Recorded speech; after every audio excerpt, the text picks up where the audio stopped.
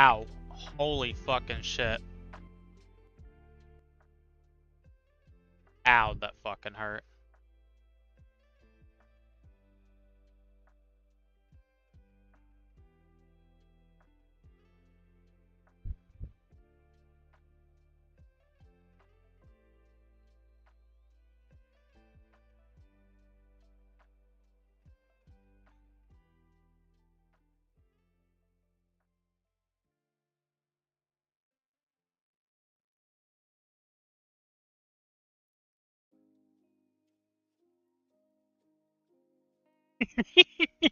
Ah.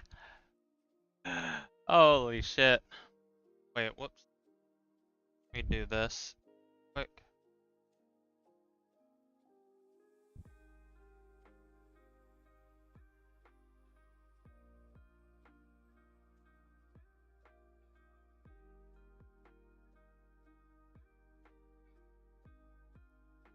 So I can figure out what I'm gonna do. Let me do this real quick.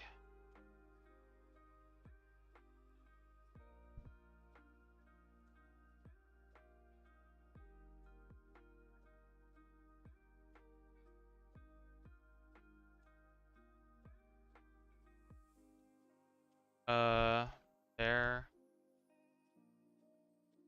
Low.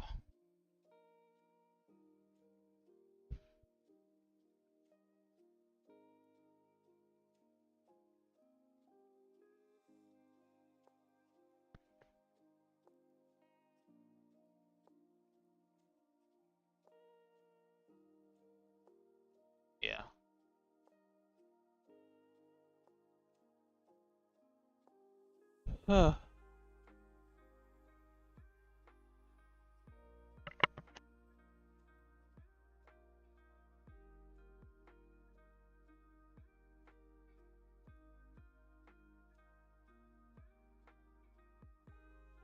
I don't know, Gennaro. I've been, uh, what's a nice way to say it? Uh, I've been wanting to kill myself the past couple days, so I haven't been playing.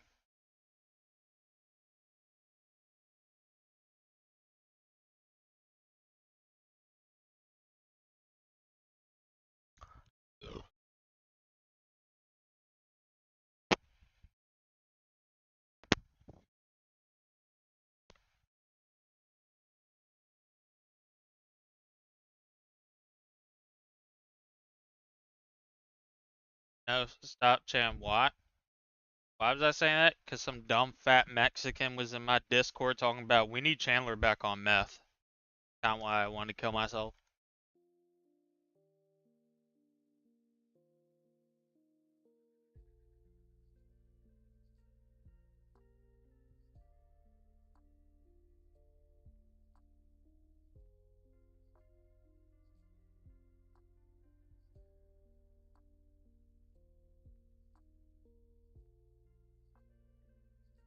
Like I saw the, like I know it that.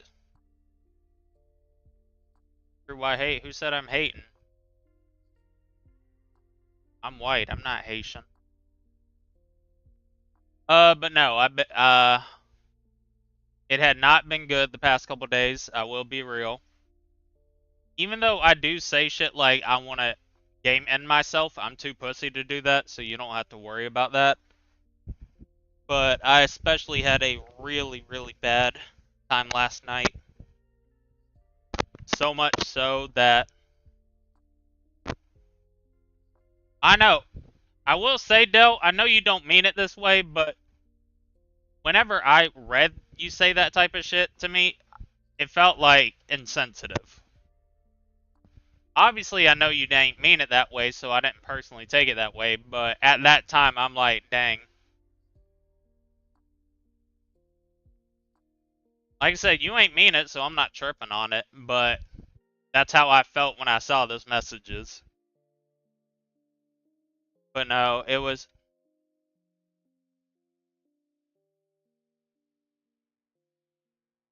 Are you just trying to make fun of me now? Or, like, what's going on, man?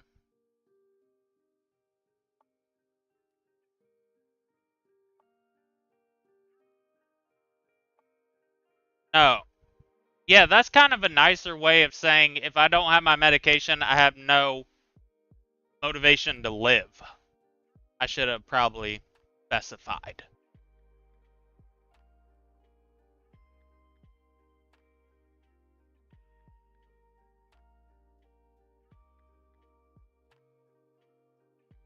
Yeah, I know, Del. But then whenever it just comes down to it and you just like, yeah, we need Chandler back on meth, I'm like, well, it's a little more than that. You know what I mean? Like I said, I'm not tripping on you saying that because obviously you were joking and I'm a fucking adult. I understand you were joking. Just at that time, I wasn't. No, don't say that. You good. Like I said, I meant to actually at everyone and be like, yo, I'm gonna be real. I'm going. If you see me acting crazy or weird or out of character, just don't worry about that. That's just me on my medicine, or not on my medicine. But no, I had like a really bad. Like I said, I'm not mad or even tripping on what you said. I was just telling you why, like personally with me during that time. But no, I had a really, really bad attack last night. Like, I don't know why. I just kept having these weird thoughts. And I was just like, I really need to go to that Trump rally. And alright, I'm not making that. Okay, I'm not making that. Okay, I'm not. Alright, my bad. That's my fault. That's my fault. That's my fault.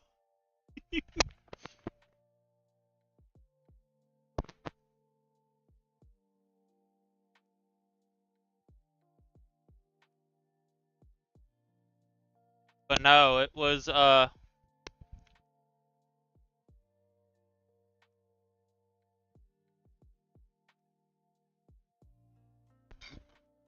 you didn't. Those were not bars. Shut up. But no, no. I literally have not had my computer on in like 4 or 5 days. I got on when the update got on, and I actually tried to stream, but nobody showed up in like 5. What was happening with my medicine? So let me go ahead and say this. Uh, Let me go ahead and finish the story. So last night, I don't know why, but I just had a terrible, terrible moment where like anytime I closed my eyes, I was scared. Like I was losing my mind. And so much so, at 5 a.m. this morning, is now 11 a.m. I actually called my mom at 5 a.m. and I'm like, can I please just come over there and sleep? And I literally slept like in my mom's bed at her house because I'm like, I don't know why. I was just tripping. Not like how my sister was, but yeah, but like the withdrawal that I was going through was like something I've never had before. So I ended up going to my mom's house. She basically gave me a shit ton of Benadryl to knock me out. And yeah, like I said, I ended up just chilling. We ended up talking, and my mom's gonna be buying my medication for me for the time being. So, cause she was talking to me about everything. She's like, "Why didn't you ask me?" And I'm like, "Well, I don't like asking people for shit." So I was just like, "Oh, okay." He was okay with it and everything. And so,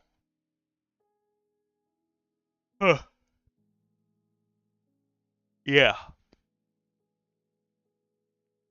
Because also another big thing that was happening with me was just the simple fact that like I don't know. Yo, these actually look kind of dope. I can't lie. No, I'm already on my medication. Fucked up enough. I'm taking my dog's medication. My mom's dog's medicine. If I need to explain why or how, I can. Basically, my mom's dogs are on human medications. So like, let me try to find, because I got a shit ton of stuff from my mom. I got the sleeping medication I was on called Trazodone. My mom gave me a 7-day supply of it until I'm able to actually get my medicine again. A thing called fluoxetine, 20 milligram, which is basically an antidepressant. That was on. She also gave me some,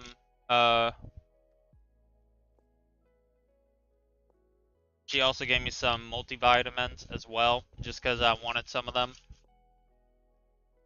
And yeah, like I said, those first couple of days, what is it? I slept like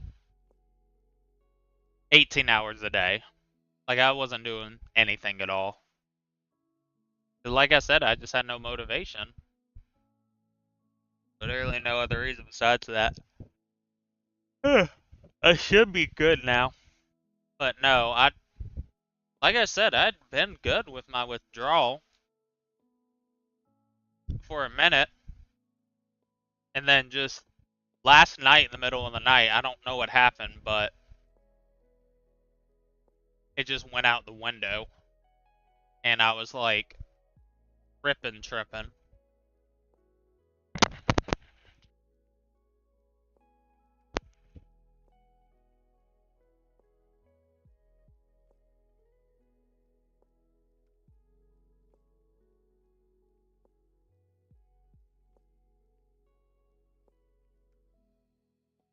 I couldn't even really tell you what I was tripping about either. I was just tripping.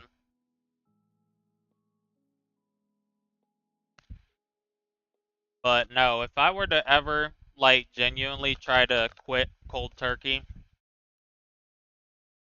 I would not do.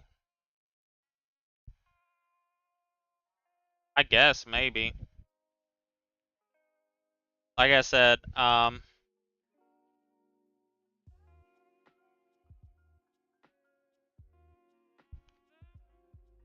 we'll see. Enough about my shit. Did you see that FaZe was hitting trick shots at the Trump rally last night? R.I.P. Sempus.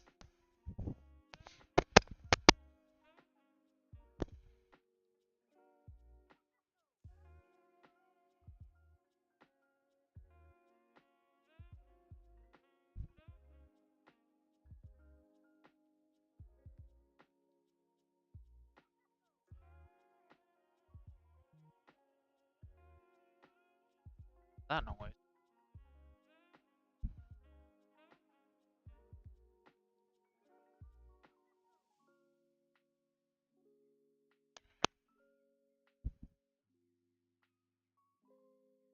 Actually, I don't want to talk about that. I think that was part of the reason why I was going insane, actually.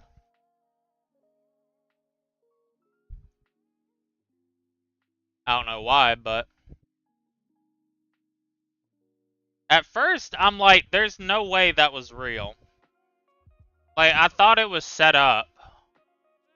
Because I'm like, there's no... First off, let's be real. First off, even though I'm starting to see it probably was real, first off, the simple fact that he was able to get on a roof like that, somebody at the Secret Service gotta... Somebody's getting in trouble. There's no fucking way in hell somebody was able to set up that close to Trump. Like, I might not like Trump, but that is ridiculous. There is no reason why. Second off, his Secret Service was fucking retarded anyway. Why the fuck were they letting him stand there with his head uncovered? Like, throwing up the BLM fist bump.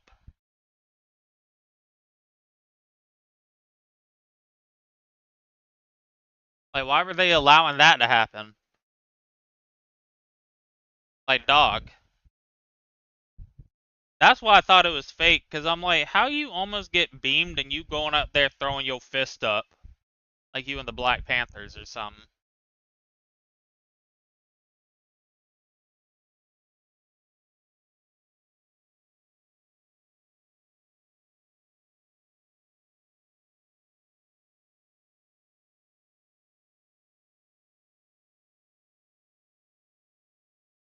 But then they actually, like, I saw a video of the guy getting beamed immediately. Anyway, so. And not only that, they've already looked up the guy. First off, it wasn't a gay person, it wasn't a trans person, it wasn't a black, it was a white straight guy. So first off, that's a big dub. I know it might sound fucked up, but anytime I see that there was a shooter, I'm like, please, please let it just be a regular white person.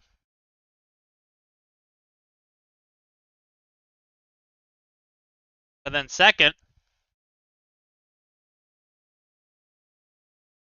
not only this or whatever, but also the fact they looked into the guy's shit and it got fact checked. The guy that did it was a registered Republican.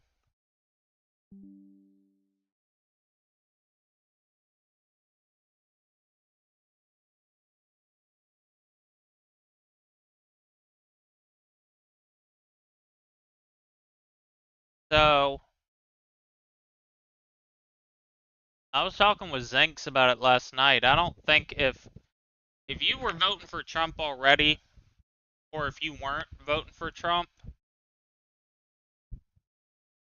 like what happened isn't like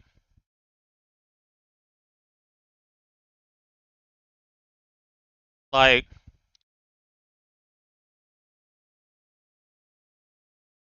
dog, because people at the rally were right next to the building recording him shooting. Like that's how bad the dog. No, people were recording him shooting. That's how terrible the Secret Service was. People were right next to the building where the guy was shooting, recording him shooting. And of course, you have those dumb white bitches in the background that, for no matter what, they just got to start screaming like, "Oh my god!" Ah! It's like, bitch, you are going to get us killed. Why are you screaming?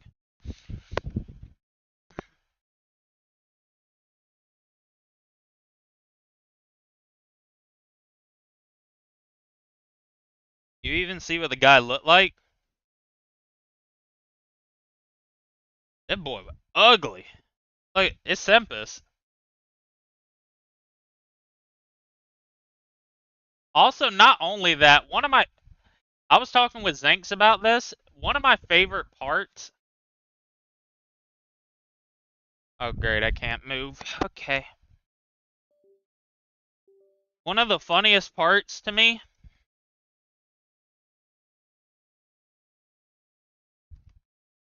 One of the funniest parts to me, legitimately, about the whole thing is everybody saying, oh my god, God bless Trump. God protected Trump last night. God made sure he was good. It's like, another person got shot and killed, right? In the crowd? So God helped protect Trump, but he wasn't good enough to not get fucking God wasn't good enough to protect that other guy, right? What is this? Oh, thank you.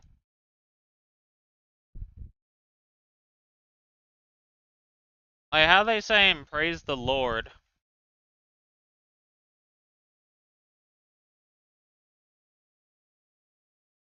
I hate this game.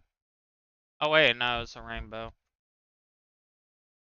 Fuck this game.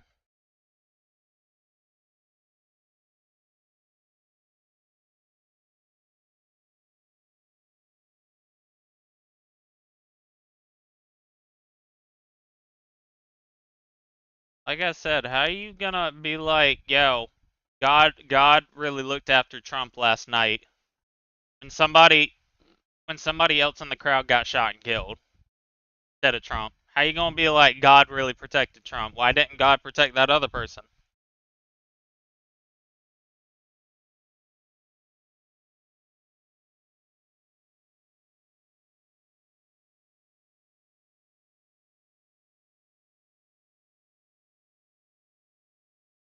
By the way, the shirt the kid was wearing anyway was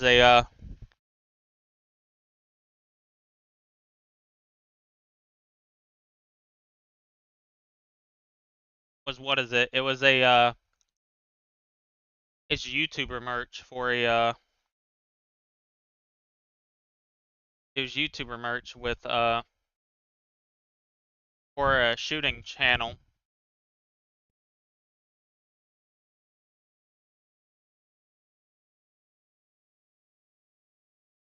I wonder what this guy's gonna. Trying to look at the Instagram to see what happened.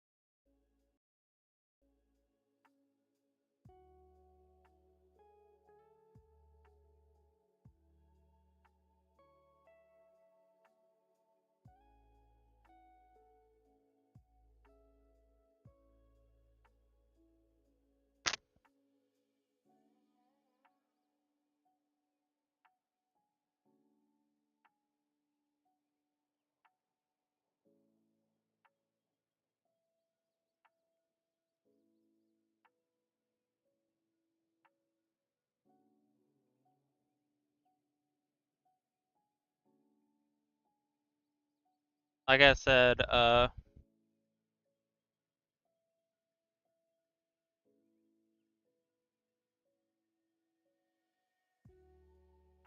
don't know. That whole like I woke up to that. I woke up to that picture I have as my profile picture. Zink sent it to me. That picture where only like a tiny part of it is XXX Tentacion, the other part's Trump.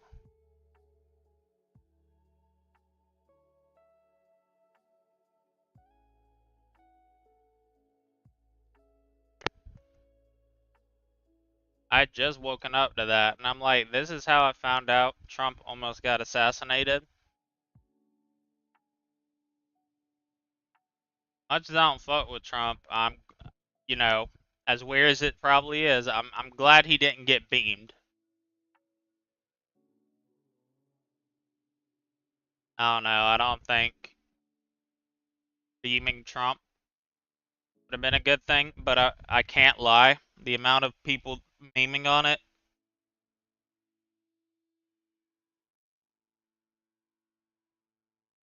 dog. The amount of people I know are going to get a visit from the Secret Service tomorrow.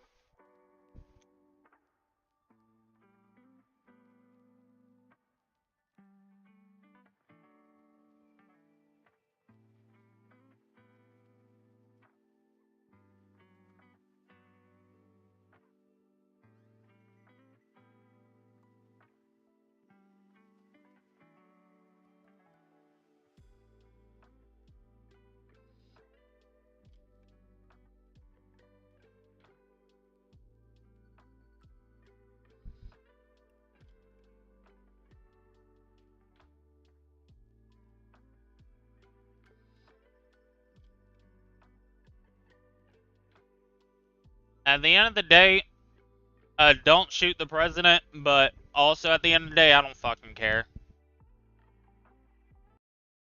Literally. Trump was talking about school shootings years ago when he was president. He said it's horrible, but we have to get over it.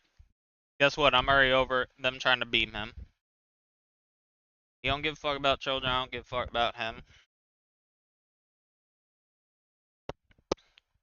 But yeah, they dug up records on the dude. It was a white Republican.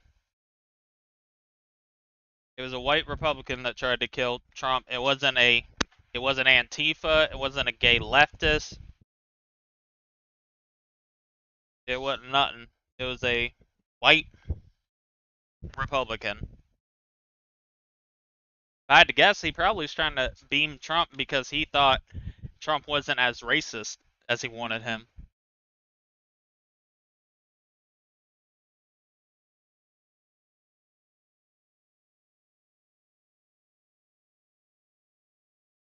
Don't have any of that.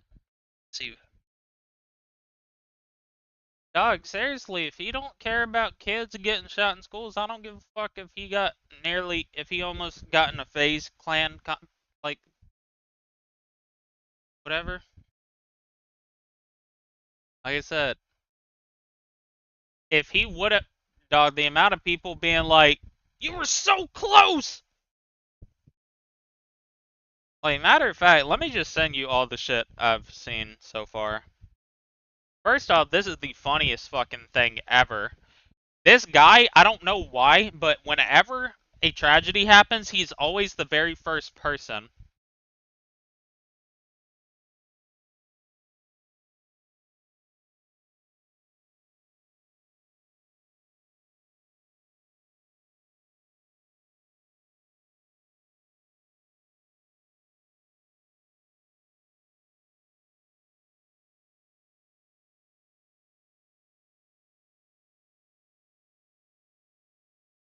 Yeah, literally, that's all I could think of. Um,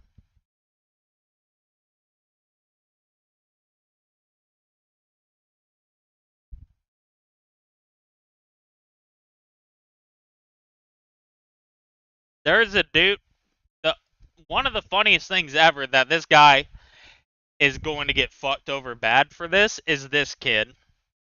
The one I just sent you, Dell. This kid looks like the shooter, so immediately right when it happened, he went on Twitter and made this video.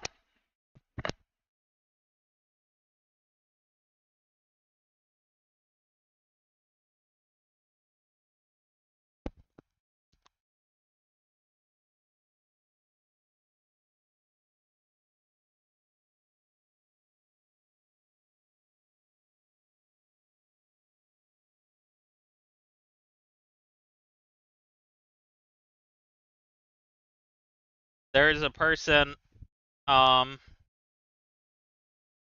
this was on my feed. This how.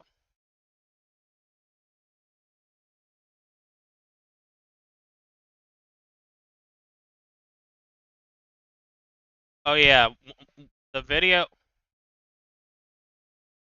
Yeah,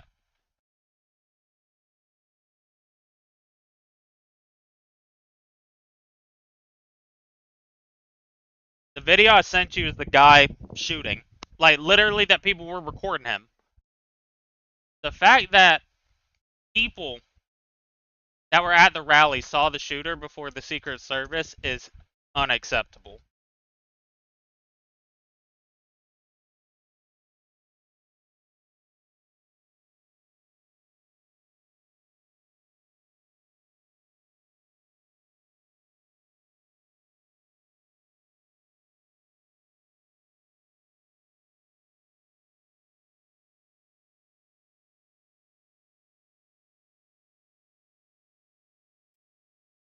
Donald Duck.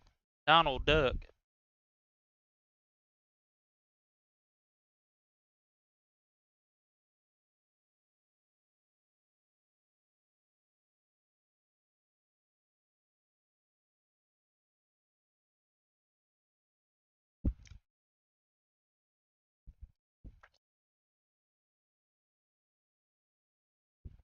The Secret Service. The people that were stationed up right next to Trump.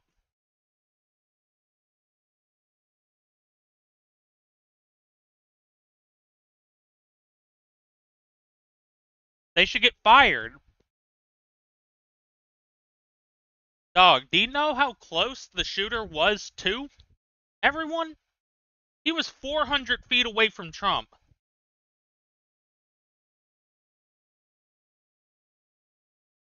in a field with only like 2 or 3 buildings.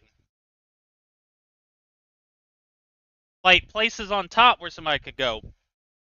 How the fuck did they fuck up that bad to let a guy only be 400 feet away get a gun on top of there and let him beam people?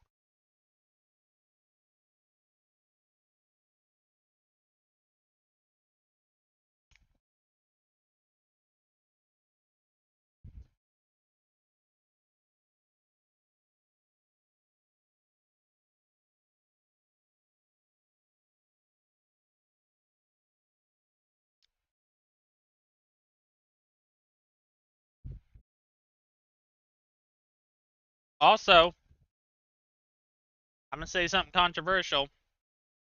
I don't think somebody getting shot at means that they should get the job.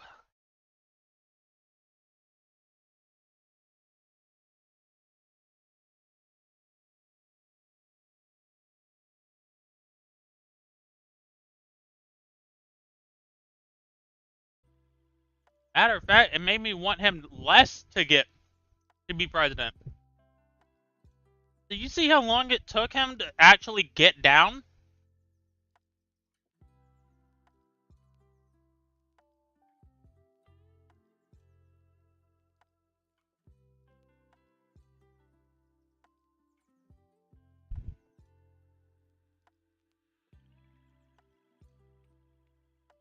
What do you mean, huh? Dog, people are like, oh my god, he got shot at. That means he needs to be president. It shows he really does need to be president. I'm be the first one to say, I don't think getting shot means you should be president. I don't think that qualifies you.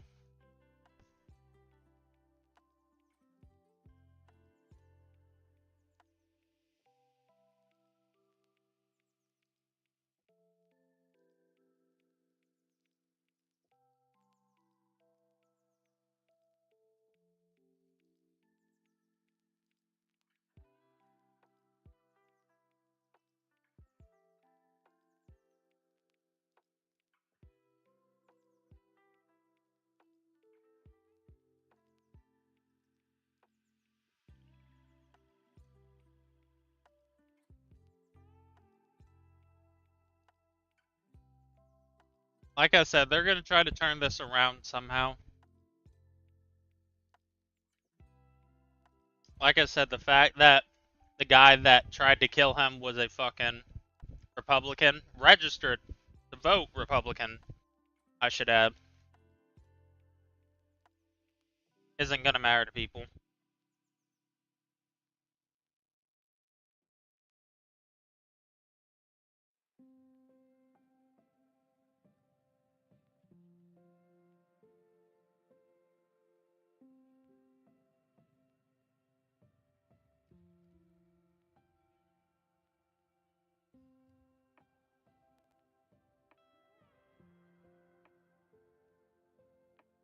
The fact that it's coming out that it was a Republican that tried to shoot him is probably going to look even worse.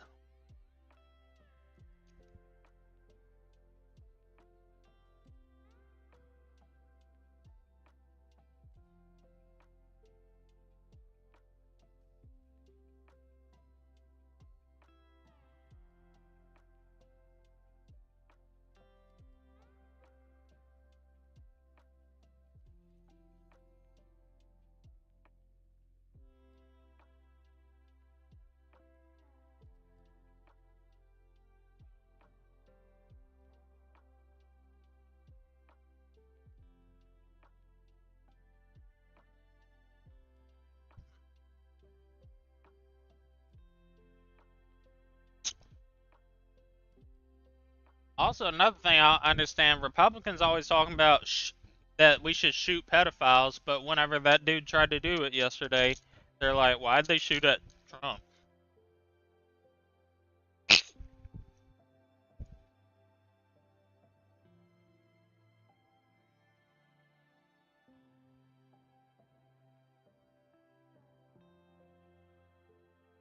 These are all not my own statements, government.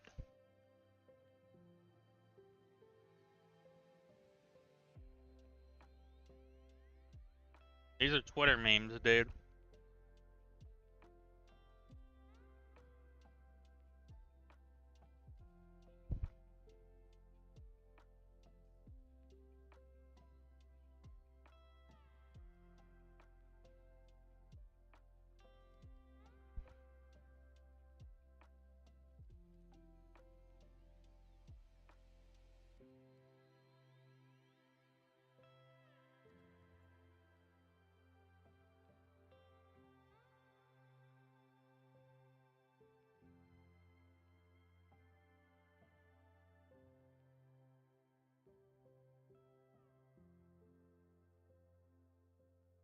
Like I said, who knows what's gonna happen with all this.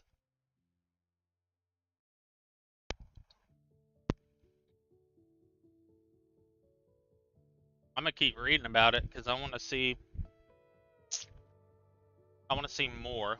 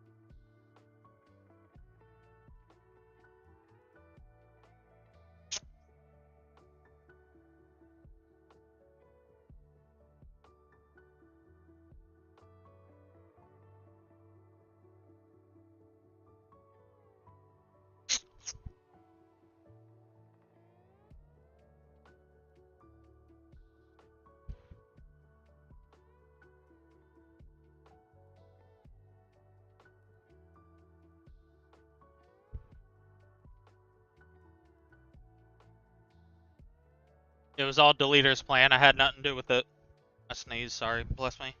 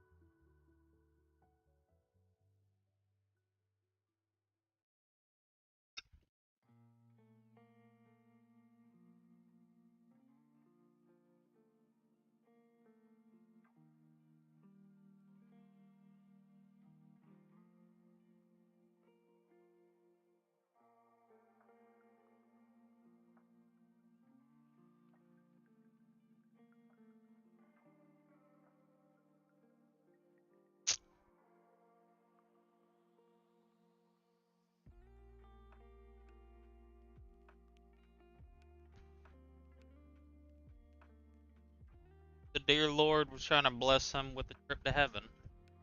Just kidding. He's looking up on us right now.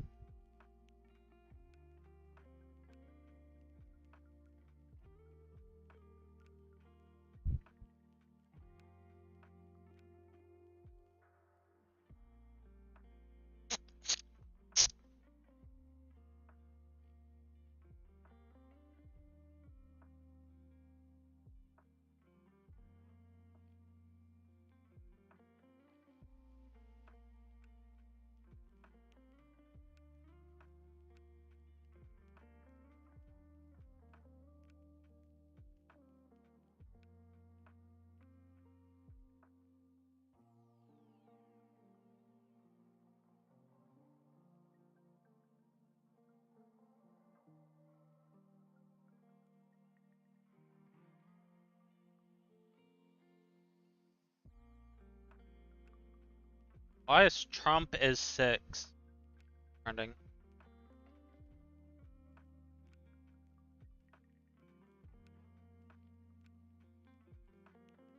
Up, here we go.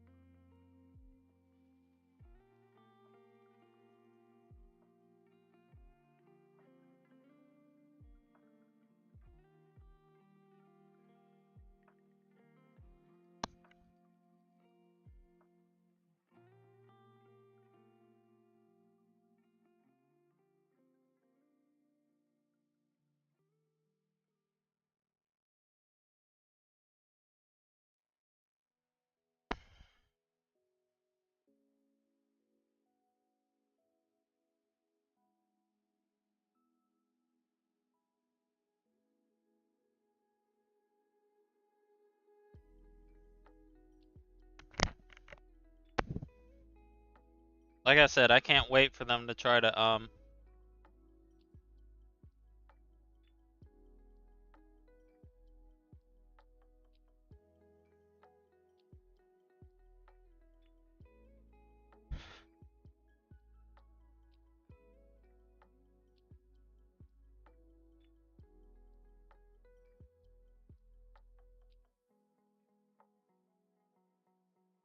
my boy sucked as a sniper. Fuck.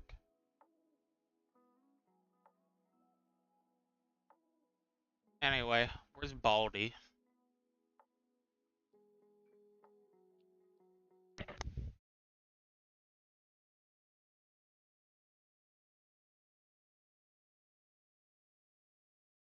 Where the fuck is,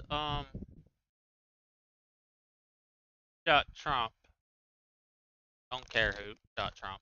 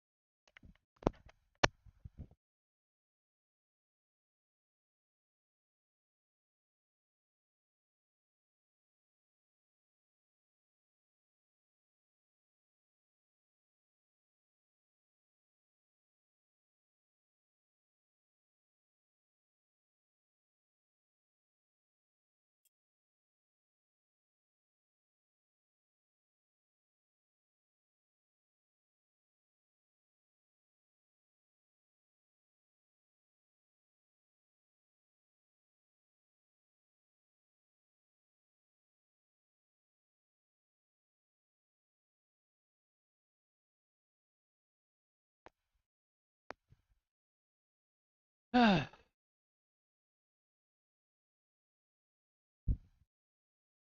to find some. I haven't listened to the new Eminem album. I refuse to listen to it yet. I really don't.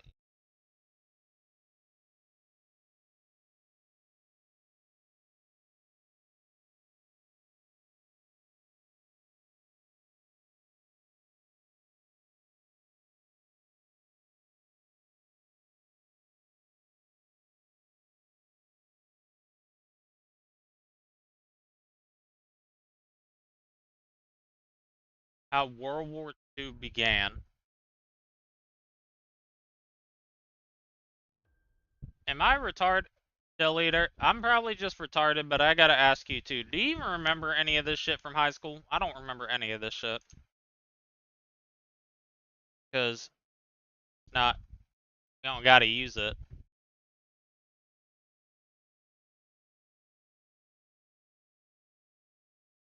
Like, all I know is World War II happened, yeah. I don't remember anything about it. I just know Hitler bad.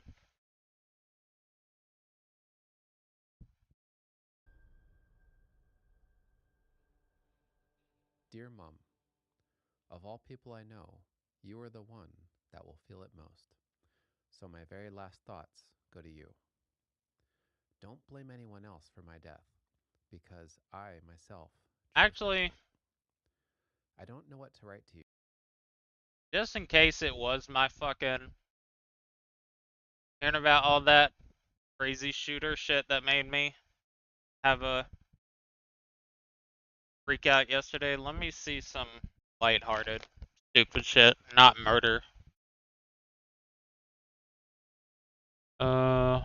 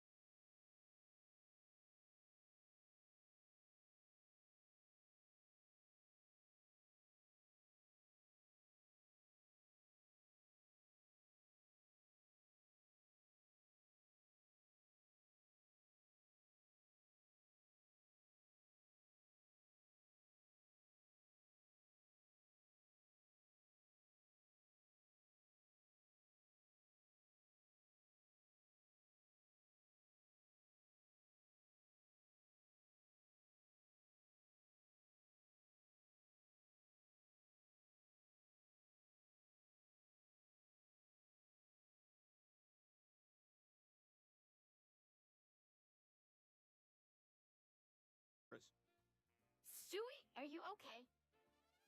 Do I fucking look okay? Get me to the hospital, you idiots. Chris, how could you be so reckless? I was just trying to bend it! Well, now we have a dead roach and a concussed baby. Great job, Chris. And those crawdad Reds, hey, I did it. I was just trying to see if they ever improved on that shit from back in the beginning.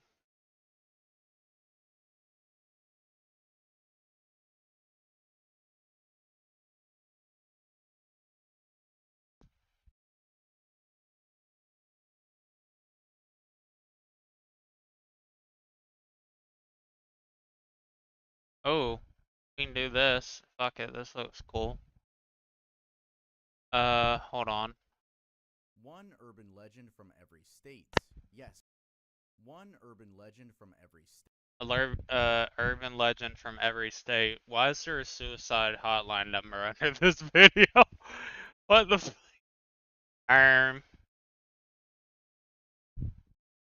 What's this video gonna do to me? Yes, we're going to be going through each and every one of the 50 states and talking about an urban legend which originated in that state. But first, we need to talk about what exactly They just gonna say Mexico. La Chupacabra.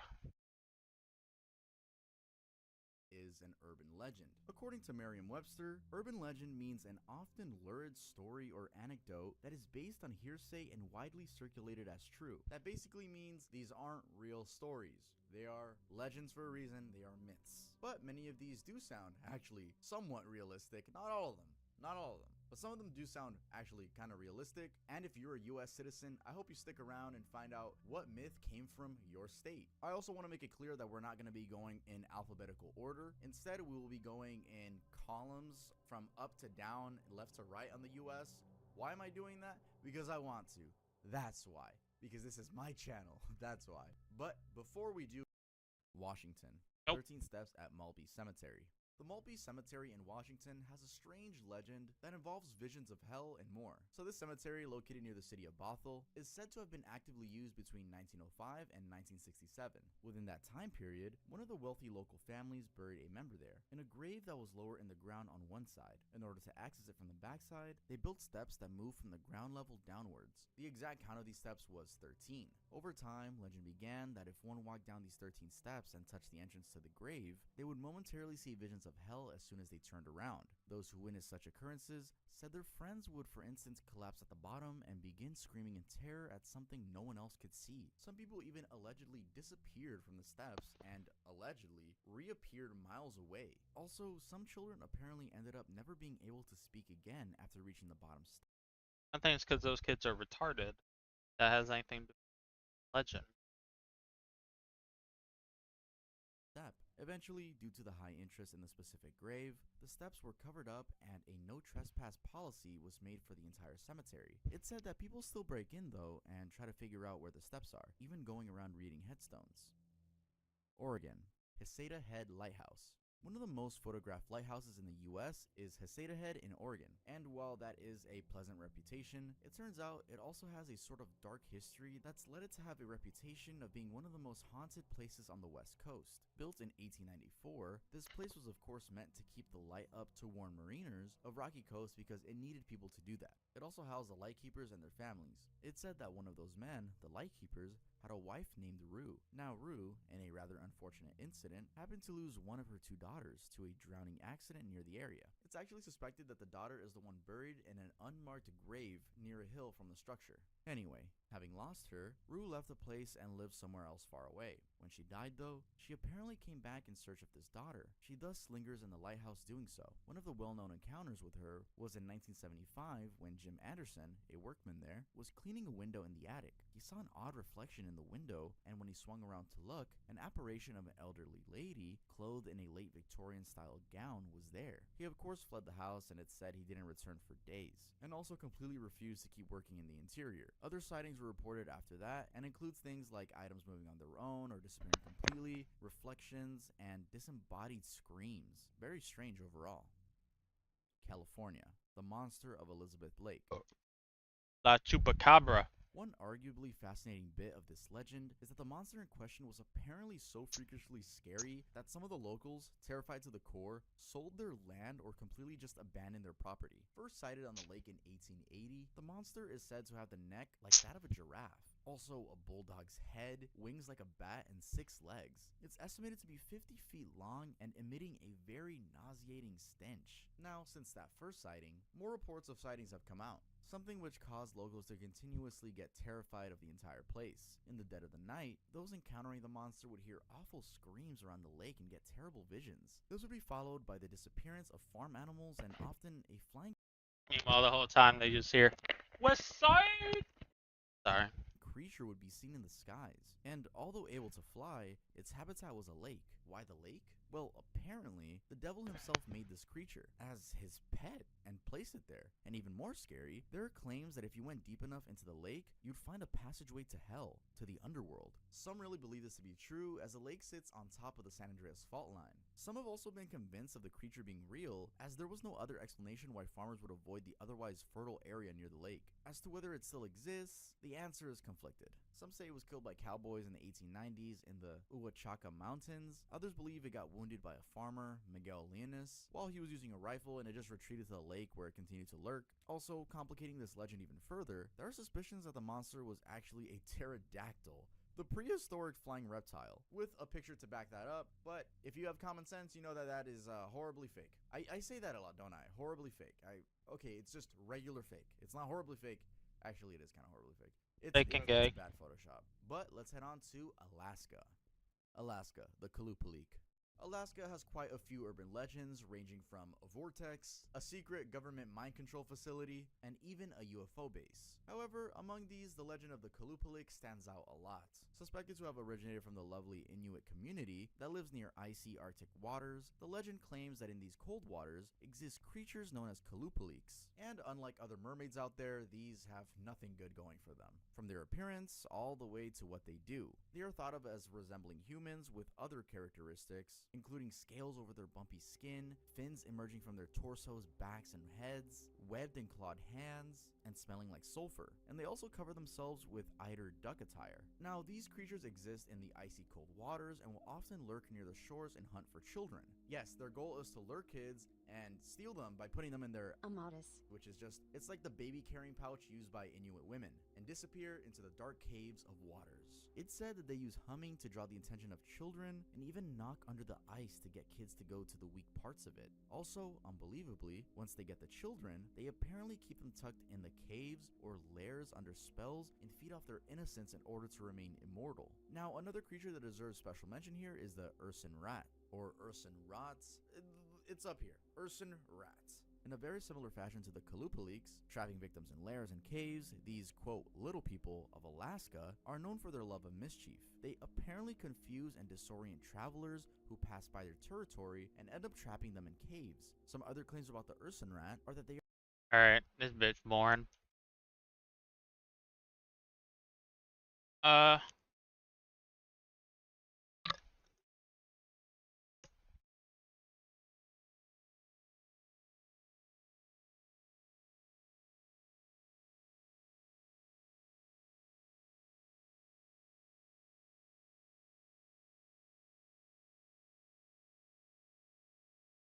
Yay.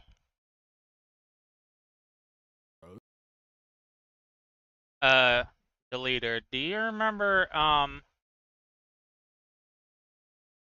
fuck's his name?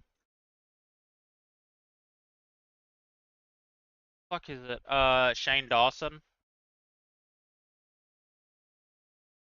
The guy that was like, I did not fuck my cat. I did not put my dick in my cat. I did not do anything around my cat.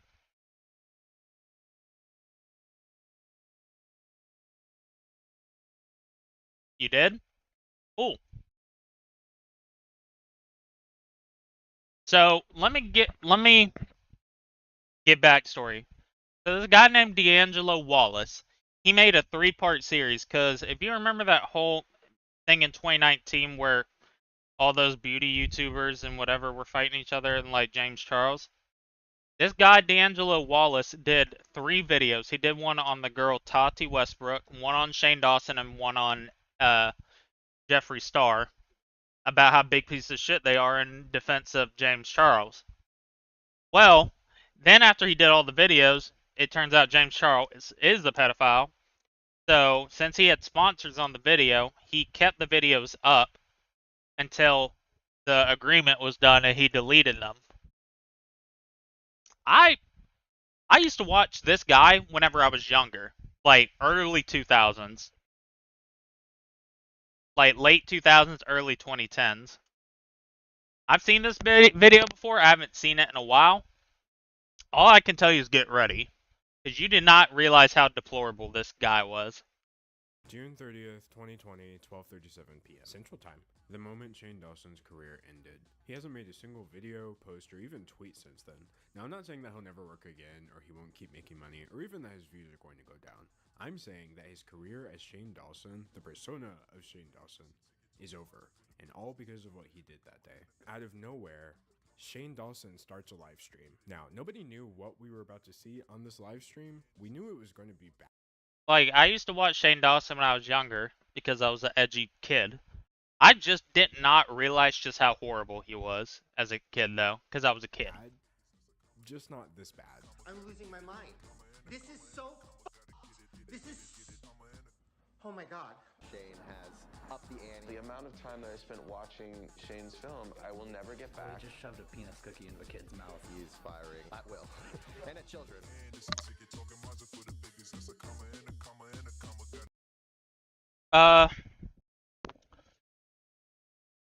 Would you like to know the trigger warnings for this video, Deleter?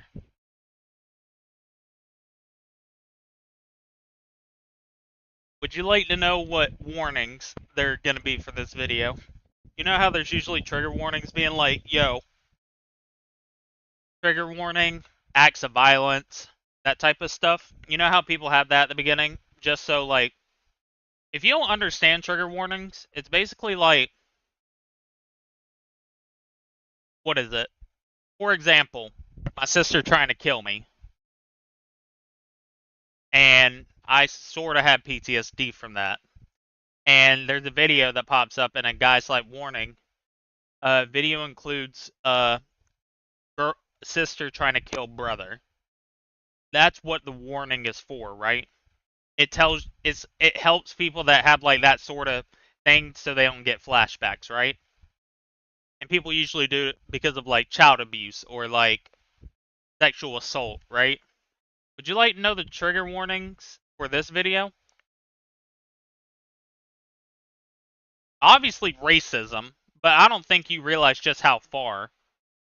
Racism, pedophilia, and bestiality.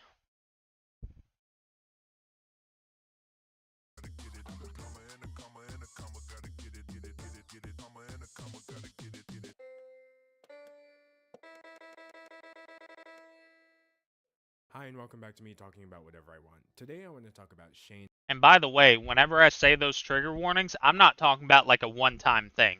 Or like that instance of like, I didn't fuck my cat. I'm just wait. Dawson, because as you may have noticed, there's kind of a lot going on. But first I want to talk about me. If you're a longtime subscriber, you may have noticed that my channel is somewhat bigger than it was half a week. Dumpster every single video. something which caused its meets and grow stream, and then why that live stream was so disastrous. People and like I've heard that before. You, I just immediately recognize them to be terrible. Hold on. Ask you this: why is Jeffree Star voguing in the thumbnail of every single apology video? It is what I deserve. I snapped on my last video. That last video, of course, was the first in this 3-part series about the 3 most high-profile people in this beauty community dumpster fire that's going on, and that one was about Jeffree Star, who has since released a video in which he apologizes and takes full responsibility for his actions. Look, I already gave my thoughts about Jeffree's apology over on my Twitter, where I give my thoughts on basically everything, but let me just ask you this. Why is Jeffree Star voguing in the thumbnail of every single apology video?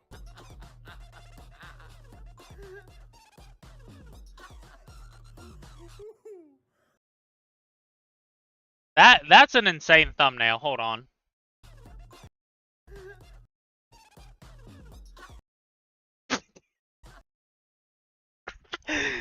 That's an insane thumbnail. I can't lie.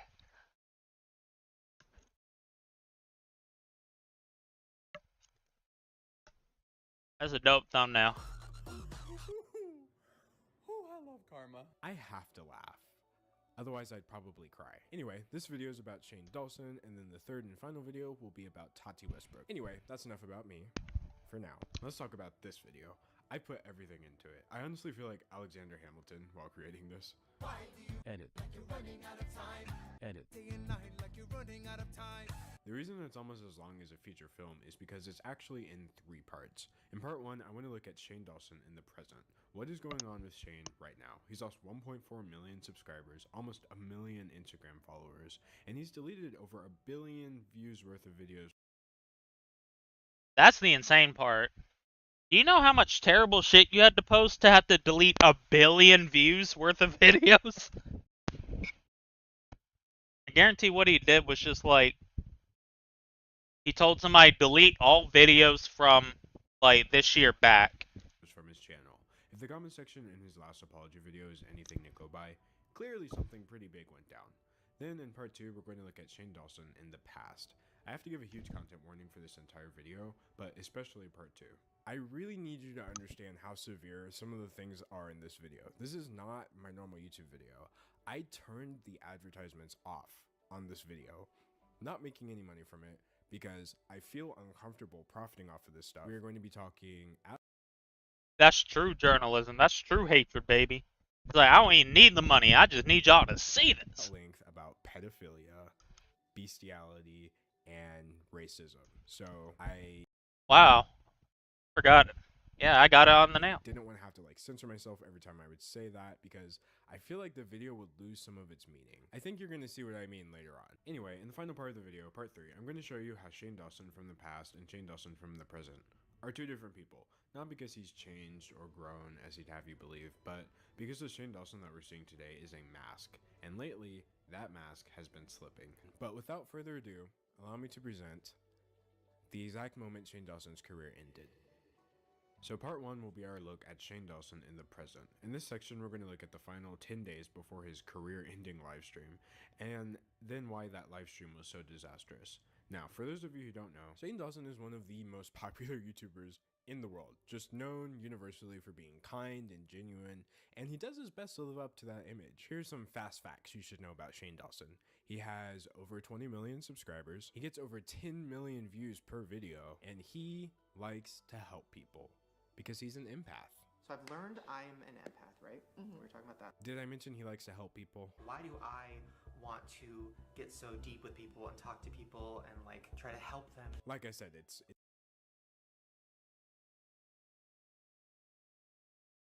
Not giving away things. I don't have huges. I was just about to ask you if I could have a huge. It's because he's an empath. He shared with me that he was an empath and that he could feel all of my pain. Don't ever forget that he helps people because he's empathic. And I want to help them and all of that. Because you're empathic. So an empath. I've heard that before. After a certain point, it literally just starts sounding like a joke. I want to help people, but I don't want to I don't want to become the guy who's helping everyone. Everybody's like, oh God, Shane thinks you can help everyone. I don't want to become that, but it is hard because I do always want to help people. Are you done? Are you done? Shane Dawson is the kind of person who spends an awful lot of time telling you how kind of a person he is. And 95% of the people like that I've met, I just immediately recognize them to be terrible people. That's why I always say I'm so kind. Just so you already know ahead of time. I'm nice. The thing with me is I'm very, very nice when it comes to being serious. Like, if something's serious, yeah, the bit's over. But until I get let known that the serious veil is on, I'm gonna be a dickhead. Right off the bat. And the other 5% I wound up finding out later. Shane Dawson fits in that 5%. See, for the most part, his reputation as YouTube's nicest person in the history of the entire world, I guess, is largely intact. If you ask his 20 million subscribers, I'm sure most of them will tell you that they believe they're supporting a genuinely good person. But this whole time, there have been people on the sidelines like me who truly believe that Shane Dawson has just tricked all of these people with basic manipulation tactics. Me, it's Keisha, Amanda, Hannah from Spanky Glow, like D'Angelo Wallace, Angelica. We have all been going on and on and on about how problematic Shane Dawson is. But regardless of this, Shane has always really nailed the balancing act of dealing with millions upon millions of adoring fans and balancing that with a very vocal minority who think there's some pretty horrifying things going on with Shane Dawson that nobody seems to be frank about. But every now and then that balance flips. My friend was like, oh, people like you right now. And I'm like, well, it comes in waves. Like every 2 years people hate me. And I said, and it's ticking, like 2 years is coming. So like by tomorrow, something bad's going to happen. Over the last 7 years, I've once in a while, once a year, I get kind of bombarded on Twitter with, Shane's racist, and they'll post screen caps and blog posts. The funny thing to me is, the videos he did back in the day, I thought were funny. But now thinking back on it, realizing he was in his mid-20s, like, there's no excuse. Like, maybe a kid underage doing the type of shit he was doing, he might have, like, a little bit of leniency. This guy was in his 20s. Like, that's what kills me, is like, I genuinely love giving people the benefit of the doubt. Like, at the end of the day, if somebody fucks up and it was, like, way in the past and they were really young, sure.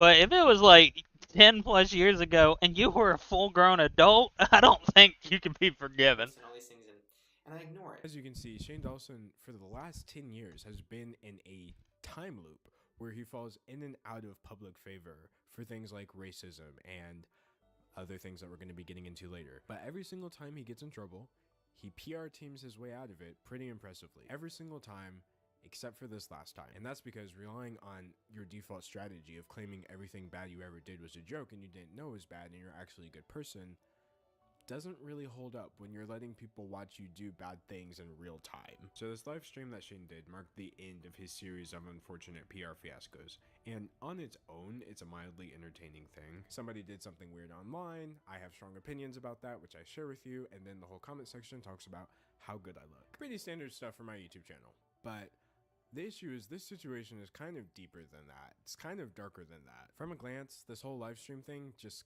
seems like an isolated incident. But there is an undercurrent. Shane's losing so many followers because his nice guy persona was starting to unravel at the seams, and I want to look at exactly when that started. So to do that, we're gonna have to go back in time.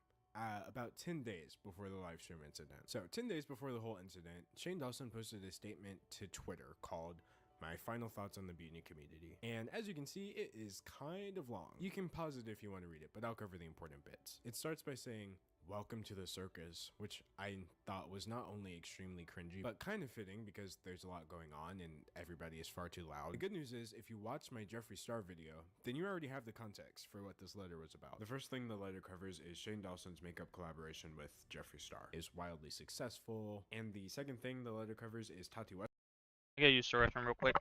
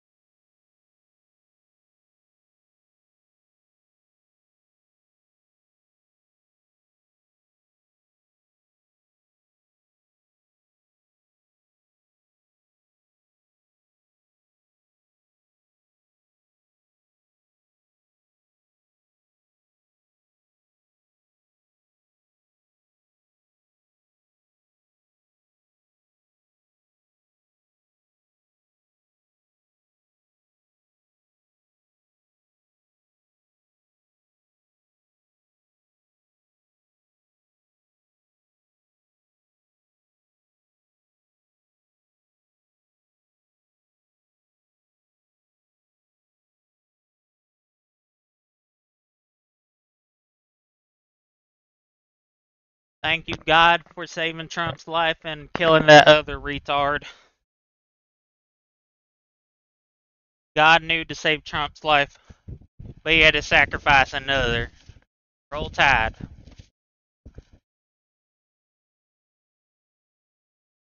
Westbrook's video from last year called Bye Sister, aka a 40-minute hit piece on fellow beauty YouTuber James Charles. Now, because that Bye Sister video wound up... Yeah, the reason this D'Angelo Wallace guy deleted his,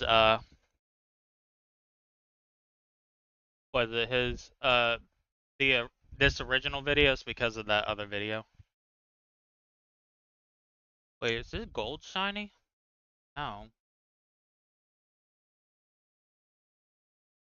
working so conveniently in Jeffree Star's favor, and by extension Shane, since they were working together on makeup, people actually started speculating that maybe Jeffree and Shane had something to do with it. This was further corroborated by the fact that, according to James Charles, he said that Jeffree texted him informing him that Shane Dawson was one of the people who contributed to the bad blood in the first place. So in this Twitter statement that he posted 10 days before the incident, he basically just addresses two birds with one stone. He says that he's leaving the beauty community because it's too toxic, even though he's somehow sticking with Jeffree Star, who is more toxic than every other beauty influencer combined. And this part of the statement really did not sit well with people because...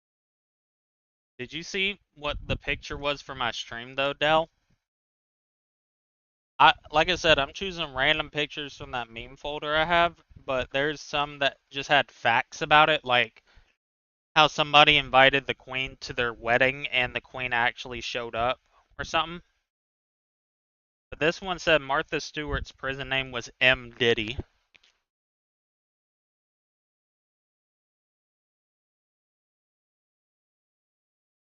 Martha, what you got going on? Because, let's be honest, how can you leave a community you were never part of? The only reason Shane Dawson wasn't anywhere near a makeup palette was so he could make money off of the people in that community. And then once the heat got too hot, he just dips and calls them toxic on the way out. Then Shane tries to squash the rumors that he worked with Jeffree Star and Tati on the Bye Sister video to take James Charles down. He claims that he didn't have anything to do with the video, but insists that James Charles still deserved it because he was young, egocentric, and power hungry. It literally sounds like something from like a young adult fiction novel, but those are his words: young, egocentric, and power hungry, and that he needed to be served a slice of humble pie the size of the Empire State Building. Now, this is ridiculous for multiple reasons, chief of which being James Charles was 19 years old at the time, and everybody serving the humble pie was in their 30s. Also, the fact that Tati's video was mostly a lie in the first place. But what people really started thinking about was Shane Dawson is saying that James Charles needed this big humbling experience.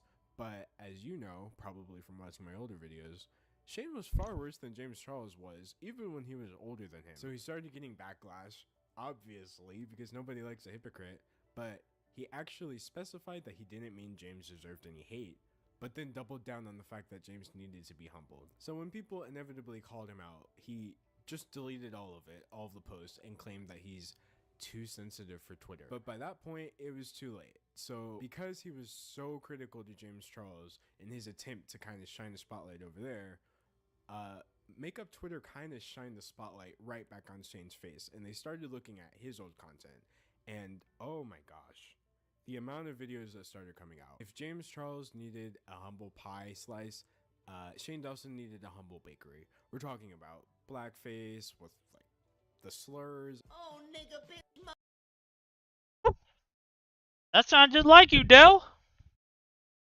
Holy, they found the vault. They found your vault, Del. Dang. I thought that was you for a moment.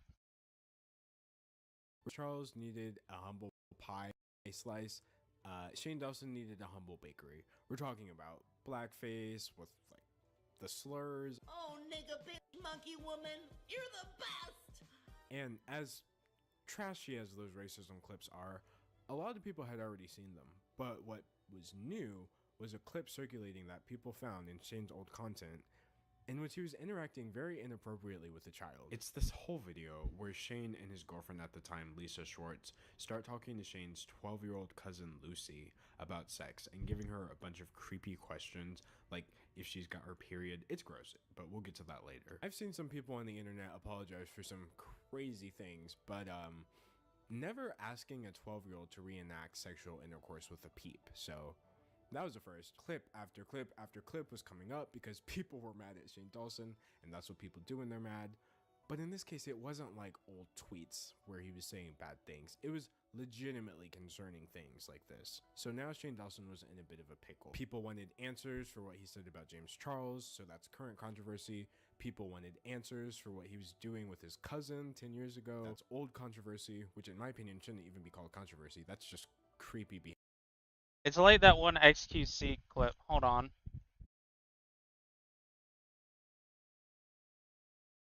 Hold on. It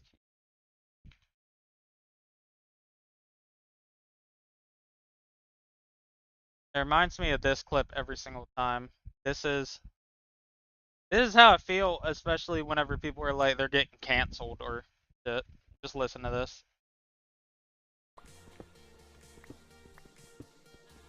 You guys are naming people that are like sex offenders and out there racist and fucking like fucking people that promote harm and shit. Yo, that's not canceled. That's the law. That's the fucking law. When you do a crime, you go to jail. You're not canceled. You're a criminal. PM. I don't fuck with XQC, but just that, him being the voice of reason, being like, you weren't canceled, you're a criminal. Like, some of these people need to realize you weren't being canceled. You are a criminal. It's not being canceled, it's called the law. Behavior from an adult towards an underage girl, but okay, so long story short, Shane was stuck between a rock and a hard place that he literally created because he didn't have to release the statement on James Charles in the first place. So after like 6 days of all these clips getting dragged up, Shane's response came in the form of what he knows best, an apology video. So we're now 4 days before the disastrous live stream, and Shane has just uploaded his video called Taking Accountability. In this video, he clears up not just his Twitter statements, but also the really weird cousin clip that was circulating, and he knocks out the blackface while he was there too. Okay, look, just how do you get in this many controversies at one time? I totally understand being in like a blackface controversy. I don't understand that. I'm not racist, but I can see how you could be in the blackface controversy. But then how are you also in like weird behaviors with minors? Oh my god, did you see that clip, the leader? Controversy at the same time. Honestly, pick a struggle. Anyway, Shane apologized. Did you see that clip of him and Willow Smith?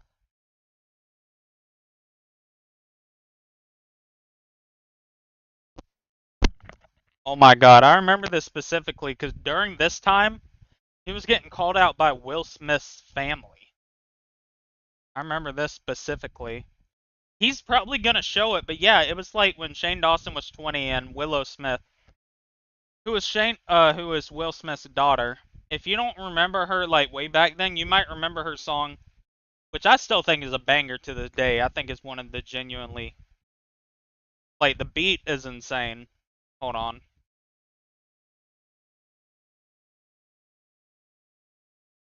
I still think this is one of the best videos. Or one of the best songs ever. Hold on. Just beat-wise.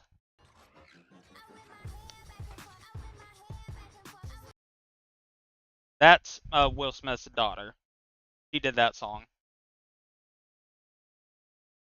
So, basically, there was just a video, like, when she was blowing up, being popular for doing music, she, there's a poster of her, and Shane Dawson pretended that he was jacking off onto it. Like, Shane was, like, in his 20s, and she was, like, 11 on the poster. And this was so bad that Will Smith's wife and Jaden Smith called out Shane Dawson. Because the video was like 10 years old at this point, but still. He said that he's sorry for normalizing racial slurs, which it's about time, but it's a little late. But hey, Blackface was something that I did a lot. Like, I did it a lot on my channel. And there's no excuse for it. There's literally no excuse. So I'm so sorry. I'm sorry that I added to the normalization of blackface or the normalization of saying the N-word. after the racism Yeah, Shane Dawson and Mexicans. apology, he addresses the clip with his cousin, in a really weird way. I saw a vlog clip of me and my cousin who was, I don't know, probably 12 or 13 at the time. And we were, I was doing the birds and the bees talk. Dumb, gross shit. And I remember a few years ago, I reached out to her mom, my aunt, and I was like, I'm so sorry. Oh my God, I can't believe I did this. Like, this is insane. I can't believe I talked to, my cousin like that. And, she was like, oh my God, we know. It's okay. It was funny. Like, we all thought it was funny. Like, that's just how our family is. So I kind of took that as like, okay, well, then I don't need to apologize for it. But I do. Our family is just like that has to be the worst explanation for creepy behavior around a kid I've ever. And then lastly in this video, Shane addresses his statements about James Charles. So the part of the Twitter note that I regret more than anything in my life was the part where I said that James deserved a slice of humble pie the size of the Empire State Building. I only want to talk about this situation with love because I feel like that note had so much anger in it. It was just not good. I mean, before we knew James Charles was a pedophile, this situation was insane anyway. It was a bunch of 30-year-olds attacking a 19-year-old. Like, it was the most insane shit ever. It was just a bunch of mid-30-year-olds attacking a 19-year-old up-and-coming, like, content creator. And then it came out that James Charles really loves younger people, so. And so I'm going to come at this situation by first apologizing.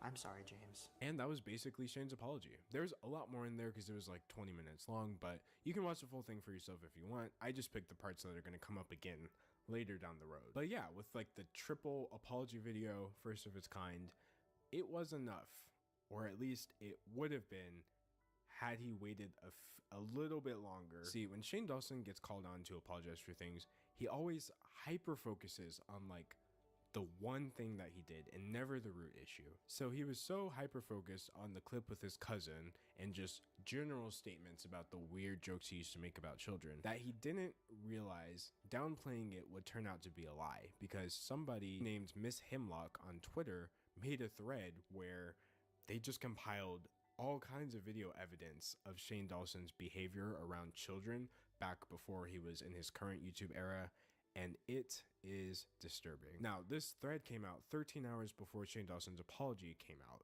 meaning he didn't have time to see it and craft his narrative around it. So he wound up shooting himself in the foot because he acted like it was just like a weird one thing with his cousin and the other things were just offhanded jokes.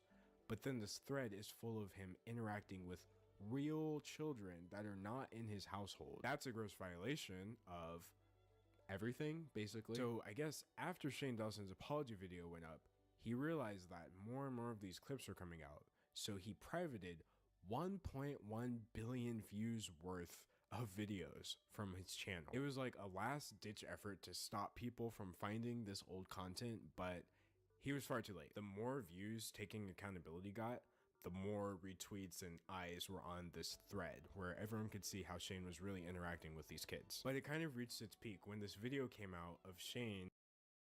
Oh, get ready for this. I want you to tell me the joke, Deleter. What's the prank here? What's the joke? And Willow Smith on a poster. You just have to watch the video. And again, I'm warning you. I need to, I want to, you tell me the joke here, okay? It's very upsetting. Oh, Willow. Oh, I'll whip your hair back and forth. Oh. So, yo, what's the joke? Yo, what's the joke? I love jokes.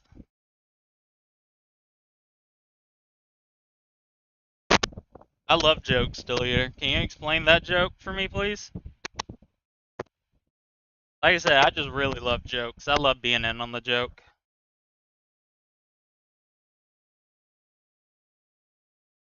Hella fun. Too funny. Hold on. Yeah, rewind that for the one time real quick. Hold on. Too funny. And again, I'm warning you, it's very upsetting. Oh, Willow. Oh, I'll whip your hair back and forth. Oh, oh, I get the joke. It's like, oh, you caught me. You caught me jacking off to a child. That's a good one. You caught me. Almost got away.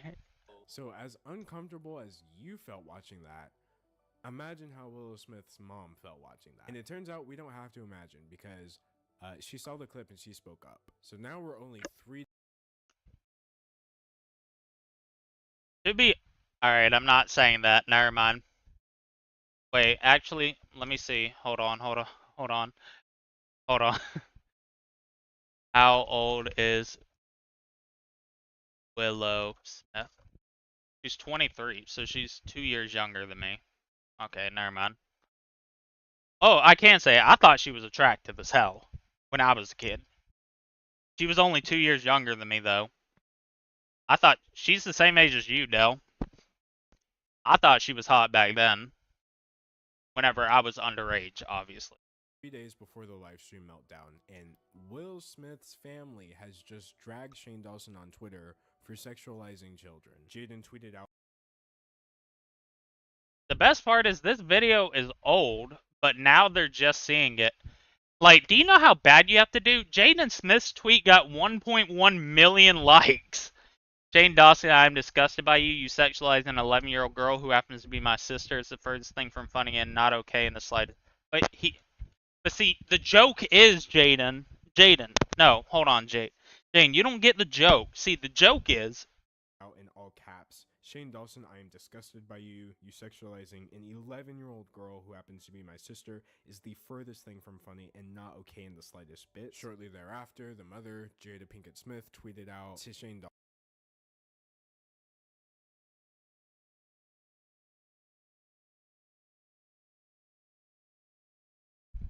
You know how bad it is that Will Smith's family's coming out shit talking? Like, if you would have told me, if you would have told Shane Dawson at that moment he made that video, that years later Will Smith's family would actually see it, I guarantee he would have never made that video.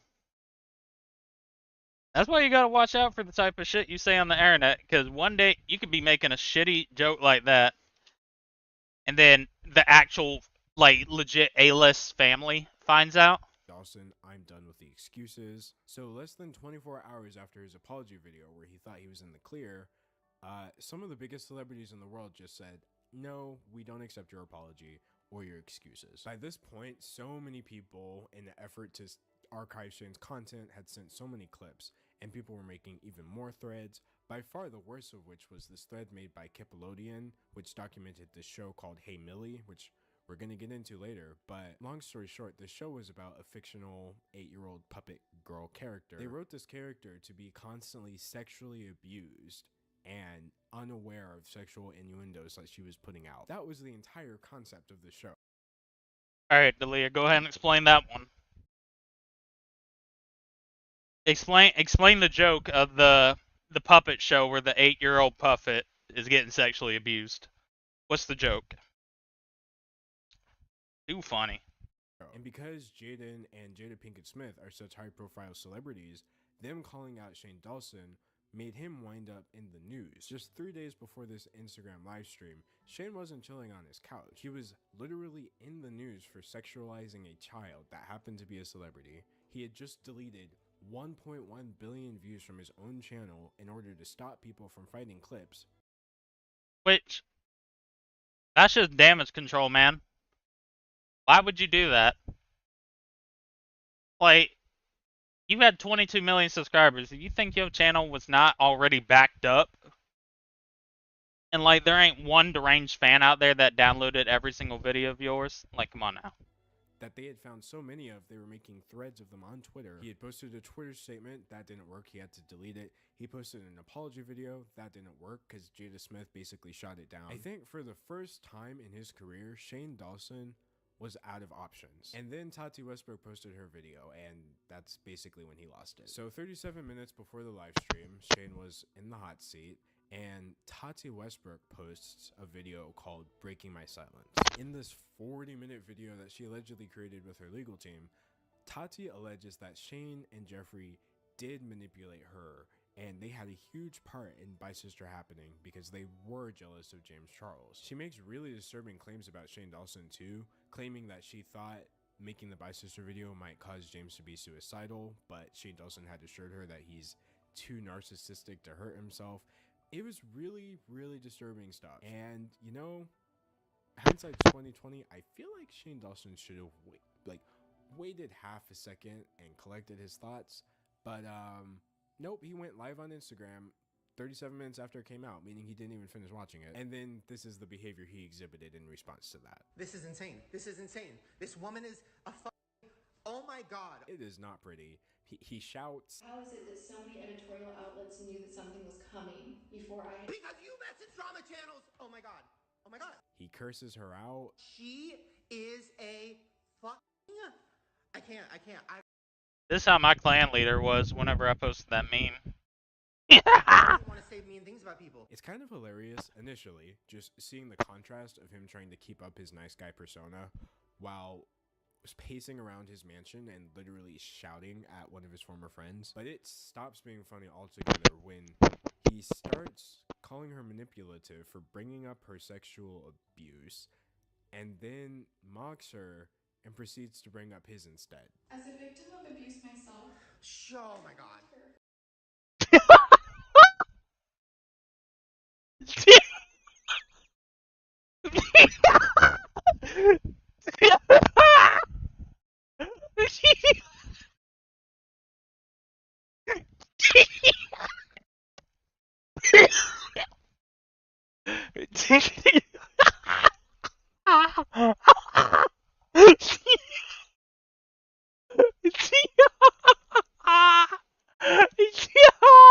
That was the funniest shit I've ever seen. Proceeds to bring up his instead. As a victim of abuse myself.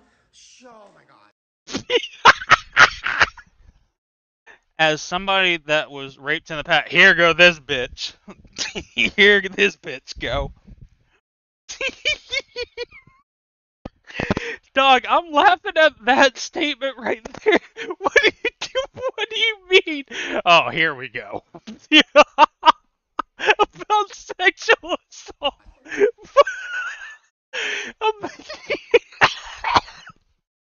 Oh my fucking god. This is the hardest I've laughed in a week. Oh my. Yo, as somebody that, you know, my family, like, sexually assault. Here go this bitch. Oh lord.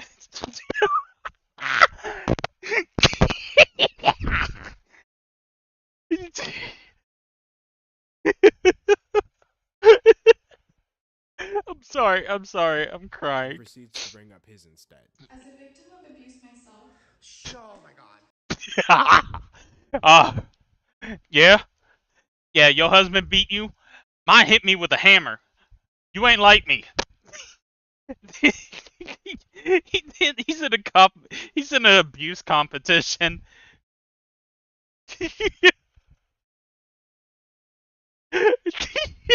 Alright, one more time. I'm sorry, one more time. One more time. And proceeds to bring up his instead. As a victim of abuse myself. Oh my god. Here go this bitch again. You got raped one time. Get over it. You are so manipulative.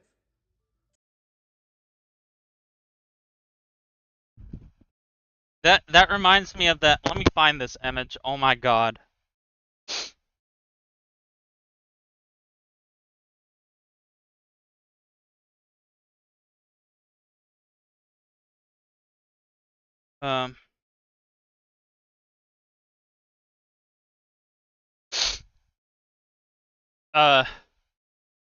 Yandere Dev.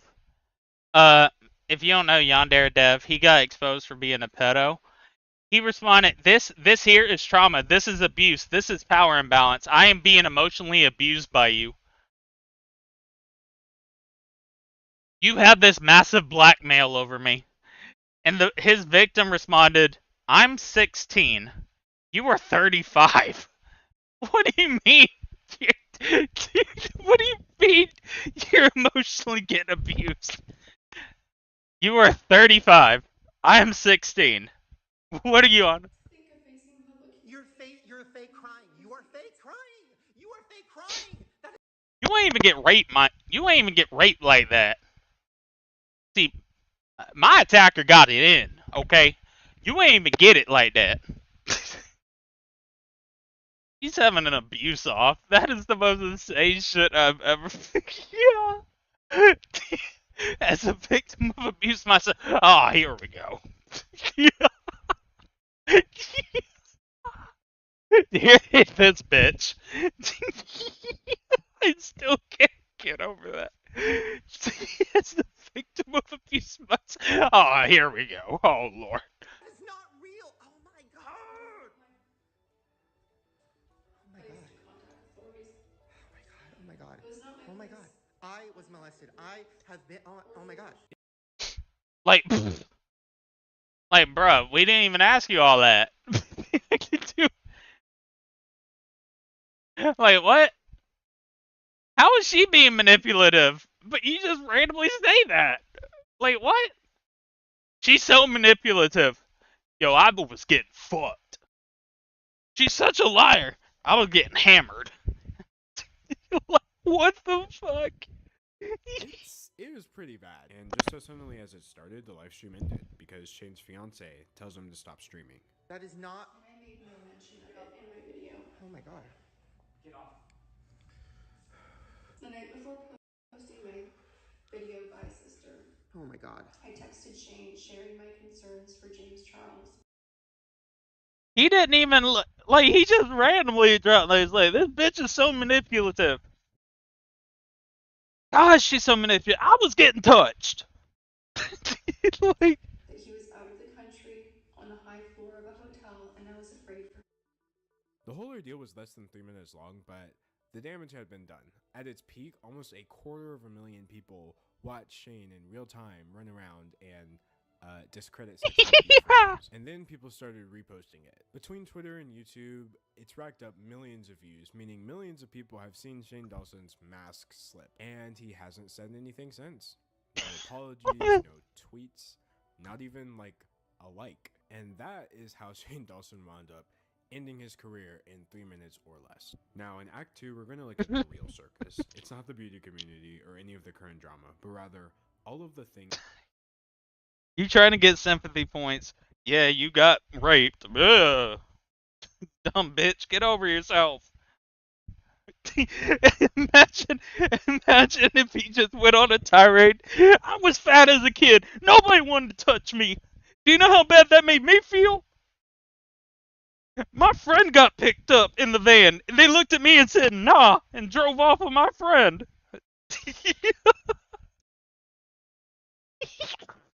Shane Dawson has Still can't get over that as a victim of abuse. Oh, here we go. Oh, this bitch again. somehow managed to get away with. So we've seen Shane Dawson in the present. It's not pretty. He's not doing great right now. I'm sure he'll be fine. Do you know how much trauma I had watching my friend get taken away and molested, and they didn't take me because I wasn't good enough looking as a child? But now we're going to take a look at Shane Dawson in the past. We're going to get into what was actually in Shane Dawson's old content and why people are afraid to call it what it is, which is pedophilia, bestiality, and minstrel shows. Starting with the blackface. Shane Dawson said it best himself. Blackface was something that he did a lot. Like, he did it a lot on his channel. Yeah, there's one thing about Shane Dawson. That boy loved doing blackface.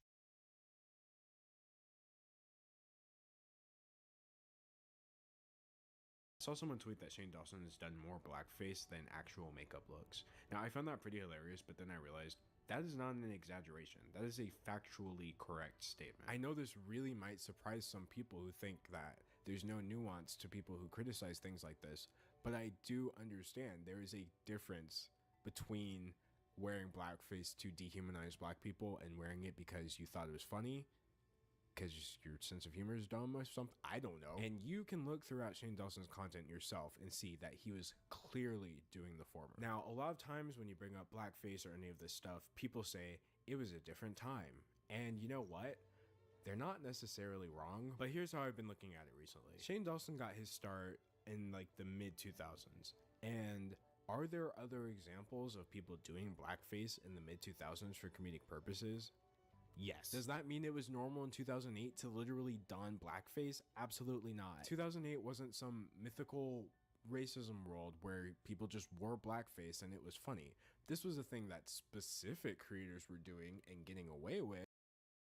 See, what I noticed as somebody that was terminally online since a young age, around this time too, is the simple fact that it's just like I said, everybody, like, all these old people talking about some, like, oh, everybody's so triggered nowadays, y'all wouldn't, blah, blah, blah, all that stuff. It was the same back then. Like, you could do whatever. It's just now we finally have come as a society and, like, lighten up and been smart and be like, yo, man, this ain't cool. It's not about being triggered. It's just, like, labeling things as not right. Like, he got away with, like, literal blackface. Like, minstrel shows. Like, he literally wore blackface to make fun of black people. Like, that's all it was. Like, this shit was okay back then because there's more people that liked it than more people that were against it. Because back then, you know, like I said, there's probably been hella people against all this type of shit forever. It's just that their voice was never heard. But because of the internet now, you can hear the voice of some bumfuck person in Arkansas and they can start a whole thing and be like, yo, man, this ain't cool. And everybody rallies behind it. It's like, yeah, man, this really ain't cool. And then, like I said, it was a different time back then. Was it okay back then? No. It was a different time. Yeah, of course you do. Because you think you black. You don't think you Mexican.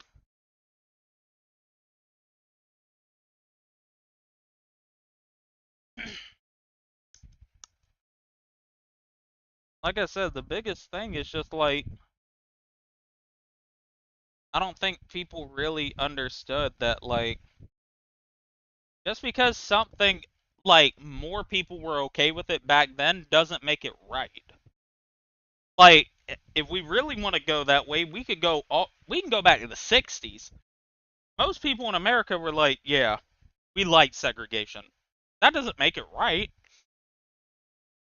You know what I mean? Like, just because it was okay back then, like, that's the beauty of society. We evolutionize. We become different.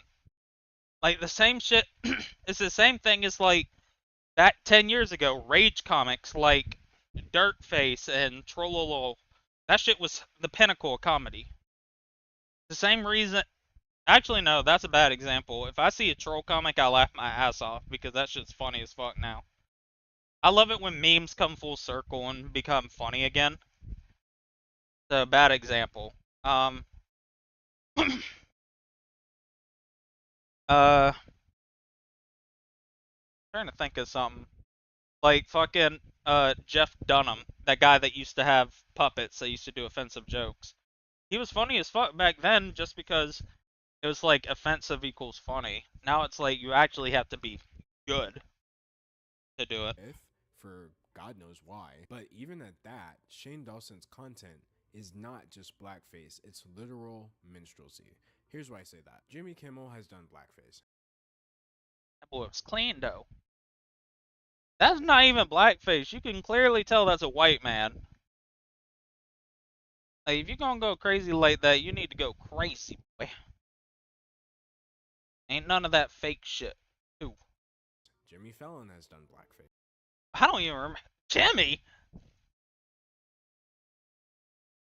I don't remember this, but this is insane. Robert Downey Jr. has done blackface. The Office, 30 Rock, Community. But guess what? What they were doing was actually completely different than what Shane Dawson was doing. Now, just so we're clear, I don't condone any of it. Maybe that's just because I know how to tell a good joke without painting my face. That's just me. But in all of the shows I named, black people were not the target of the joke. Again, blackface is still racist, and it's not racist just because you weren't trying to be racist. Like I said, if you're using blackface to make fun of white people, like, that's okay, but if you're doing blackface just to literally make fun of black people, that ain't cool. Racist.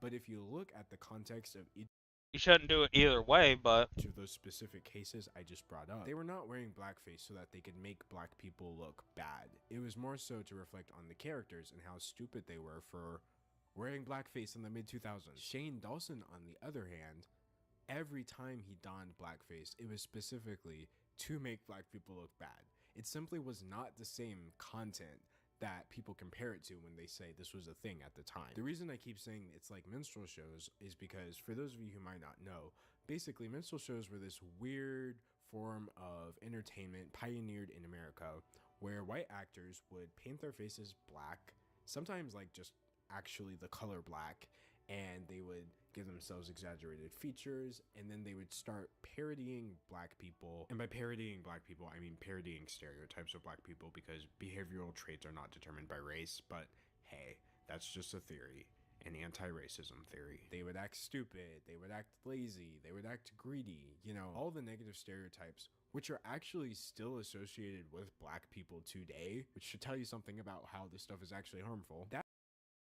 yeah, that was like a thing people used to pay money for. White people back in the early the early 1900s were like, you know what, we're gonna see a white guy painted black, and him impersonate black people. Like, that was okay back then, but start doing that stupid shit. That is the purpose of minstrelsy, and even I as a black... Yeah, that's what minstrel show is. Like, if somebody says something's a minstrel show, they're basically saying it's just them trying to make fun of black people.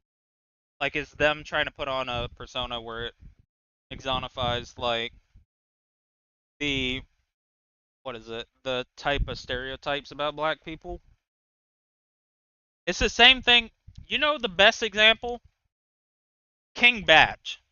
King Batch's vines were minstrel shows. That's all it was. It was literally just videos to make fun of black people. That's all it was. It was minstrel shows. That's all Vine was, really. It's just people making fun of races, and like a collective amount of people being like, no, this is fine, I don't mind. Like, well, we didn't ask you, fuck boy. Black person who considers blackface to be offensive, I can say that that is not what was happening. That's not what Jimmy Kimmel was doing. That's not what Jimmy Fallon was doing. That's not what Robert Downey Jr. was doing. But that is absolutely what Shane Dawson was doing. Also, plus the whole thing with, like I said, it's really never been okay, ever. But you gotta think about it this way. There's a reason why most people gave Robert Downey Jr. a pass in Tropic Thunder. It's because it was done well enough and it was funny enough. Obviously, don't do that shit nowadays, obviously, but like, it was funny enough to the point that people were like, you know what, okay, cool, whatever. The whole minstrel show thing is an idea rooted in white supremacy, and that's absolutely what Shane Dawson was tapping into for his humor style. He had a running theme across his channel that black people were less than, and they were always the butt of the joke. Yeah, Deleter, have you ever, like, when you say you used to watch Shane Dawson, like, yeah, you see what I mean? People didn't mind it. You know why? Because black people were not the joke. That's the thing. The black people were not the butt of the joke at the end of the day. Well, it's not even that. It's just the fact that people clearly could tell that Robert Downey Jr. was not in blackface to make fun of black people. It clearly was used. I never even watched Tropic Thunder, but I know, like, about it in a sense, in the way that's like, he clearly was making fun of people that do this type of shit, or act this way. Like, wasn't he acting in a movie as like a subplot where he had to wear that? Like, he was clearly not like a black guy. He was just a guy wearing blackface. like I said, like, it was okay back then just because of the single fact that it's like, I don't know. Why the fuck would you be mad? Like, clearly it wasn't done with black people being the joke. It was clearly used as white people being the joke. Because this is a dumb white person wearing clear blackface.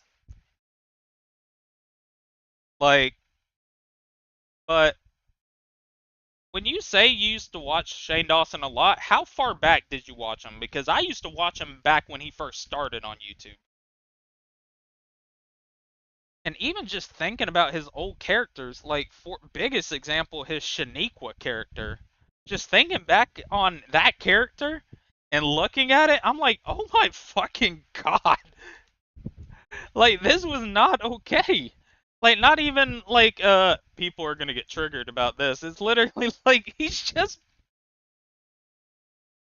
Oh, so you weren't even there at, like, the very big racist part. Okay, never mind.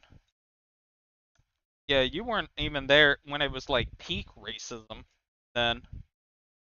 Yeah, peak racism, it was like... Dog, I don't even know what to say. Like, I went back and watched his shit a little while back. Dog, it's not even fun. Like, it's not even cool.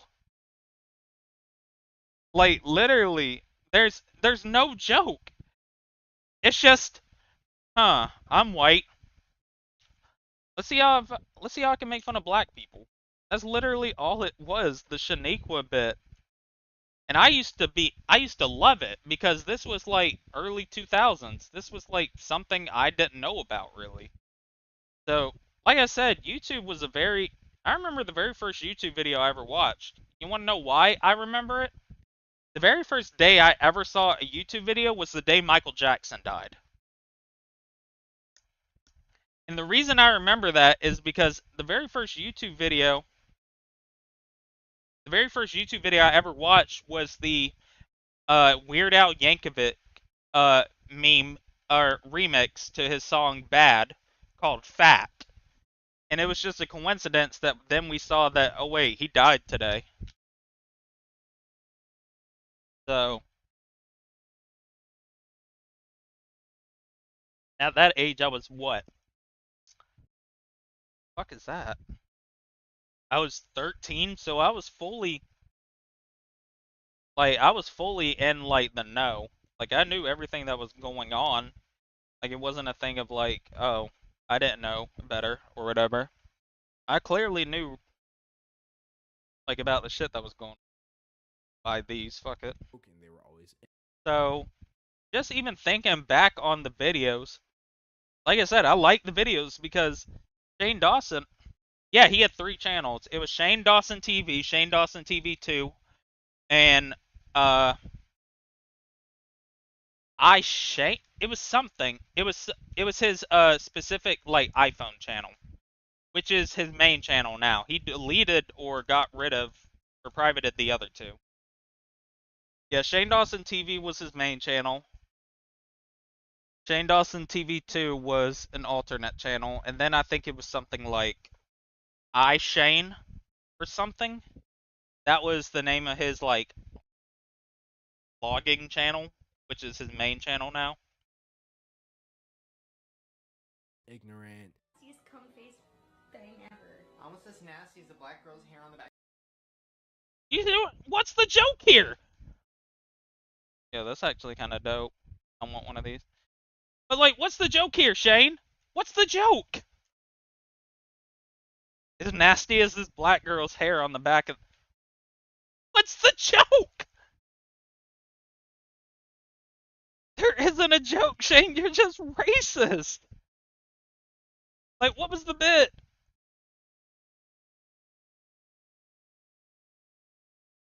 Back of the box.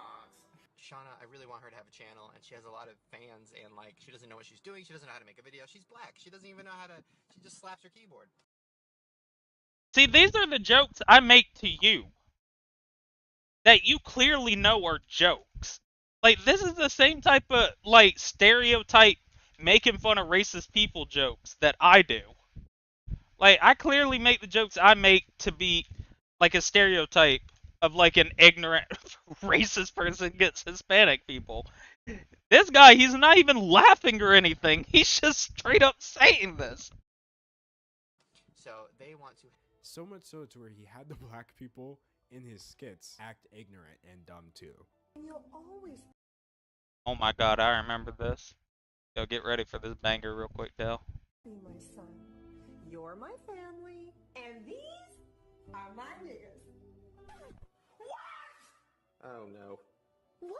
So this idea That boy Shane Dawson got his mama to go on camera saying that shit. That boy going to hell. or this narrative that Shane pushes that he's built his career off of edgy humor, not racism, absolutely does not hold up. Yeah, like, Shane Dawson was not doing edgy humor. That boy was racist. Dog, if I see this one more time on this goddamn auction, I'm gonna have an auction. I'm gonna send that guy to Pennsylvania. Sorry. It was a prank. It was a prank, sorry. I'll show you edgy humor right now. Edgy humor is this scene. See, what he's about to show, I remember this part of the video. This is a good, what he's about to show is a good use. Like, obviously he shouldn't really do it anyway, but what he's about to show is a really good example of, like, this type of shit that Shane was trying to, what you looking for? Next Clan War finna be this event. No, this event ends this week. They said in the patch notes. I just want these tile things, but if I can't find it one more time. Wow, one of them. Thanks, dickhead. Philadelphia, in which what's-her-face puts on black or brown face or whatever you want to call it, and then starts trying to explain POC issues to a group of actual POC. Yeah, see, like, it's always sunny in Philadelphia. Like he said, this video is literally a woman going in blackface and trying to tell black people, like, about the struggles they deal with. What are you doing? Just go with it. Let me ask you something. Why we got to be the trash men and the maids and the gardeners? Why we got to live next to the trash dumps and the ghettos? We deserve better. When was the last time a white lady pick up after you when you threw your orange soda and your grape sodas on the ground?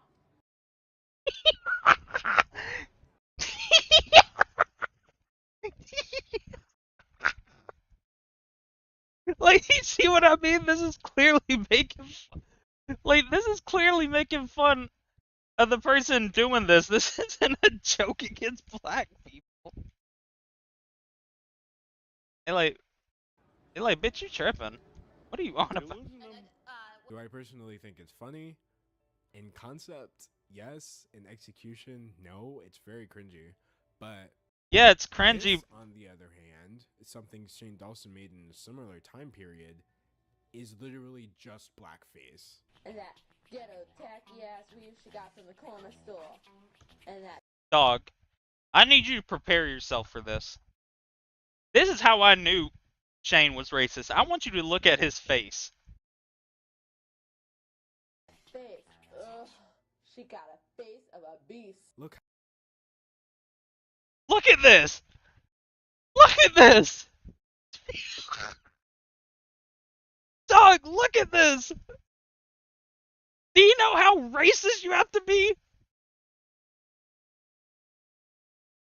How similarly Shane puts himself up compared to these images of act. Oh my god, look at that. Oh, dog, how are you as black? Dog, how are you as dark as the black and white video? Actual minstrel shows. Basically, Shane Dawson pioneered the art of minstrelsy in YouTube. Dog, how are you as dark as the I'm in disbelief, honestly. How are you as dark as the fucking black and white video? He revived it because why didn't we need that? So in like the mid-2000s, early 2010s, Shane Dawson's content had already become a pioneer of anti-blackness And by the way, I'm only speaking about my experience as a black person. I've read tons of people in other groups explain that he was literally doing the same thing there too, but I can only speak from what I know. So that's what I had to say about the blackface, or as I'm just going to call it, the minstrel show that Shane Dawson was running on YouTube for children. Now, we have to have a conversation about the bestiality. Oh, my brother didn't even let us, like, my brother, can I at least get a drink first? My brother, can I sit down first? My brother? Can I get a quick little snack before you just say, now let's get into the bestiality?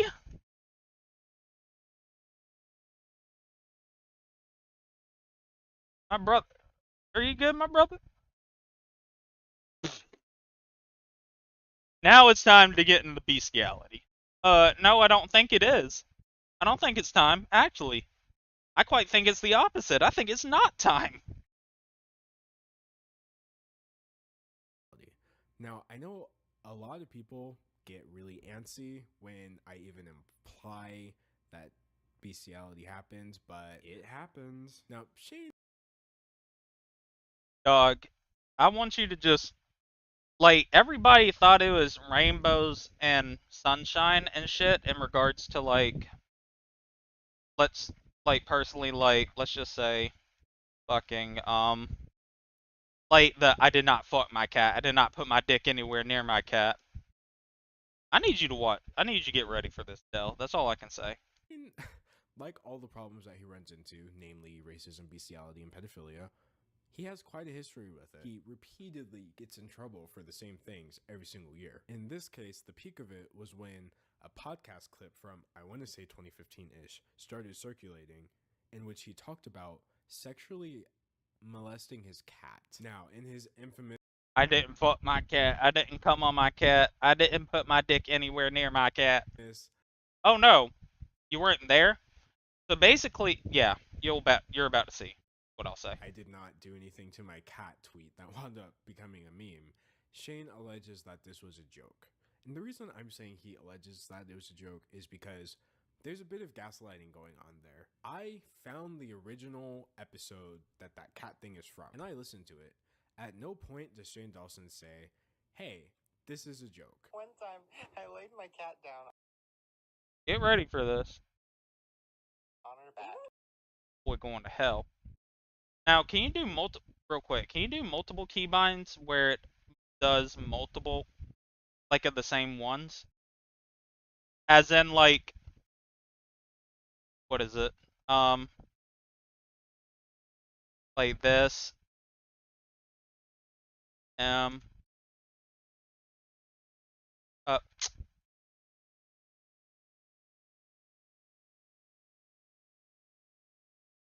I'll do this first. You get arrested for this?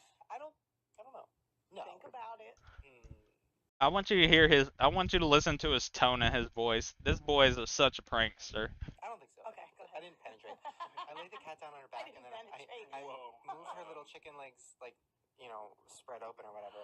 And I was like, if I just, like, hump, but, like, on her tummy, like, that's not weird. Like, whatever. And then I humped it, and it kept going, I came all over the cat. No, you did not. It was, like, my first sexual experience. No I was also, way. like, 19, so it's like, you know. Wait a minute. Wait a second. Did you just say you came on a cat? Guys, I think I have to put money in the meter. Yeah, right? Yeah, that's such a good joke, though. Like,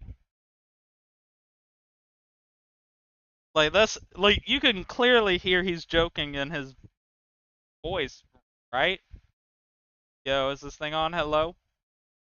You clearly can hear him joking, right? Hello? But you know, who likes cats? I never did anything like that. Well, I never did anything crazy like that. Maybe that's why. So people listening to that believed it, and now, years later, he tried to say, well, y'all... Like, I didn't hear him laugh once. That sounded like a full-blown confession, my brother. Like, here's my thing. I'm gonna say this ahead of time, because this is what I do believe. Do I believe Shane Dawson is a pedophile? No. Do I believe Shane Dawson is a racist? Probably. He probably was back then, absolutely. Do I think he is a zoophile? I would say no. I just think he was somebody that took being edgy to the way too big extreme, where it's like you can't tell fact from fiction. You know what I mean? Like he's that friend that takes the joke way too far. Like, dude, why would you do that? Are ridiculous for believing that. Why would you? How dare you believe me? Also, I demand that you believe me in this moment when I'm telling you that what I said then wasn't true. It's classic manipulation. Now, do I think Shane Dawson, did that to his cat? It doesn't matter because he is on camera doing so many other weird. Oh yeah, get ready now. Obviously, that joke was funny and shit back when it happened. That isn't the only time. That's the worst part. Get ready. Weird things to animals and nobody talks about it. First of all, he would post pictures of his pets, his own pets, to his. This is you, by the way. This your twinning them. I want that stamped on paper. Delir said this twinning them. Instagram with poses. Hold on. Oh.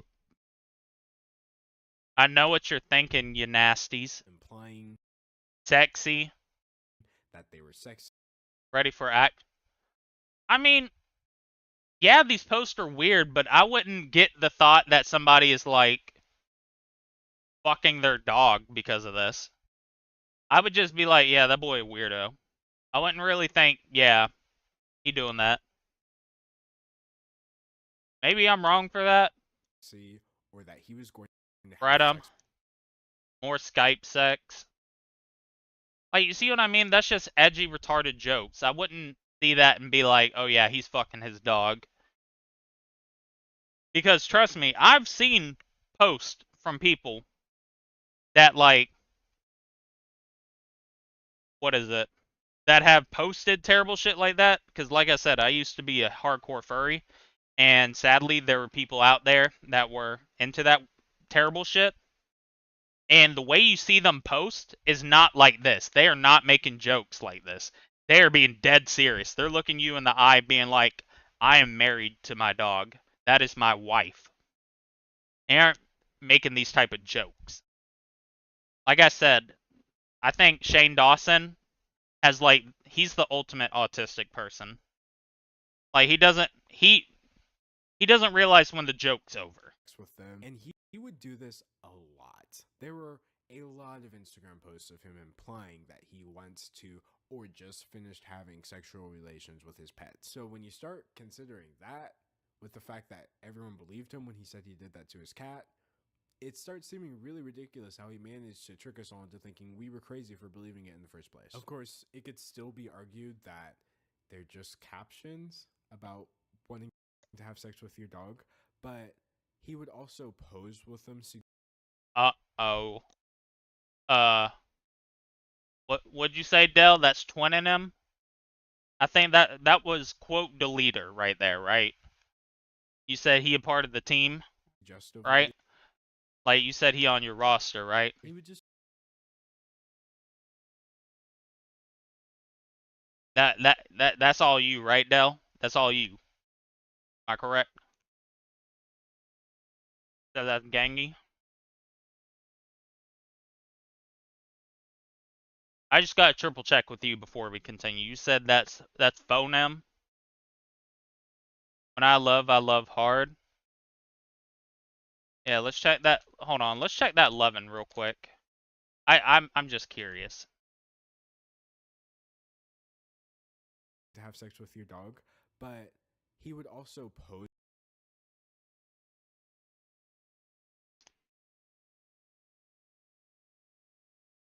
For the sake of my good Christian heart, wherever it is in the world,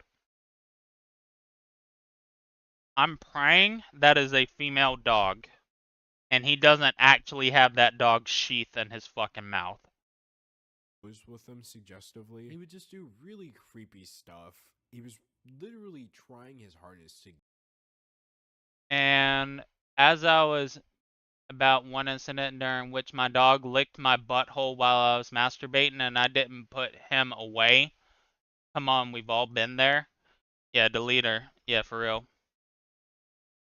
That's deleter. That's ganging him. That literally is you though, Del. It's a chihuahua. Yeah. Give us the vibe that he has sex with his pets. Alright, you guys. I'm gonna go. Muffins is already asleep over there, so I'm gonna go join her. And we're gonna have a wild cats night. Are you ready to dance? Like that first one, edgy.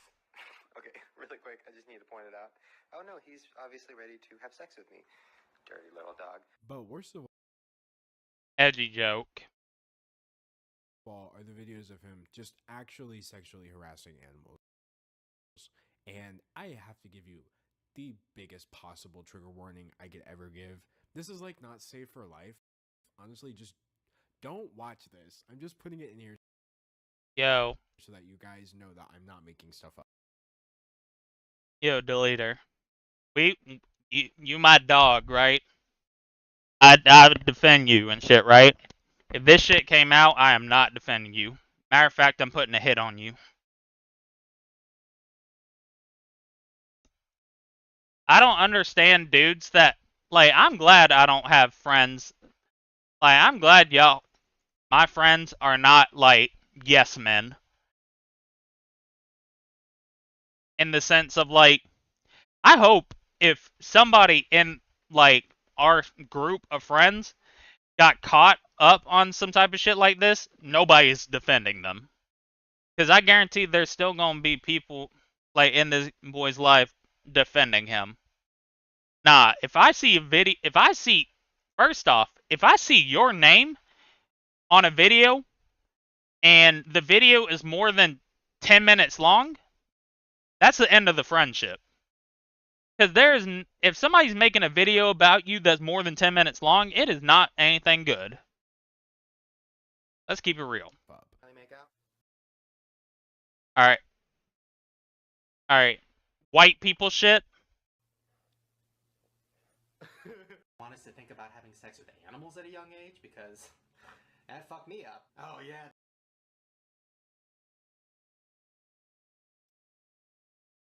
I don't want to click play. No, I know. I wasn't saying you were. I'm just saying. I'm glad I have a friend group that we aren't going to be like, nah. I don't care. I am very much someone at the very beginning. I will be like, if you get accused of some shit, I might have to cut you off from a distance a little bit until I get the full facts. But, like, if somebody even alleges some type of shit like this, I'm not even giving you the benefit of the doubt. I'm be like, do you know how terrible of a person you gotta be to have these type of allegations ever? You know what I mean? Like, what type of freakazoid you gotta be to have these type of allegations? Also, I don't want to click play.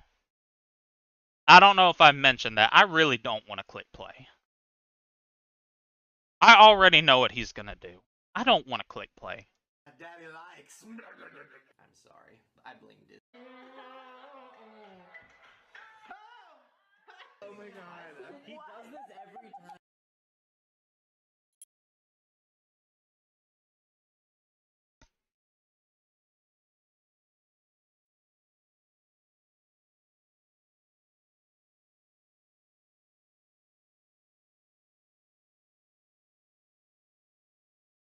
I have never. What we thinking, team? Is this white people shit? Edgy? Is this just edgy or is this white people shit? Because, like, from the most part with him just, like, putting his tongue out with the dog, that's just white people shit to me. That don't even... Like, I wouldn't see that and be like I said, once you've actually met or seen a freakazoid like that in real time, that's when you can tell the difference. Like, you can, like, somebody doing this is just white people shit. This is just white people shit. This is not somebody that's actually fucking their animals. Now, this is not defending him. This guy's a fucking freak, and he needs to kill himself. But I will say that this is more so just, this is on my white people. Yeah, this is that. That's a perfect example, Delia. This is that weird coworker's humor. That coworker that they'll show you something and you're like, huh, yeah, man, don't ever show me shit again.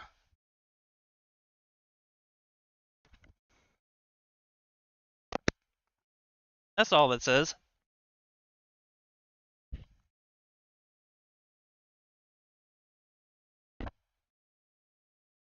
Like, that's all that I get from Shane Dawson. It's just that he's that weird coworker, man, that doesn't realize that shit ain't funny. It just makes you look like a weirdo. Ever seen a human being with such a large platform that has video evidence of them treating animals this way? And I don't understand. I legitimately don't understand how he's gotten that far. I think a huge part of it is kind of like with the minstrel show stuff.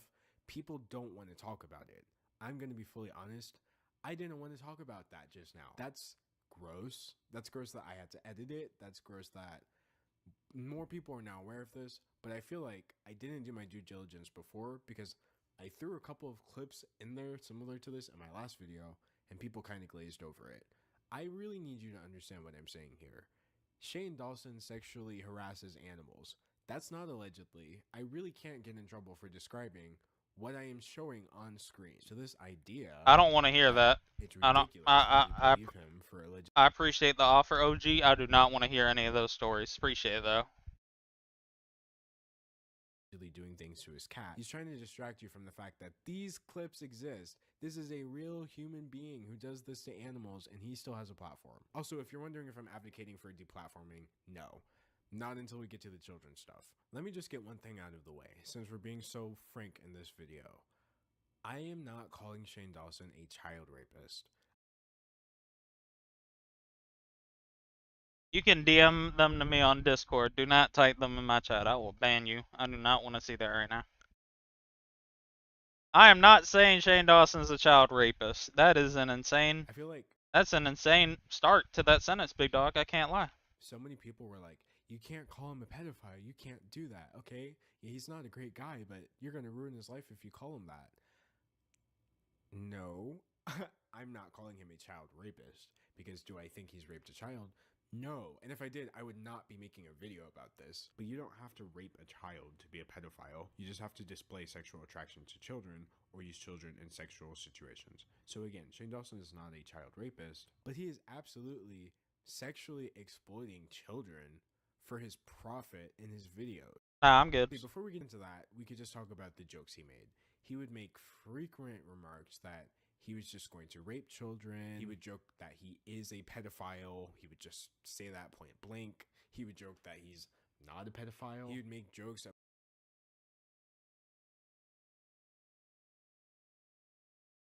Wait, hold on. I didn't see that. What was that? That he was just going to rape children. He would joke that.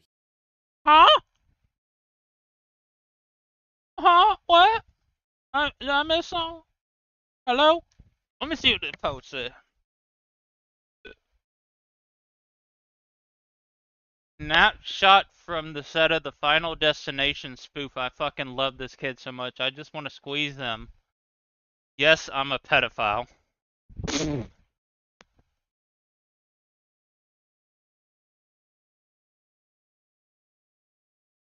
See, I would be like, yeah, pedophiles don't say this shit out loud. But a dude I used to know from doing Facebook, I've talked about it before. A guy I used to know from doing Facebook pages, his email that was found out was racistpedophile@gmail.com. So. He is a pedophile. He would just say that point blank. It was fun seeing you today. You're growing so fast. I'm not a pedophile. Maybe a little. Dog, ain't nobody else ever used that hashtag. Hold on, I gotta see that. I gotta check Twitter. Hold on real quick. We gotta check that. What is it? Hashtag I'm not a pedophile. Hashtag I'm not a pedophile.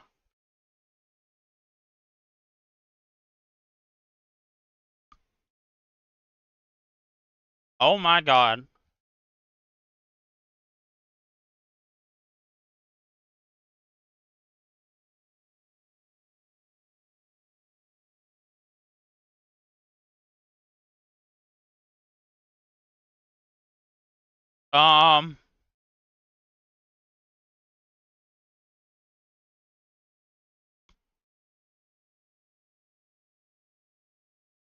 Let's see. 2013, Joe Dangles. Enjoy 2013, everyone. ... 6-year-old's ass out. Hashtag I'm not a pedophile. What? Dog. This is just a picture of a little girl wearing shorts. What the fuck is this guy's problem?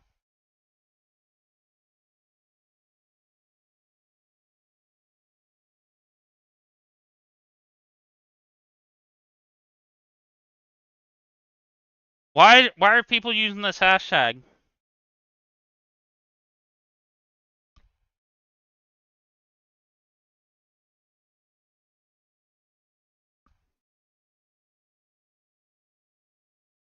This white boy I just saw by my lighty school, yo, puberty doing you justice, my N-word. Hashtag he's 17, hashtag I'm not a pedophile.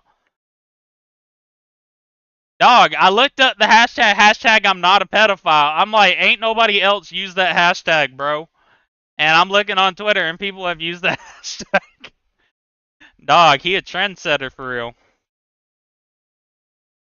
At Christian, or at Eden Elixirs, Christian, from December 19th, 2010. Why are black babies so cute? Hashtag I'm not a... I'm not looking anymore. Yeah, that's it. I'm not looking anymore. I'm laughing at that one because... What? Why would you make it weird? Just say you think black babies are adorable. Don't just say, I think they look good, hashtag. He would joke that he's not a pedophile. He would make jokes about collecting child pornography. Have nightmares? What are they about? Mine are always about somebody breaking into my house and taking my computer. But then it always scares me because I'm like, if somebody stole my computer, you know how much blackmail they would have on me? I mean, the fact that I haven't been on To Catch a Predator yet is like a miracle. Alright, now it's time to see some... That wasn't even a joke.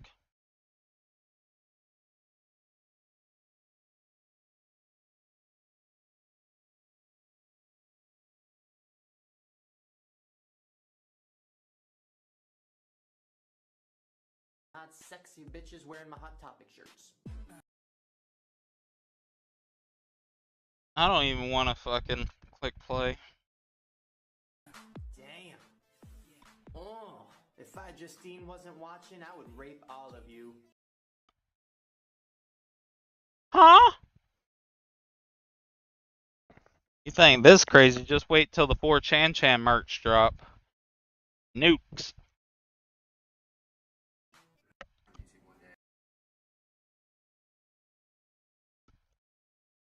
This was his third channel. It was, this. It was LOL Shane Dawson or something. I'm gonna fuck him. I'm gonna fuck her. Then I'm gonna fuck him. Then I'm gonna make him react to it. All of this. Before we continue this, I need to go shit. I need a moment by myself, actually.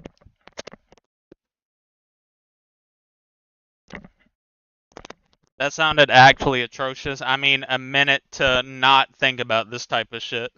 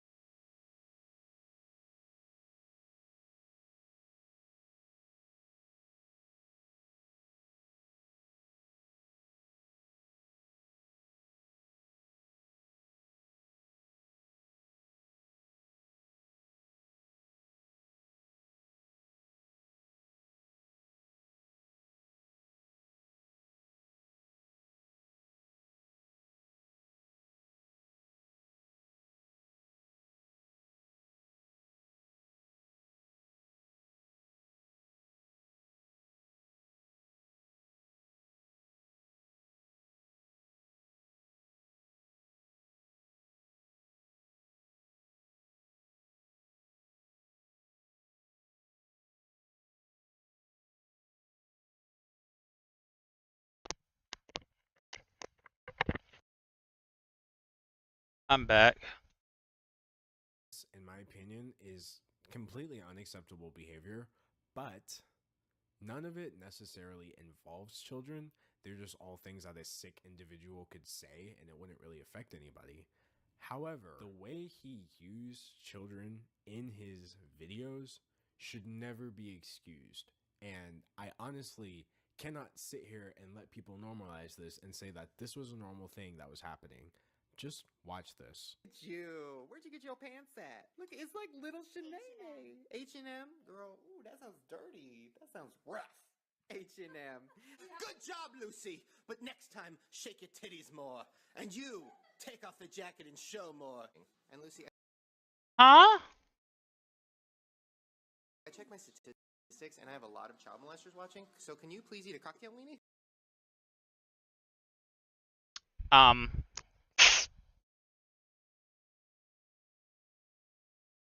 Yo, Shane Dawson, as your lawyer, just kill yourself. I don't know what to tell you, homie. You gotta die.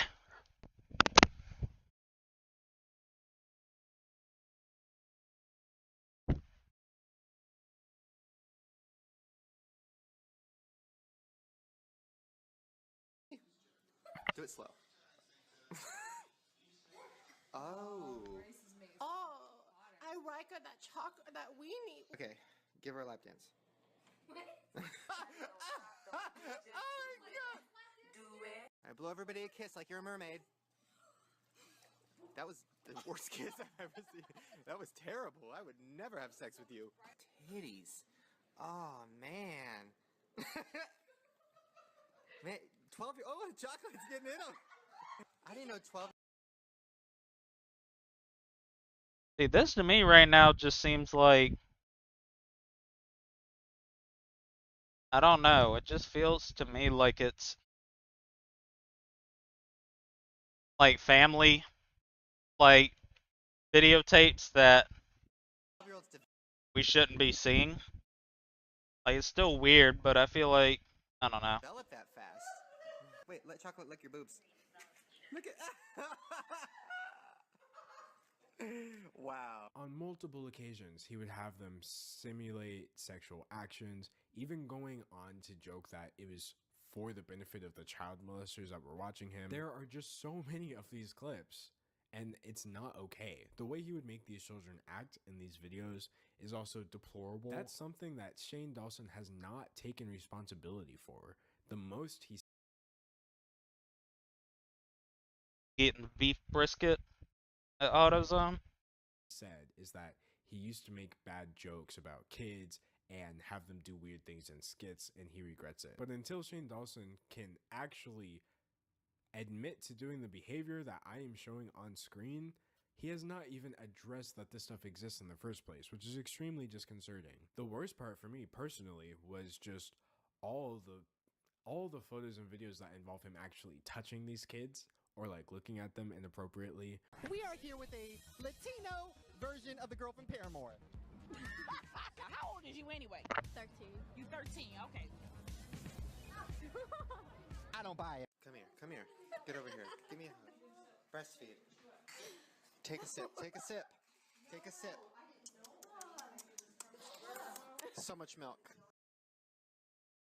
That first one was weird. That, like, the ones with his niece, I just feel like it's like weird family shit. Like white people shit. Like low key.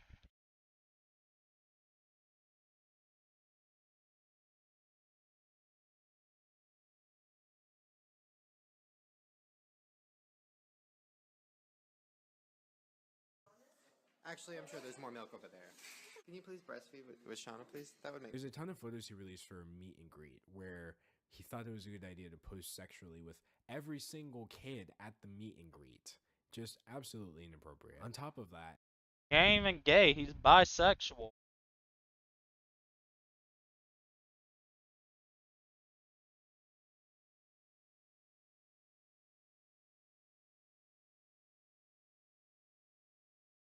That whole excuse, deleter. Let me go ahead and let you know, big dog, that excuse don't work after high school. So once you out of high school, you can't be like, it's okay, he likes men. No.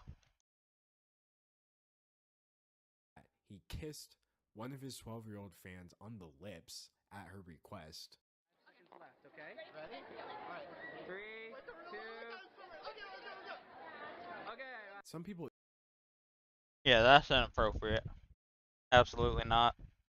Absolutely not. That's inappropriate.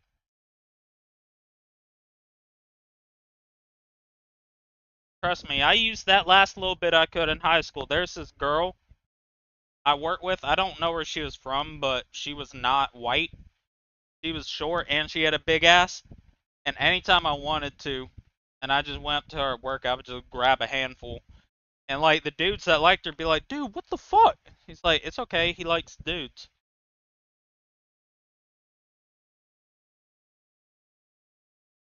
And I'd be like, you know I like girls too.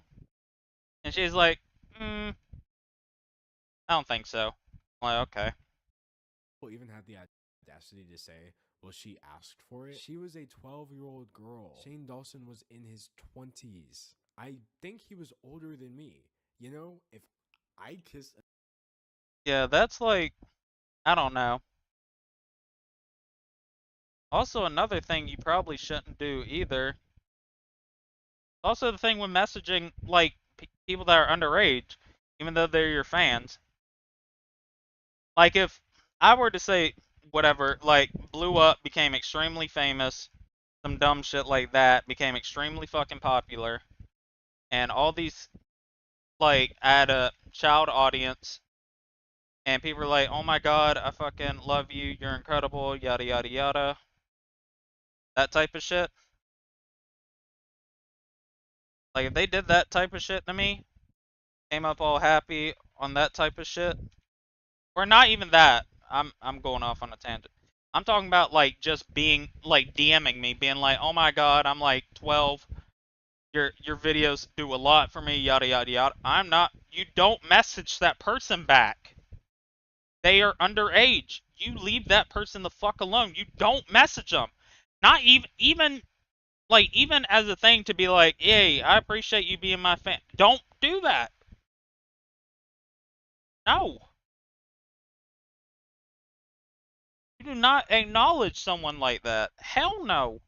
I don't care if you are the biggest fan of me. Leave me the fuck alone. A 12-year-old girl, there would be no leeway for me. I really don't understand why more people are not talking about this kind of thing.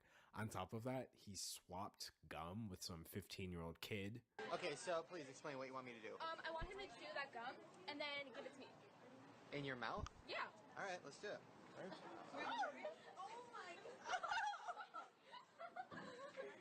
Yes, I'm going to jail. It's already disturbing enough that Shane Dawson saw fit to record this content and put it out for the world to see him doing this behavior. But then it just gets more disturbing when you find out that there's content that he didn't even record. These are things that he might not have even known were being recorded.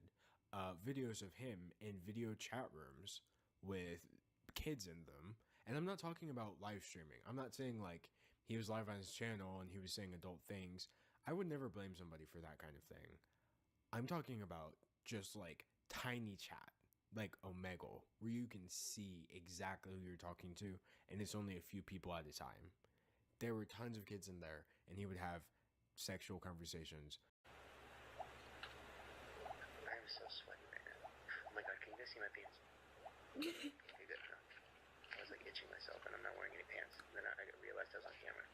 This is a bad idea. Anytime I do these tiny chats, I always say something or show something inappropriate. By far the worst out of all of this, though, Shane Dawson had this Daily Booth page.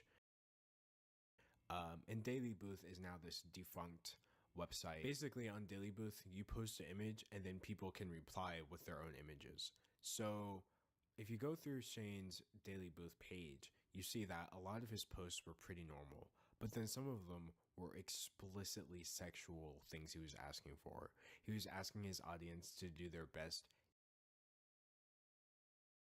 Oh yeah, hold on. Sexual things he was show me your crotch. Asking for. Oh, show me your knees. Haha, random, I know. He was asking his. I'm bothered this because I want to see your scars, flaws. New Year, embracing flaws. I'm filming a porn and you're the star. Show me your best move. Like, you know we gonna beat you with hammers. Their best give. Show me your creepy rape giving face. birth pose. Show me your mouth, haha. PS new second channel. He was Show me your feet. asking them to do their Show me your blowjob face for a new vid. blowjob Make your drugged up face. That's my sex wink. He was asking them to do Make some big their lips. best porn star Show me your orgasm face. move. What's the biggest spit bubble you can make? And these Show me your sexiest face ever. are children. Viewer orgy time. Show me your best giving birth pose.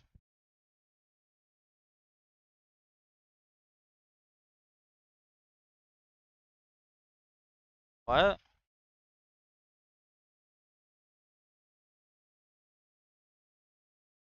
There's no Only one that used underwear as a hat. ifs, ands, or buts about it. He was asking children to submit him these pictures. Granted, he didn't say kids, but he didn't put any sort of 18 plus warning on there. And on top of that, the reason I can say he was asking kids for these pictures is because he not only knows that his audience is young. As a YouTuber, the only pussy that's getting thrown my way is 12, so I can't touch it. Illegal. Legally. Do you have fans who want to fuck you? Like, but young? Like, a lot of these young girls, like 12, it's just, oh, shove a cock in my mouth, like all this stuff. They'll, like, grab my butt, and I'll hear them, like, I touched his ass, oh, I want him to fuck my pussy, or whatever. He caters to a younger Huh? It's just a little joke. Joke you put.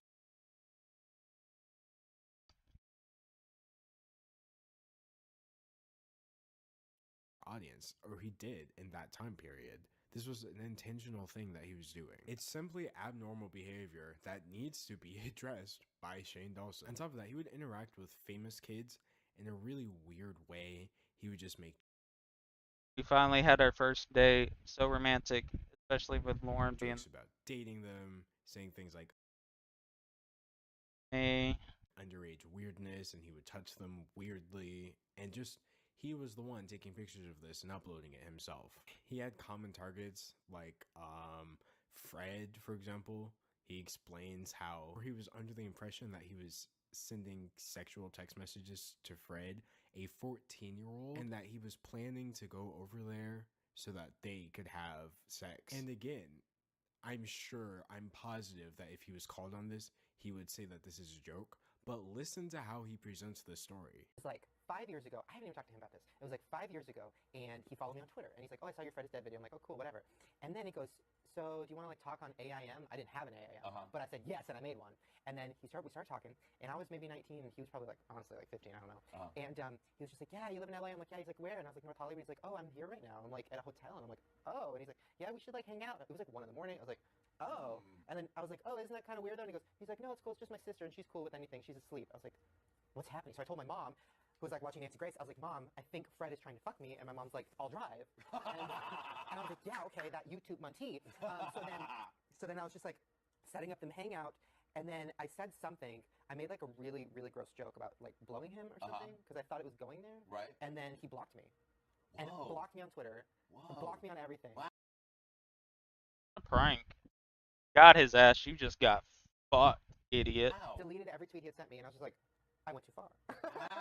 We never talked about it, and then I met him 3 years later, and it was cool. And now it's like this weird thing where we're friends, but I want to be like, were you trying to fuck me? Yeah. Also, were you trying to catch a predator? Like, what was happening? Yeah, what was going on? I don't know. And then he came out, so I guess maybe. He did, so maybe he was. I don't know. There is no setup, there's no punchline, there's no indication that he's not being serious.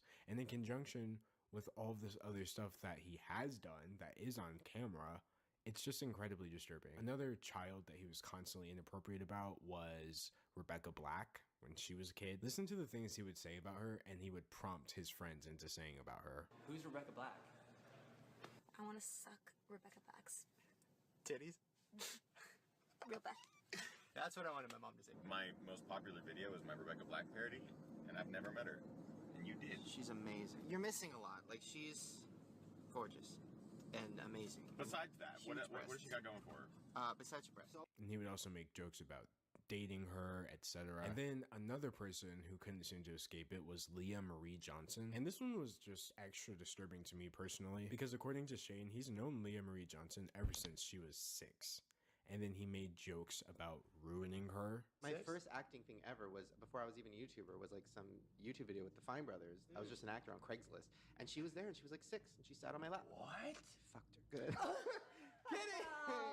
I ruined her. It's just ultimately very distressing stuff to see that this was so blatant and nobody did anything about this. It wasn't because it was okay. I legitimately don't think people realized what was happening. So that's Shane and his despicable behavior around children, which he's still taken no accountability for. And by the way, like I said, he constantly gets in trouble for these things. He had started catching flack a couple years ago when statements he made in a podcast were resurfacing, making the rounds again, about looking up child porn and calling a child sexy. And Shane Dawson's claim was that this was edited out of context to make him sound bad. The podcast, I mean, there's so many clips that people are bringing up. So there's a clip that has been going around again. A few years ago is when it came out. And they cut out all the parts where I said, pedophilia is disgusting. And they put it together, and it made it seem like I was, talking about how it's normal. So gross. I would never say that. So I would never say that on camera, retards. You know how I move. You know my body. I am going to play this clip in its entirety. It's a little long, but because he claims that it was edited to make him look bad, I literally have to play this full thing so that you can understand that he was lying. This is what he said. What is Kim Kardashian? Is she half black?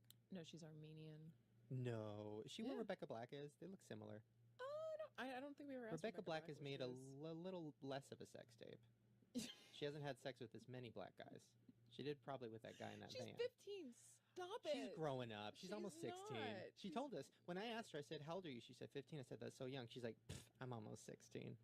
As if when she turned 16, we could talk about dicks to her. Yeah.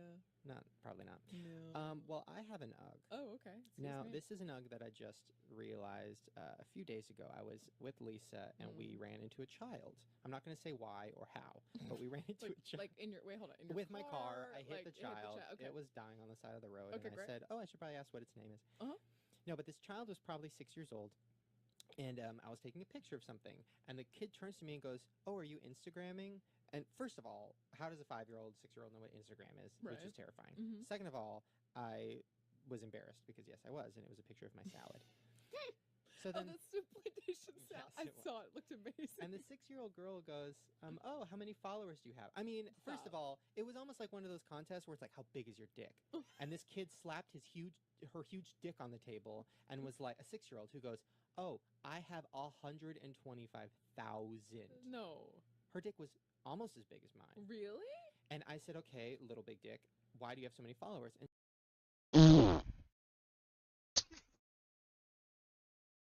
Not funny. Like, does he not realize how insane he sounds when he's saying this? And he's like, okay, little big dick. And she goes, oh, I'm a cheerleader. And I'm like, oh, really? And she shows me her Instagrams, which are like, first of all, I don't know if I'm allowed to say this, but like, she's like sexy. You're disgusting. I know. Listen, we've talked about pedophilia this before. is Shane. Like, do not say this, and I don't even want to talk about it. Like, you will get arrested. Like, he kind of can. Listen, he has this allegedly- justification for pedophilia, Okay. and it's so disturbing. And like, I just pretend that he doesn't. Okay, wait, and, like, no, let me explain. Let me No. explain. Oh God. Here's my justification for pedophilia. I can't. Okay, first of all, let me just say, having sex with children or touching children or anything of that nature is terrible, and you Sure. should not do it. But here's my thing. People have foot fetishes. People have fetishes about, everything. And there's websites on the internet where they can look at that weird, creepy shit and jerk off to it. Okay, fine. Everybody do your thing. So why is it when somebody looks at Google's like naked baby on Google and jerks off to it, they can get arrested? I don't understand that. Because there's a naked. What? Because somebody took a picture of a naked baby. But and they don't. And then, by the way, they're not googling naked baby. They're googling like I'm not gonna say what they're googling. I mean, I watch a it's- lot of Law and Order. Well, here's so the like, worst part of it. I actually went to Google and I'm like, I Oh, kind God. of want to see. You're gonna I don't get wanna, arrested. I know, but I didn't want to see child porn. But I just wanted to see, like, okay, let me just pretend. Let me pretend like I'm a pedophile for a sec. Okay, by the way, just for the record, police, I have nothing to do with this. I didn't know this. Like, you can literally get arrested for I saying know. this. Listen, let me finish. Sorry. So I typed in naked baby. First of all, I don't understand why anybody would be turned on by that. But That's the first good thing you've said. but There's, excuse me? My brother, there's not a but after that. That's it. There's no but after that.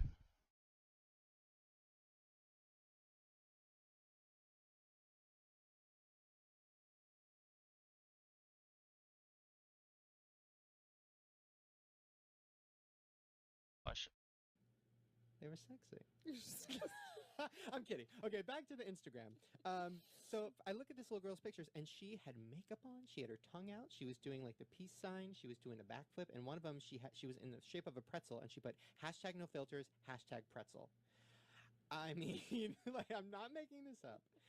Why are children? Was she really 6 or was she like 9? She was 6. She must have been like 10. No, I asked her. Her bio on Instagram is "I'm 6, bitch." Yeah, not only Shane Dawson, but we need to talk about the parents that need to get arrested for allowing their fucking kid to have that Instagram at that fucking young ass age. That's the big thing we need to talk about, to be honest. Why the fuck are you allowing your kid to have an Instagram that young? You are a weirdo. There's literally no excuse. You should not be allowing your fucking child to have an Instagram. Matter of fact, you shouldn't even be running one for them. If we just gonna go ahead and say that too, you shouldn't even be running one for your kid. That's fucking disgusting. Stop it. No, so why? First of all, Is she like Honey Boo Boo? Is she fat? no, she was like a skinny little sexy 6-year-old. All right, can we please move on? No, so that's my ugh. Why What? are children having Instagrams, and why do they almost have as many followers as I do? That's your ugh. Mine is. Okay, fine, move on. But I'm seriously. I don't I'm- know. I don't have an I'm answer. for ugging you. out about it. It's disturbing on so many. By the way, they're all your followers, probably. Like they're all. That's who's following you. Who, 6-year-olds? Uh-huh. No. Maybe. Oh my god. #yum. I have never heard Yeah, I hope he dies, like, legitimately in a fire. an adult man call a 6-year-old sexy before in my entire life, like a skinny, sexy little 6-year-old. If I personally knew somebody who talked about children that way, I would not interact with them. I would not. Quite simply, I would never let somebody like that around my children. Never. Not for any amount of time, for any reason, ever. If I had somebody in my life who acted the same way Shane Dawson did around children, publicly, my kids would never know about it. And I honestly really couldn't see myself associating with them in the first place. The next thing we need to talk about is Shane Dawson's collaboration with the Fine Brothers. Now, just so we're clear, I am not putting more blame on Shane Dawson than I am on the Fine Brothers. I am specifically talking about what all three of them did and how disgusting it was. So I briefly mentioned earlier they had this show called Hey Millie, and it was with the puppets, etc. Look at some of the conversations that they made this puppet have with Shane Dawson.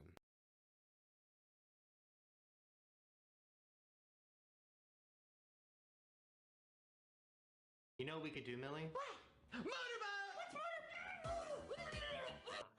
what porn is. Oh. So what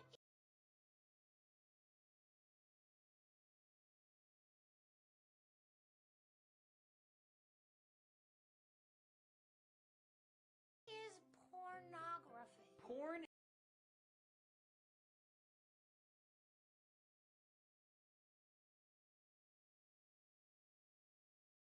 is a type of filmmaking. Oh, it's a filmmaking! Yay! Like this! We're making porn together! No, we're not Everyone making come on porn. down and watch Ralphie the Grown Man make porn with an 8-year-old! No. Almost 9. Porn, porn, porn for little kids! Makes us grow up to be strong like... So, Millie.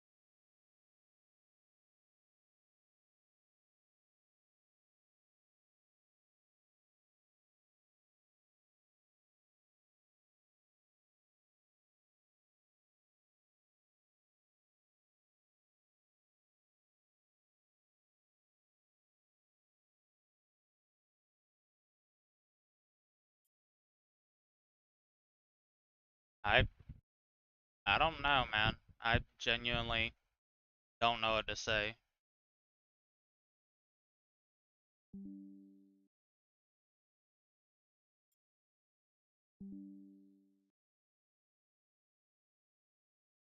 You a fan of the D? No, I'm not mute. I'm just in disbelief, man.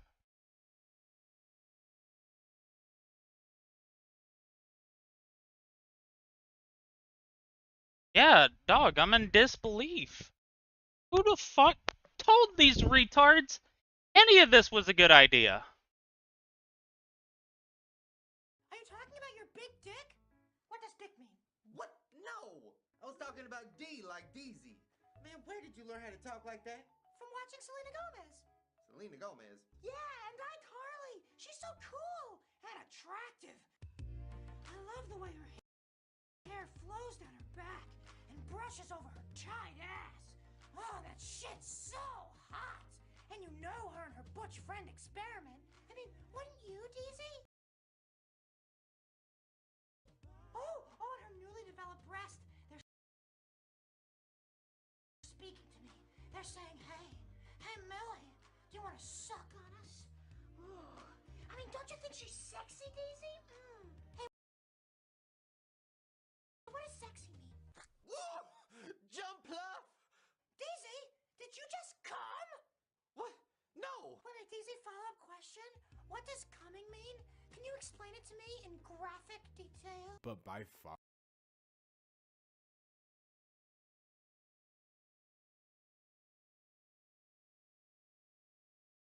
Like,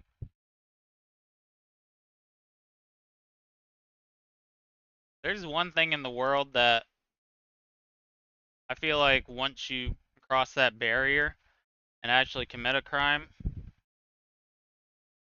like if you actually do something pedophilic, you deserve to die. So this, just, I don't know, man. Just hearing this shit is absolutely fucking disgusting. I'm just more so in a state of shock right now, Dell. I don't know what to think at the moment.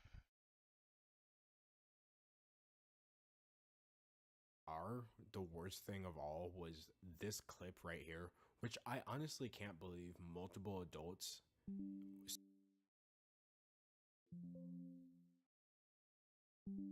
Hold on.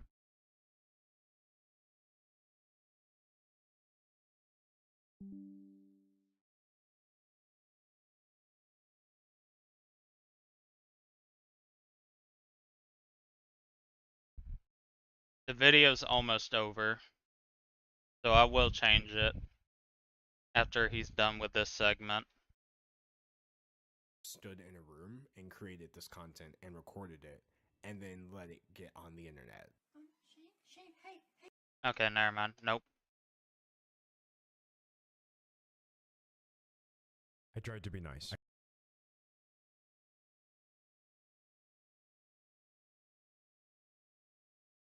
Why'd you tweet at hashtag Trump rally, hashtag about to make history? I considered making this a chill video where I just vaguely talk about the situation. Some influencers are throwing parties and that's... This video is about COVID-19 and what all the shitty celebs did. Bad, because we're kind of in the middle of a pandemic, so maybe stop, you guys. Like, I don't want to name names, but, you know, if you could just not endanger people, that would be great. Then it dawned on me. Why am I being so polite to people who can't even find enough compassion within themselves to not endanger the lives of everyone around them? I don't see a reason to, so... That being said, I have a lot of names to name. With funeral homes here in LA unable to accept more bodies, California's governor has ordered 88 refrigeration trucks to serve as makeshift morgues. We will be cremating her. Normally, we probably would have done a burial, but that would take maybe to the end of June. So from that point up until he passed, I couldn't see him.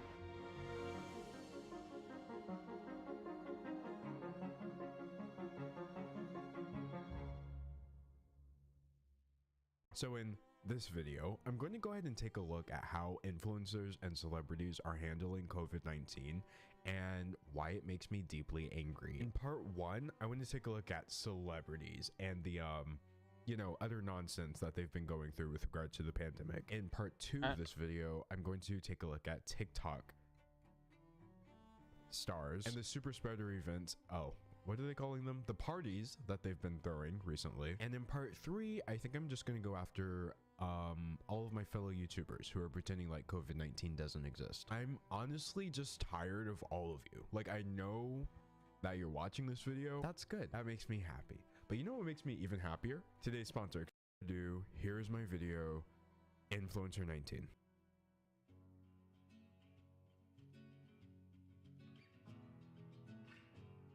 Celebrities have always been just kind of bad at remembering that they're like normal people, but during quarantine, on a scale of 1 to 10, I would put them at like a solid 19.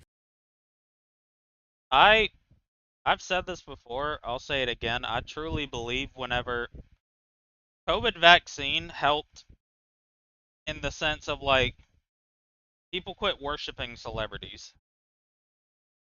Like, people still worship celebs, obviously, but it, like, really stopped it, if that makes sense. Like, what I mean by it is, like, what is it? Everybody was, like, looking at their lifestyles, being like, oh my god, it's amazing, doing all this shit. Then when COVID happened, and they saw that these retards were still going out in public, and, like, acting like COVID was this, like, not big, like, was an inconvenience. I think that's when everybody was like, yeah, fuck these people. For tone deaf. Like, I don't know if he talked about it in this video or not, but biggest example I could think of is Sam Smith. The singer. He made a video during quarantine. He was talking about how it's fucking terrible to be in quarantine. He hates it. Just the worst time of his life, and he understands how everybody else is. But he was filming it in his $15 million mansion. Everybody's like, dude, kill yourself. From Sam Smith posting a Okay. Fuck this guy.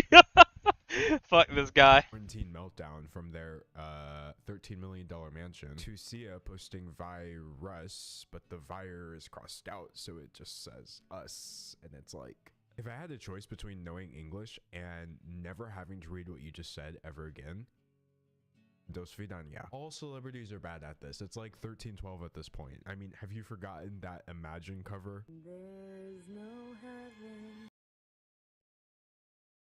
I can't imagine the celebrities that got wrapped into doing that and being told what they gonna do and still being like, yeah, I'm gonna do it.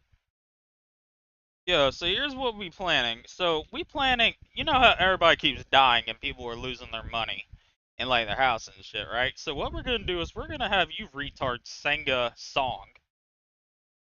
That's gonna make everybody happy.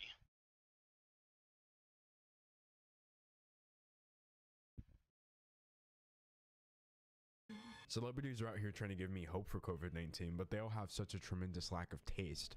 I'm honestly more worried about them giving me COVID-19 itself. But instead of silly things like that, I kind of want to look at more extreme examples of celebrities' mishaps during COVID, because I feel like they represent kind of an interesting plot twist regarding our relationship with these celebrities. And who better to start with than the perfect modern day influencer, Kim Kardashian. She has enough real-world fame to book an interview with anyone in the world, and she has enough social media clout to have an audience of millions that aspires to her lifestyle. She's no stranger to my channel, with one of my more iconic videos being me spiraling because of the size of her kid's playroom. Her and her entire, like, Kim Kardashian clan, they've always the KKK perfectly walked the line between, like, unattainable wealth and oh snap, she just like me. But oh my gosh, they did not just blur that line during quarantine, they erased it. So Mrs. Kardashian West decided to flex her birthday party. I mean, having a party during a pandemic is You see where I'm going with this. But you see, hers was okay because it was actually on a private island where she administered COVID tests to everyone beforehand. After 2 weeks of multiple health screens and asking everyone to quarantine, I surprised my closest inner circle with a trip where we could pretend things were normal for just a brief moment in time. Oh, these poor celebrities. Poor people. Honestly, they're braver than having to stay inside like us peasants. She then goes on to describe her birthday party, which despite happening on an island, appears to have been drier than the Sahara Desert. She then ends it with, I realize that for most people, this is something that is so far out of reach right now. So in moments like these, I'm humbly reminded of how privileged my life is. Hashtag this is forced. So obviously, like, literally everyone hated that. She actually got ratioed by somebody telling her to read the room. She was kind of getting ratioed left and right, but what I found interesting was her getting ratioed by a normal person. Losing pay, dealing with unemployment, missing government checks, new childcare responsibilities. These things are more relatable than a private island trip. I mean, that's the thing a lot of celebrities didn't realize. Like I said, I was in the peak of the fucking, what is it? The COVID. I was working at a grocery store, especially all those retards coming in. It was fucking terrible. kind of obvious. Literally any normal person could have told you this, but I guess Kim K had to get the point some kind of way. Nobody was mad at her for being rich enough to live in a actual private fantasy world where COVID-19 doesn't exist. But I think everyone was kind of mad at her for sharing that and somehow thinking that was an appropriate choice. So next time they did it, the Card Jenners decided not to share. See, Kendall Jenner threw a birthday party right after that with no masks, of course. And this one didn't get nearly as much backlash because this time they had a no social media rule. Take all the photos you want, but please do not post on social media of any kind. Spoiler alert, people took photos and posted them on social media. Of every kind, actually. Besides the Kardashians and the Jenners, there were so many people there. The Weeknd, Doja Cat, Justin Bieber, Hailey Bieber, Saweetie, Quavo, Jaden Smith, Winnie. I can't lie though, The Weeknd. If you've ever looked at The Weeknd and like looked at his like Halloween outfits, that boy goes crazy. Can't lie. Harlow. All people that I am very disappointed in and expected better from. Except Justin Bieber. I don't expect anything from him, actually. And just so we're clear, they were all in violation of very clearly outlined Los Angeles guidelines that said gatherings of people from 3 or more different households should be held outside with face coverings and socially distanced. So my reaction would be remorse, I think, if I got caught lacking in this way because my friends just couldn't stay off of the gram. But for some reason, Kris Jenner went on the offense. They're commenting and they're being critical. I can't control that. She went on some radio show that I've never heard of before and explained that they were all tested beforehand, apparently. But like the rapid tests. The leader, are you here?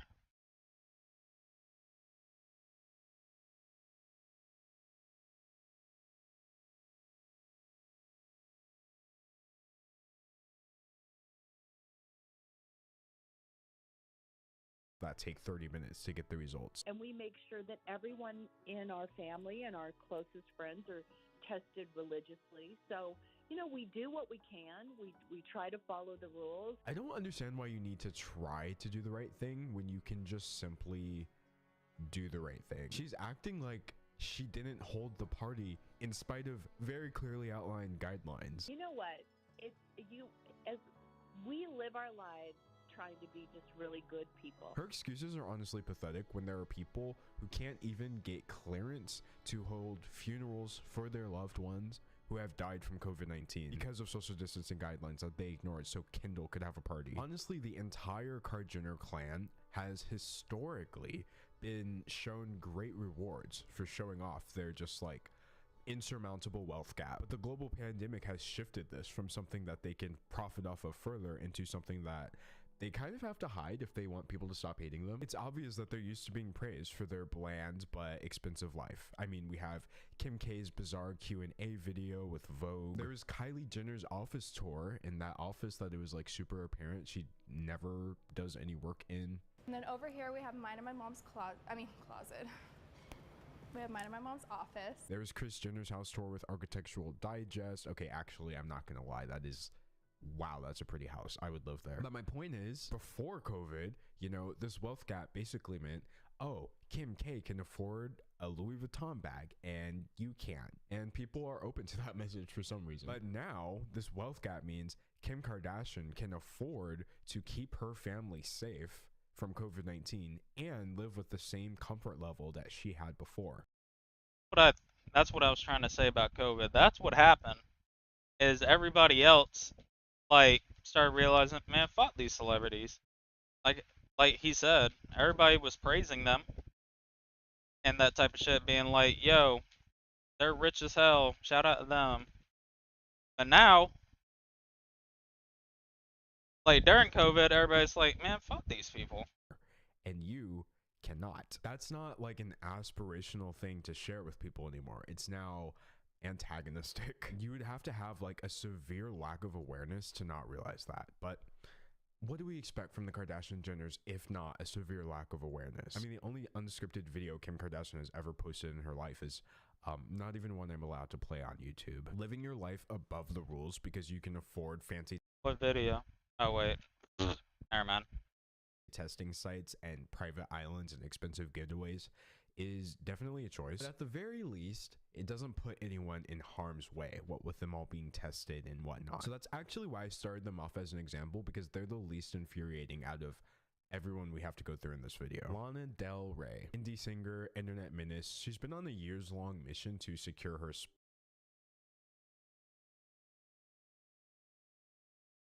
I'm a fan of them, and I'm just a fan of their music. I am never a fan of them, and I'm like, if I'm not a fan of celebrities, and will then go on to fucking, you know, watch videos on, or like follow them on social media. I've never been a fan of celebrities that way. Like, that's stupid as fuck. Why the fuck would I want to follow somebody and see what they post on social media? I don't care. Like, legitimately, why would I want to see what... The only person I like following on fucking social media is Vince Staples. And that's only on Twitter, because the shit he be saying, he's being dead serious.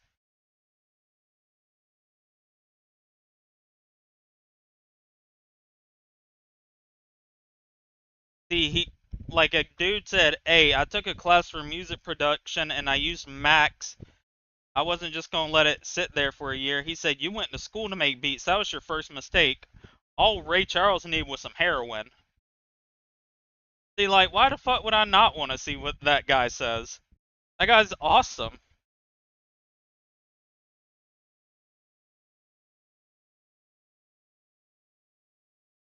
Like...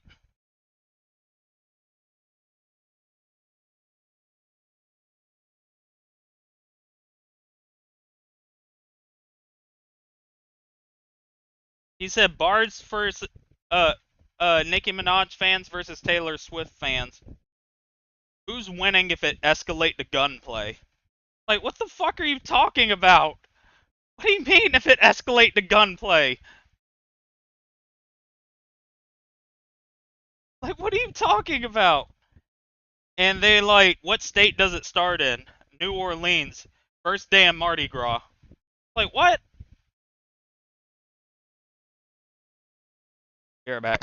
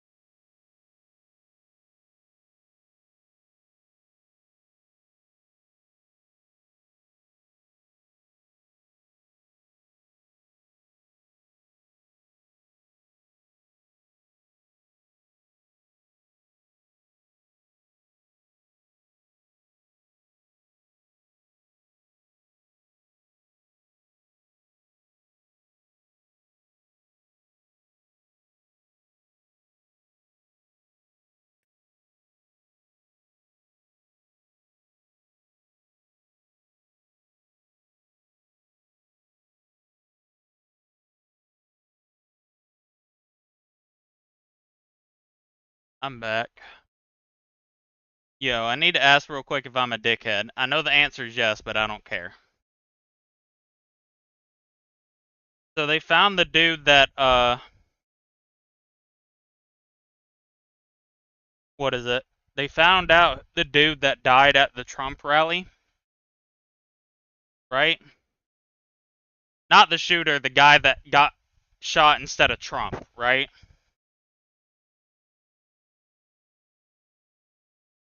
They found out who it is and they found his Twitter.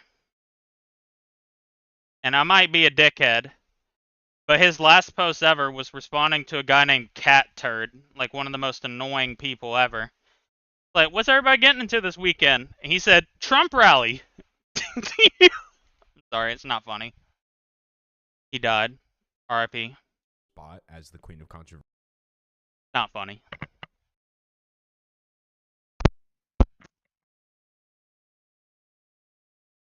A beautiful young patriot died, or whatever. I'm just going through his post, and what else is there to say about him? He's just...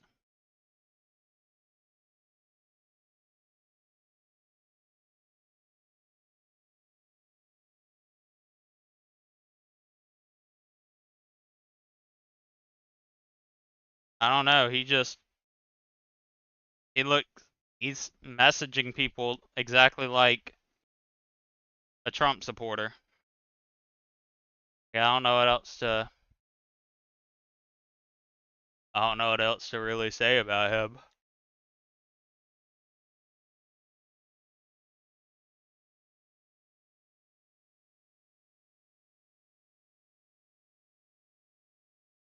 He died because of a man that's gonna use him dying as a way to try to become president. That's kind of sad, to be honest. Oh well. And boy, did she make a lot of headway with this whole mask incident. Now, I've already gone over the situation in a video. Hold on real quick. Be right back.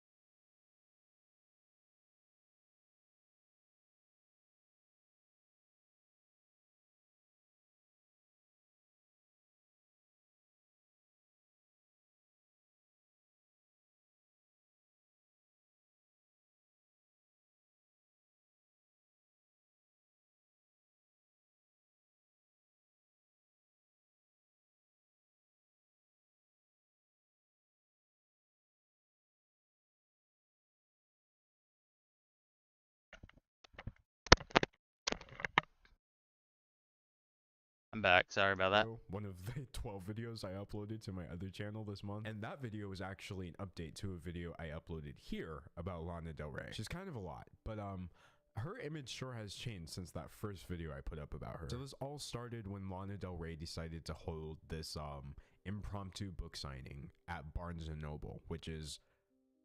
During the pandemic, it was for Violet Bent Backwards Over the Grass, which is the name of her latest poetry collection, apparently. It's obviously completely irresponsible to encourage people to gather in such a small space over something unnecessary.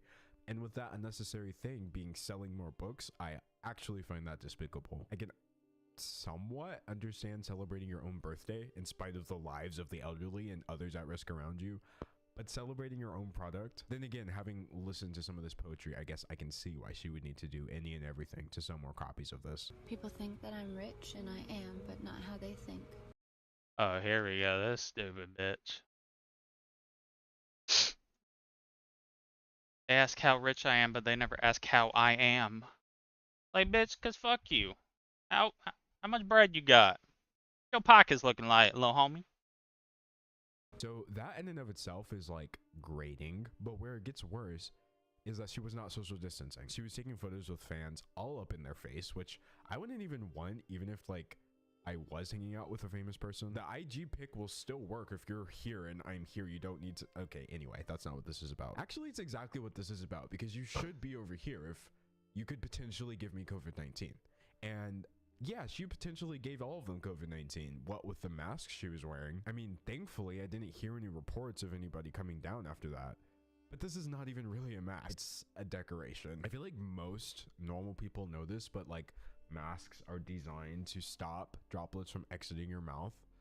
That thing she had on her face wouldn't even stop a loogie from exiting her mouth. But I guess she just wanted to make a statement. Yeah, she wouldn't need to stop it. I'd be there to slurp it up.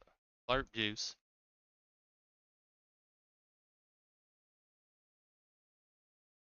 Sorry.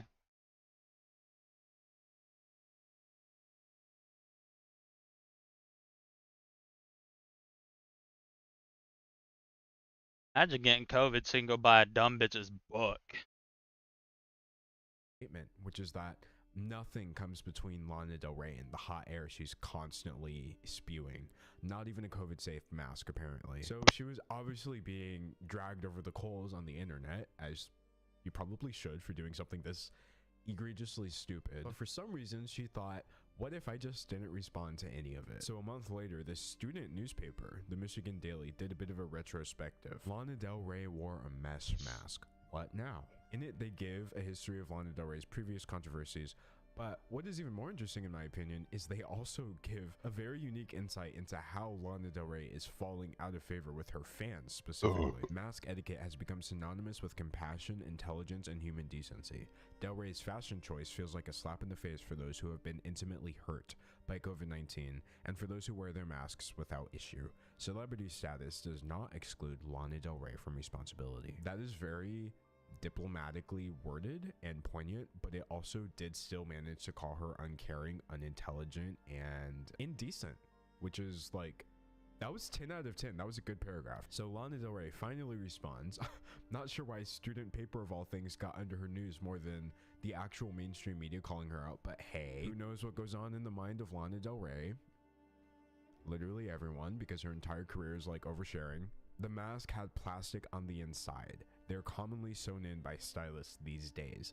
I'm lucky enough to have a team of people who can do that. Oh my gosh, good for you. When she was called out in that post by people for not responding for like, I think it was 6 weeks almost, she claimed that she was simply too busy making music and donating money to people in order to respond for a month and a half. If it honestly takes her that long to write 2 tweets, then I guess I finally understand why she never drops an album on time. But somehow, her apology actually worked on people, despite it being, to me at least, blaringly obvious that she lied, right? Like, you didn't believe that her mask had plastic, did you? Anybody with eyes can see that this has no plastic. There's no fog, okay? When she pulls the mask down and it bunches up, it's clearly only a mesh material. Even when she's speaking, there's just like no muffling. I'm doing a little book signing, and we are at the Barnes & Noble in the Grove.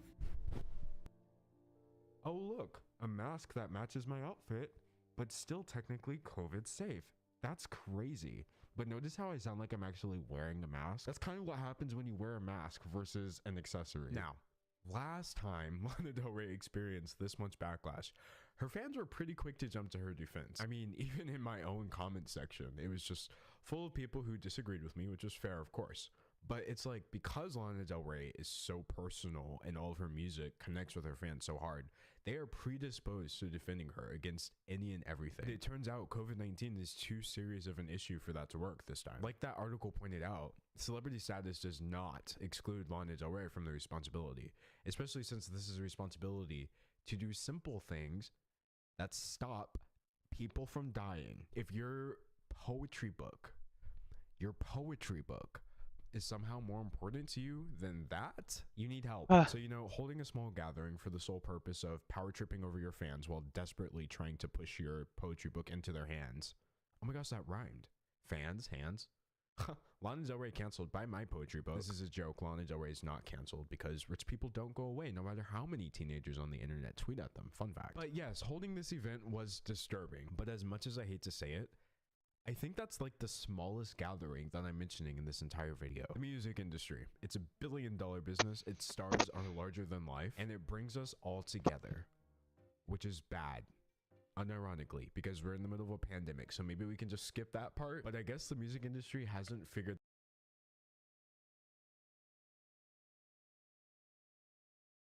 I think if we were still in the middle of COVID and somebody was making a video like this, or not if we're still in the middle of, we are still in COVID, but I mean like today, somebody making this video, I'd be like, alright man, come on now, we get it. We get it, man, okay?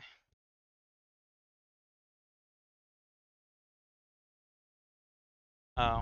That out yet. This is not to label everyone like this. There have been a lot of fantastic concerts for people being.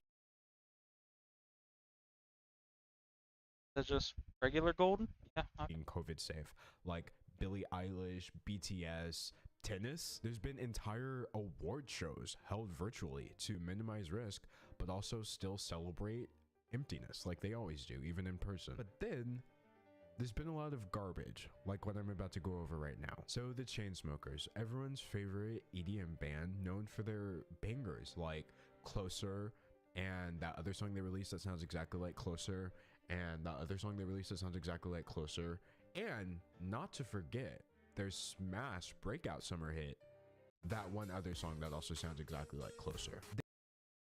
Why'd I take this off? What happened? They decided to headline this charity event, which is like usually good. It was held in the affluent Hamptons area. Okay, tickets cost anywhere from $1,000 to $25,000. I haven't even listened to the Eminem album. Thank you very much. But I will say I have heard one song from the Eminem album, and that is, unironically, one of my favorite songs. One of the best songs this year, and that is Fuel by Eminem featuring J.I.D. But for me, that's personally because J.I.D. clears the floor of Eminem. Like, he was good as fuck on that album, or that song, that is. I would play it, but my stream's gonna immediately get taken down. Those crackers do not miss. Yeah, I also saw you drop a couple of Trump rally people too yesterday.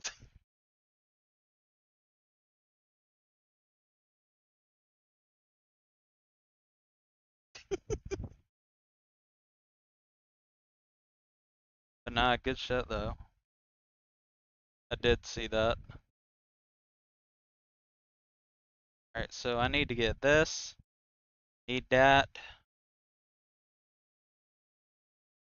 I should have enough to get the rest of these. I think I should, yeah. I'll have a little bit more than I have enough to get all that. Once I get double hats for this account, I'm gonna start going and doing whatever. Okay, hold on. What the fuck was that? Oh.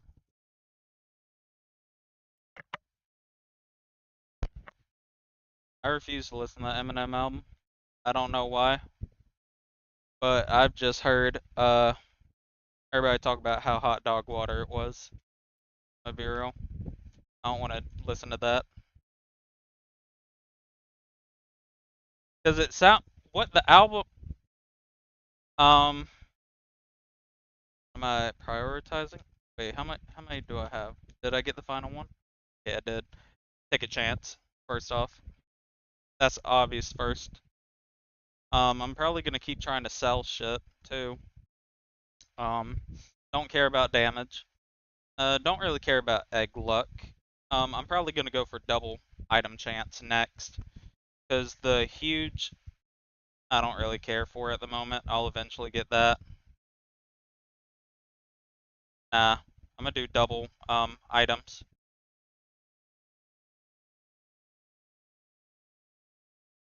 For some reason, imagine paying $25,000 just to hear someone press play and then Closer part 25 through 30 plays. In other words, it was. All I know is I woke up yesterday and I almost cried tears of joy because Zinc sent me a picture of XXX Tentacion, part of his face on Donald Trump. And I almost started crying tears of joy, and then I realized he only got, like, slightly hit. Then I became sad. So, that's all I know. There's a bunch of rich people, for once, giving their money That's probably what I'm gonna do with my other accounts too, is just get to 20 and then stop. to someone who could actually use it, like the services that they were donating to. And according to Billboard, this event was going to follow guidelines. It was going to be fine. They had to make all these promises to get clearance in the first place, like that it was going to be masks only and people were going to be separated into various areas, etc. And so they did promise that legally to the city. There's like proof of it. There are many safety protocols in here, including that guests had to stay in a 20 by 15 space. So after a few hours of everyone following the rules, I guess the event organizers were like, what if we didn't? They allowed people to congregate at the front of the stage, which was not at all previously agreed upon. And there was just no social distancing. It was basically a mosh pit. So the governor responded to this and called out the event organizers like, hey, that wasn't the thing that you said you were going to do. I don't know how they approve. Dog. Next update, they better fix this. Next update, they better fix this. There's no reason why I'm going to lobbies only with auctions.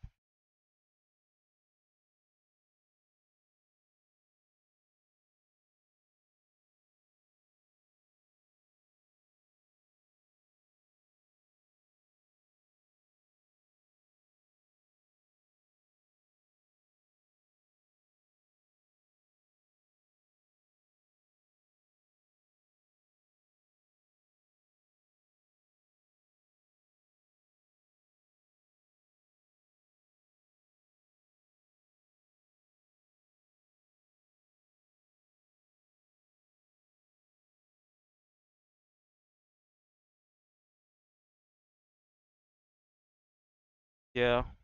Dog, look at this. This is gonna piss me off. This is going, like, this legitimately gonna piss me off.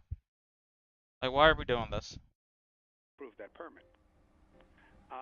The promoters are going to have a problem. And they responded and said, oh yeah, that last part where everyone was in that mosh pit, they were actually socially distanced and there were no groups there bigger than 10. And it's like, why this is the second time people just violate these rules and then somehow think, you know what, maybe it's just stupidity. Maybe if you're dumb enough to violate COVID safety guidelines, then you're dumb enough to think anyone's going to believe you when you lie about it after the fact. That's what I choose to believe, since I guess we just pick and choose information. Like, instead of lying, just admit that you don't care whether or not people die. Save yourself the trouble. So the Department of Health actually launched an investigation into this incident because, oh my gosh, there were so many people there. And the conclusion of that, which I have mixed feelings about, they were fined $20,000 by New York. I think that's an insanely light fine, especially considering the fact that some of the tickets sold for more than $20,000. So like, look. Yeah, like I said, they ain't gonna be good profit anytime soon. Rather sell now, you can, but just know the reason they that price is because people are impatient. That's the only reason they going for that much or that little.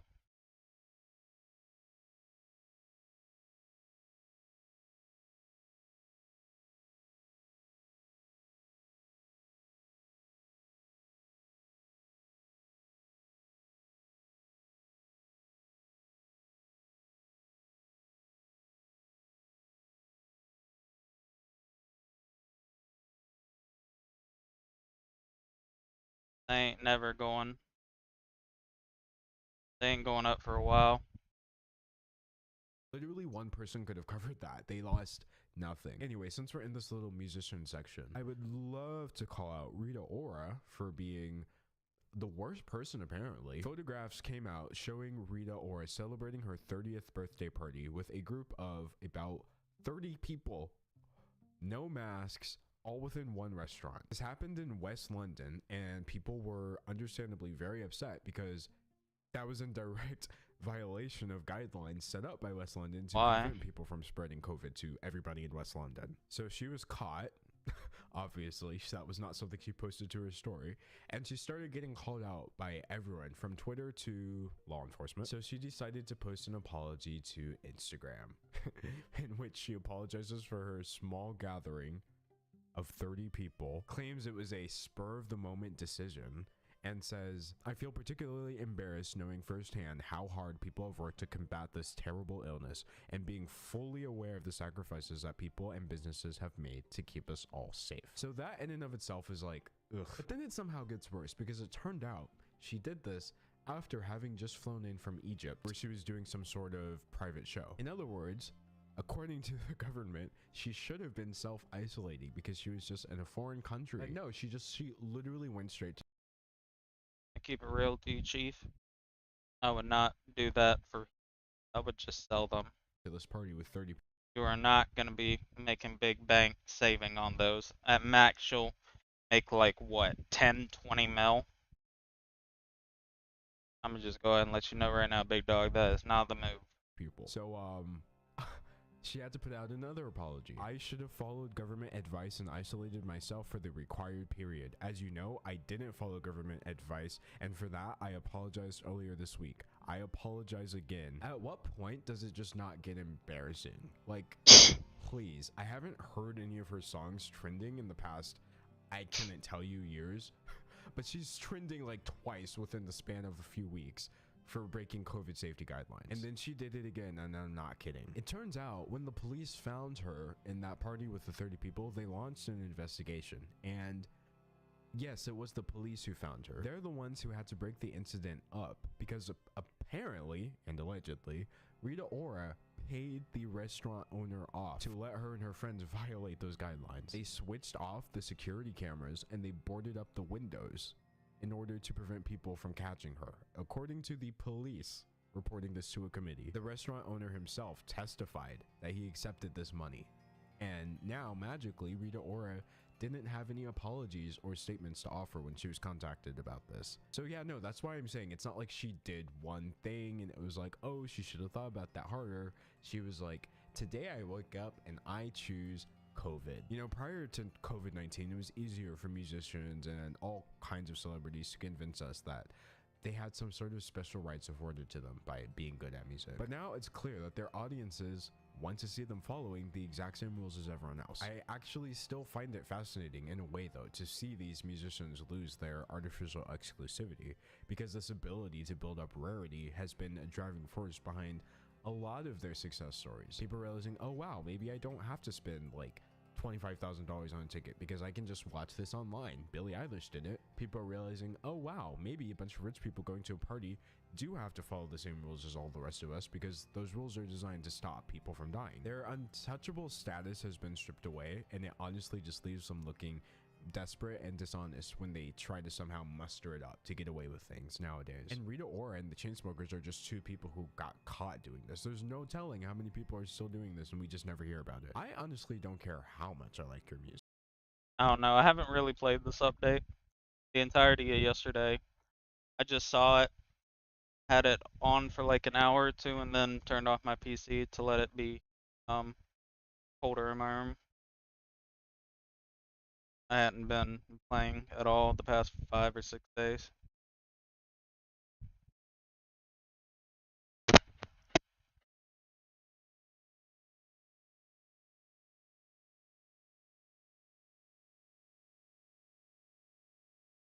I don't care how talented you are, it's never going to be enough to excuse your decision to endanger people using your fame and influence to get away with it. So like imagine doing that and not being talented. Like Nice. There's something about League of Legends I saw. Did I take a picture? Did I save? There's something that happened.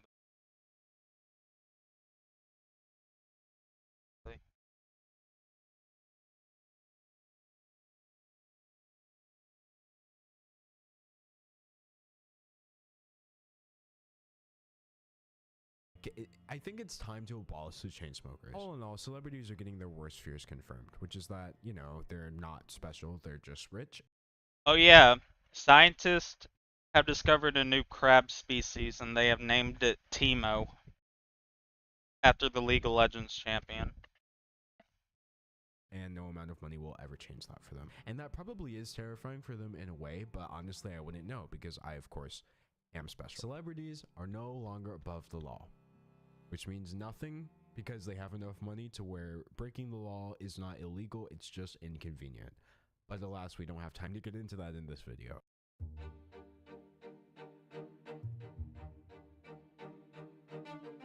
So I've talked about how, actually famous people are handling COVID-19. So we're going to bring this down to my circle. Internet famous people. Okay, now that we're here, we're going to go down like 7 more circles to the bottom and talk about TikTok famous people. There's 9 circles here if you haven't done the math. Now, before I get into this TikTok discussion, there's one thing I want you to remember. It's up to you. It's literally such a cheap gamble that I personally open them. It won't be really good to personally open a shit ton of them until you're 99 in gift mastery, but honestly, if you'd rather just open them just to see what you can get, I would. It's one of those where it's like, it doesn't really harm. You know what I mean? Just like, yeah, you open them. Cool. I need these to go up. I still have 2. At this point, I might as well just go send all my accounts to go open those chests. These people are adults. I know it's hard to tell with all the juvenile dances, the high school drama, the elementary school haircuts, but most of these people are in their 20s. Addison Rae, Blake Gray, Lorraine. What is with all these Rays? Is that like a requirement to being popular on TikTok? Too bad Billy Ray Cyrus was born in 1961 instead of 2001. He could have been popular. Anyway, my point is these people pay taxes. They're allowed to vote. Oh my god, they're allowed to vote. They would get drafted if there was a war, okay? Heck, half of them are already desperately trying to hide their receding hairlines. So don't think of the actions I'm about to describe as the actions of dumb kids on TikTok. Think about it for what it really is. Unhinged adults with no capacity for See what I mean? And no care for. Like, it's one of those things where it's like, low, what is it called? Low blank, high reward. Low cost, high reward. What is it? Something like that? I don't know. For human life. And honestly, that terrifies me because their entire audience is just children. The Hype House. Bunch of influencers, millions of followers among them, and not a drop of talent. Basically, imagine taking a boy band, okay, but some of them are girls, and none of them sing, or can sing. Yeah, that's the Hype House. They're only popular because enough children happened to like their TikToks that TikTok started promoting them, and then now they're rich and they won't go away. Infinite net worth, zero contribution to society. So with that being said, I guess I shouldn't really be surprised at what I'm about to tell you. But unlike the traditional celebrities we talked about in part 1, these people don't even try to hide what they're doing. So Influencer Collective The Hype House is one of many TikTok. God, this video's old. Hype House has had like 15 different like groups of kids in it since then, I think. I need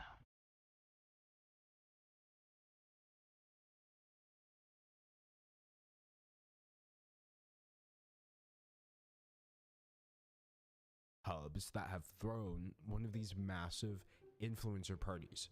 This one was for the TikTok/YouTuber person, Lorraine. He turned 22 and had his party at the Hype House mansion. And just so we're clear, this surprise party they threw for him, it wasn't just like, oh, I'm gonna hang out as friends. They clearly paid somebody to host this event, which is an insane thing to do during a pandemic. So because of Lorraine's follower count, a bunch of other influencers attended as well. And just so we're clear, they're all pathetic. This includes James Charles, Nikita Dragon. I saw a whole lot of influencers and 0 masks. So basically, this was so egregious that everyone got called out by Tyler Oakley of all people. Shout out Tyler Oakley, I guess. If your favorite influencers are at huge house parties during a pandemic and are dumb enough to post it on social media, they are bad influences. Unfollow them. All facts, no cap on God, he don't miss for real. He then went on to actually tag Lorraine and several of the other influencers there, which is very chaotic and definitely an inspiration for this video. Hi Lorraine, hi James, how are you doing? So Lorraine offered this weak apology. It's a whole lot of words to Yeah, I understand. See, I understand why you're upset because, see, I wasn't even trying to let y'all see me do that shit. I understand why you're upset because you're a pussy. Oh, poor baby, you not get invited to my party?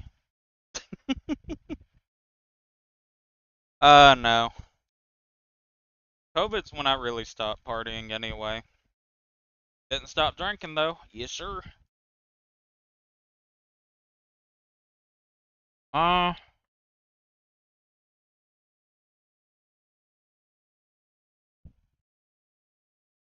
I need money.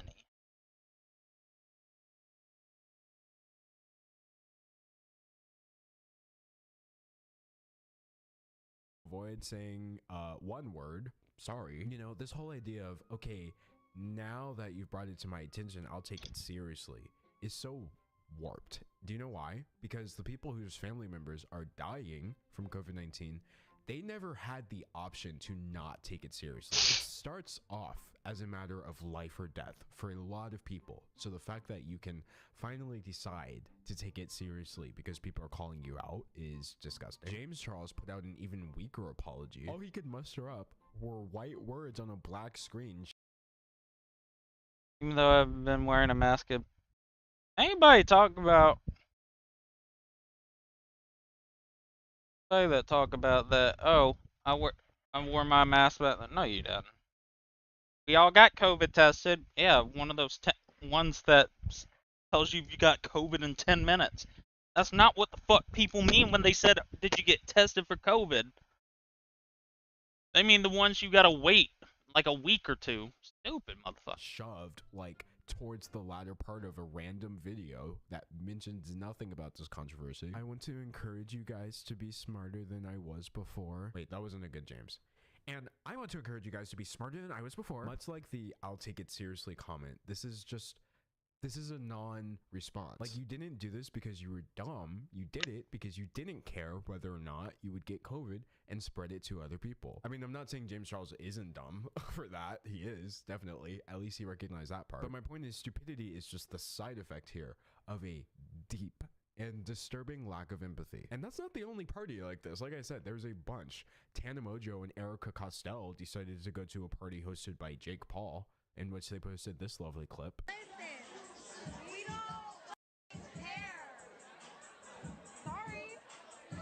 We didn't really need the verbal confirmation that neither of these women care about anyone other than themselves. We could just tell by the fact that you were there in the first place. Tana posted this apology, if that's what you want to call it. I'm going to apologize for real later is possibly the worst take I've heard from Tana Mongeau, and that's saying a lot because she has a database of those that just stretches back for years. Tana Mongeau is bad takeopedia at this point, and she still went lower than her low. Now, this is all like kind of really serious, not just because it's like, oh, they decided to have fun instead of be safe.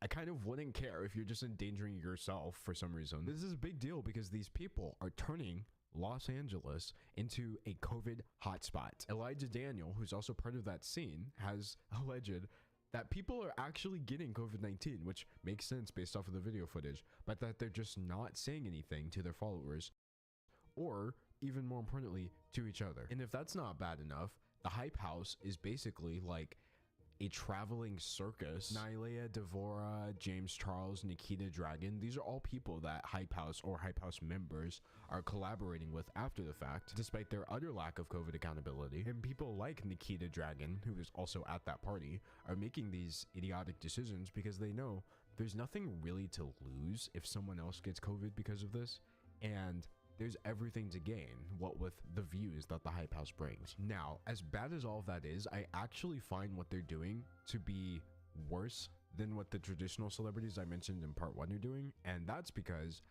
like I said, the Hype House's audience is only children. There's nobody there but kids. And even though there's a couple of kids in the Hype House, the majority of people there are over the age of 18.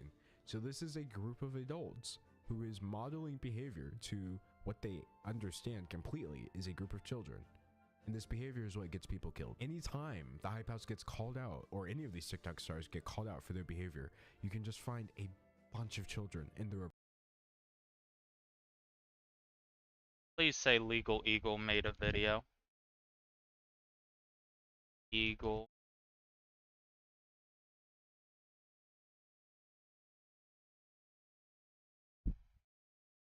Please say he fucking... Did he please? No! Damn it.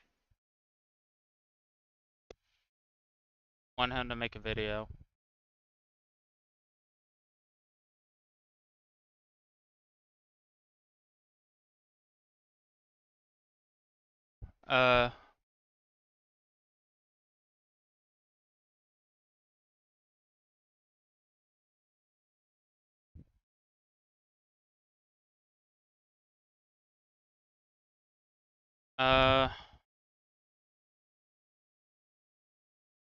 Hold on. Oh. Alright, Cody, let's have an uncomfortable conversation.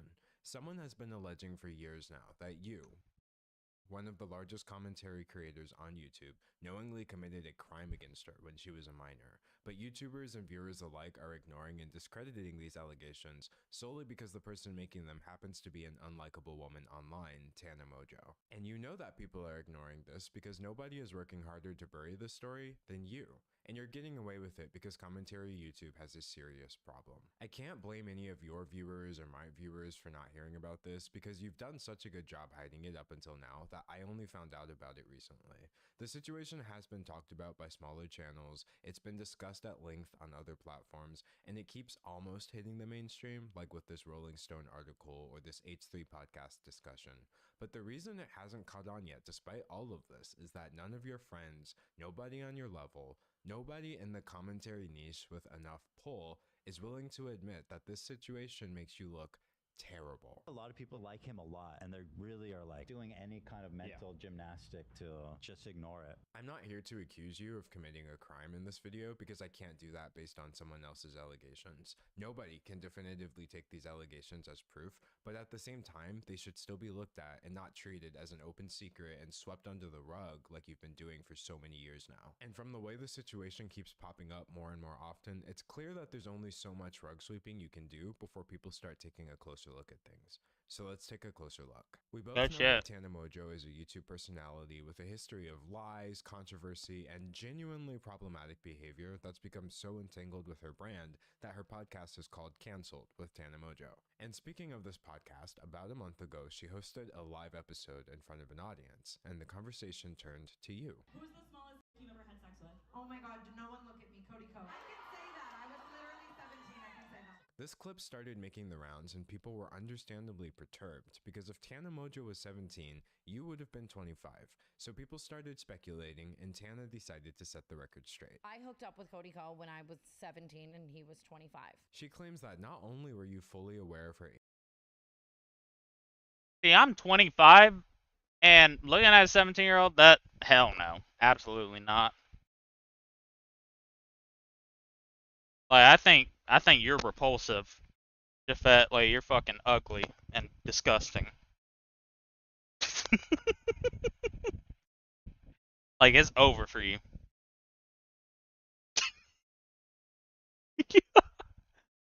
Like, dude, why are you being a dickhead? I didn't even do anything.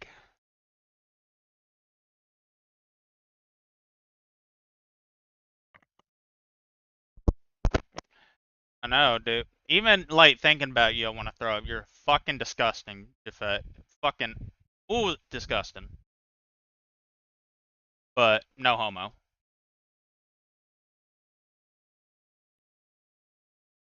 No. Well, the leader is 23. You were 17. So I'm making this point because of this. I'm glad people are going after Cody Ko. This has been known for a while. Like, that, like, he hooked up with her when she was 17.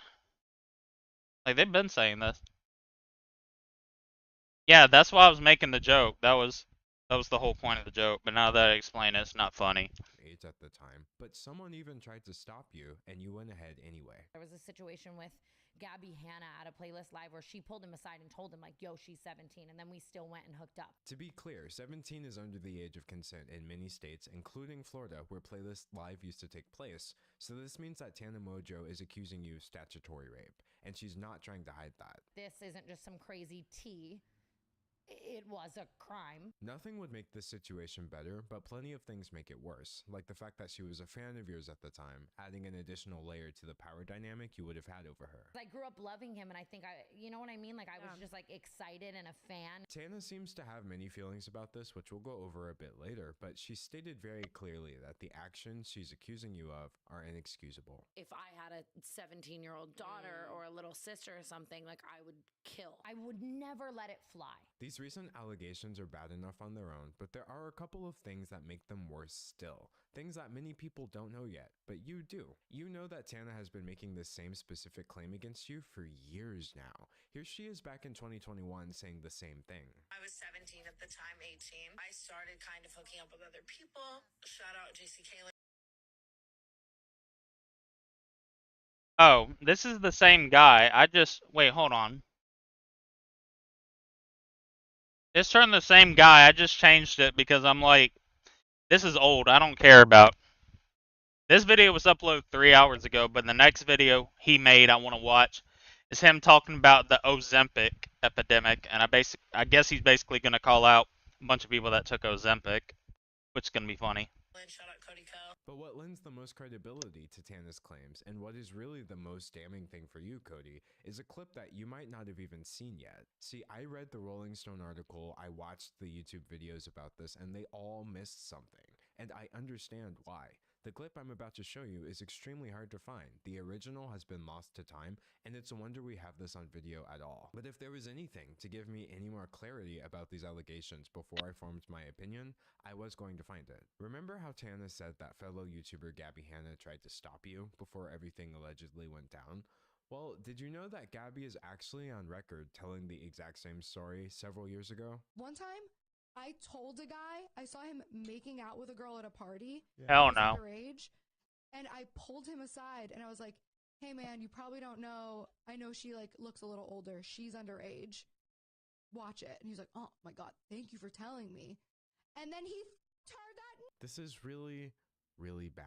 People make accusations all the time, specifically regarding things that are very difficult to prove or disprove, unfortunate as that may be. But when somebody makes an allegation and they say they have a witness, and that witness can be found telling the exact same story years before any of this came out, that's not something I can just ignore. In a situation that cannot be proven, corroboration by a third party goes a long way. And frankly, Cody, the allegations against you seem to have been corroborated. But instead of researching to find these answers like... The issue with this is that Gabby Hanna is a legit psycho. Like, she has actually gone off the deep end. So, her making allegations are just falling on deaf ears because she's lost her mind. Oh. Do you have any of those super lucky tile blocks? Whatever. I'll buy them. I'll buy those. Like I did.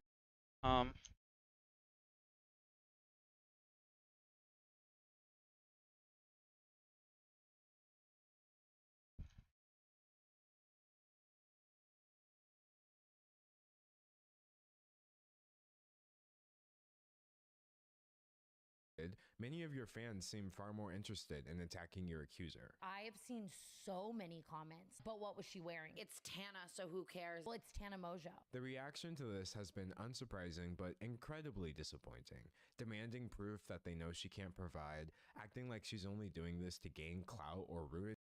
See, the issue is just like, what is it? Tana Mojo is known to be a big fucking liar. Like, literally, we just watched the clip of her during COVID being like, we don't care. Like, she's been known to be a piece of shit. Which sucks, because if this is true, people aren't going to believe her.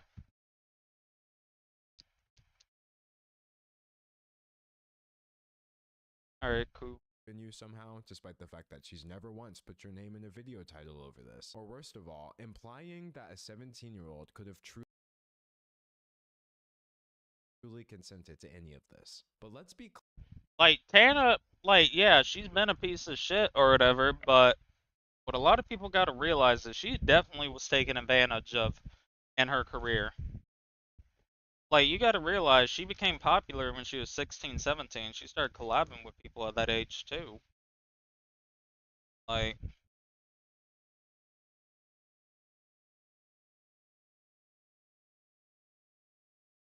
Jesus.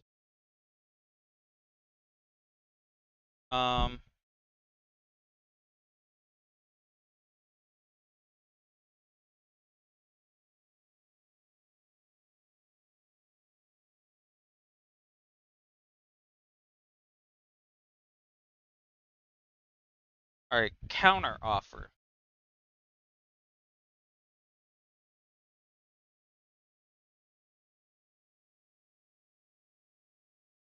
Oh wait, let me just do this actually.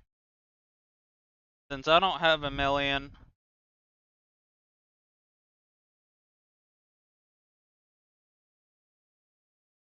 that should give you a million. clear about one thing. That is not the case. No amount of retroactive age calculations or what-if scenarios change the fact that what Tana described would be, objectively speaking, a crime. A crime which you've said absolutely nothing about. And even if this wasn't illegal, you remember being 25. You would have known then.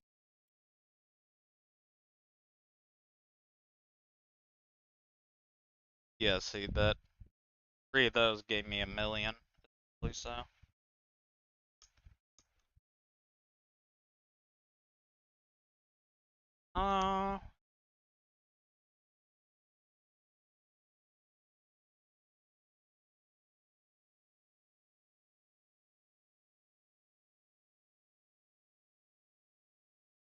I think what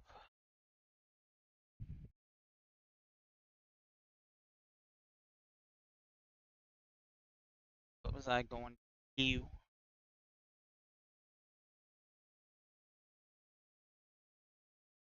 As I currently know at age 25, that nobody this age should need an explanation for why a 17-year-old is off limits.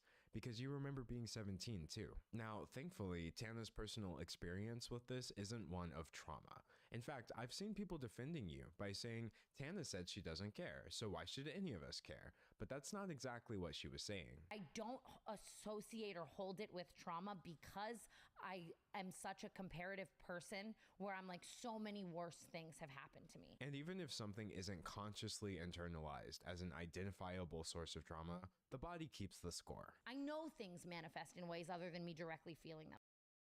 Next update, they've got to make it to where you can toggle off, like, searching a lobby and go into a lobby that has a fucking auction. That shit genuinely pisses me off. Like, if I try to go to any lobby that is, like, brand new, searching for an item, it only brings me to auctions.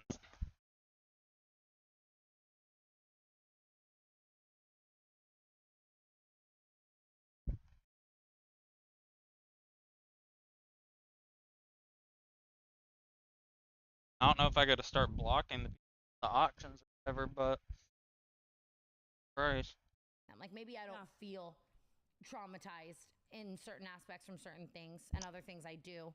But, you know, maybe they just manifest in ways other than directly feeling. The answer to why any of us should care is that a person has tried to come forward about her experience and has been met with the most vitriolic victim blaming I've seen in years. She's been dismissed, discredited, and disbelieved before anybody ever gave her a chance. Because it's Tana, which sets a horrible precedent that if a person runs out of goodwill, they lose the right to come forward with their experiences. The most traumatizing thing of all of this really was seeing how many people, like, don't believe people or don't believe me. I feel so bad for all of these young girls because then they see that and then it makes them not want to come forward. And you, Cody, are part of the reason she's been met with this reaction.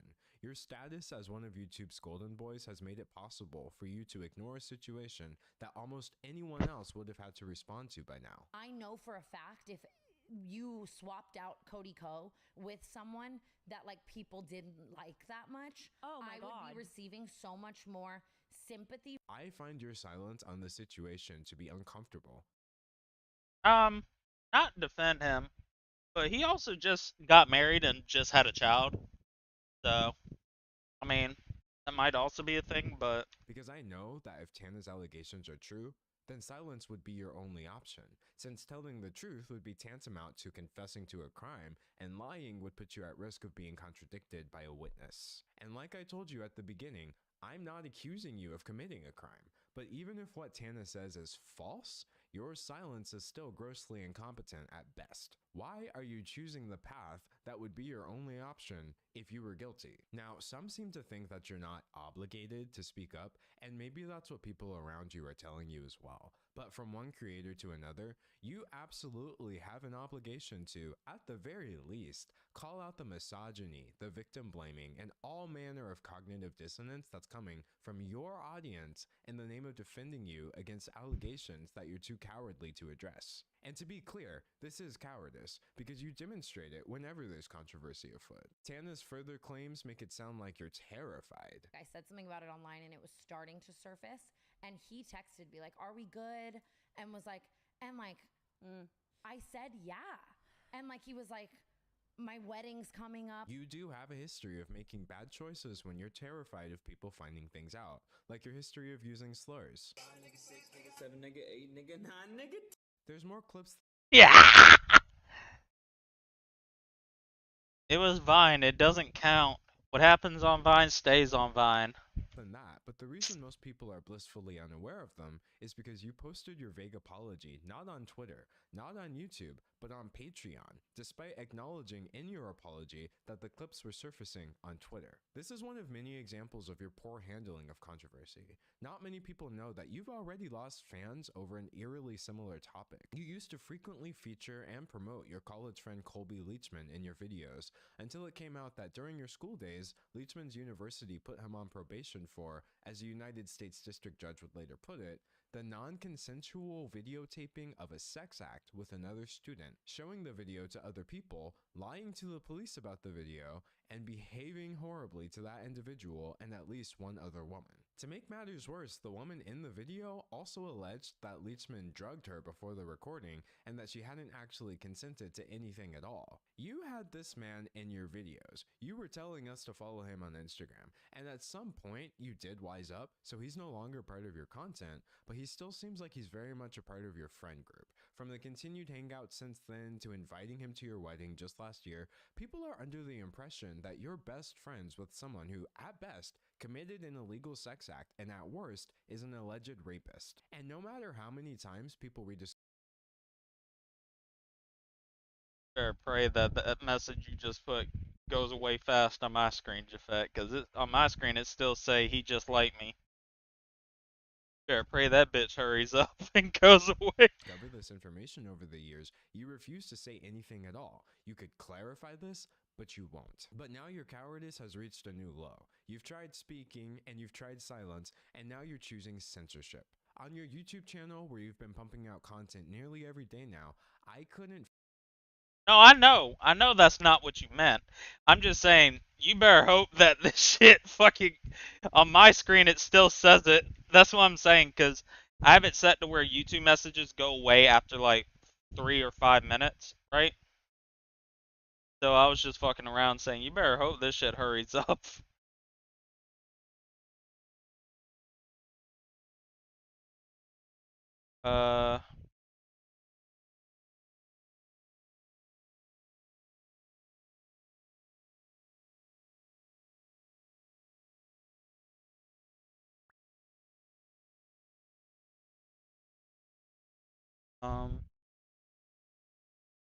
I don't even.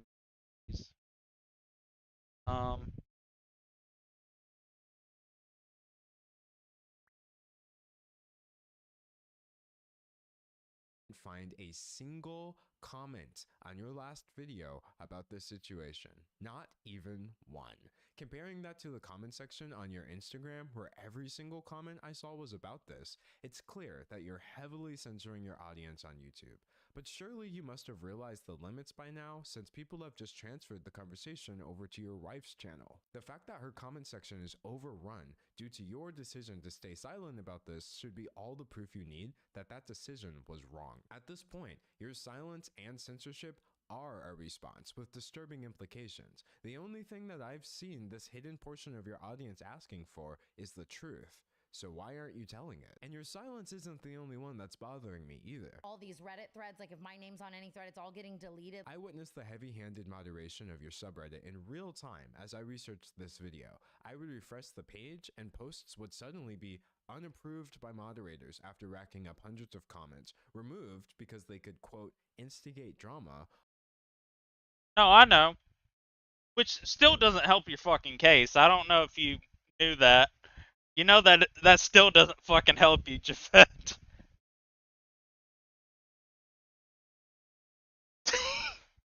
You saying that like, oh, this is gonna clear it. No, that still doesn't help you, motherfucker.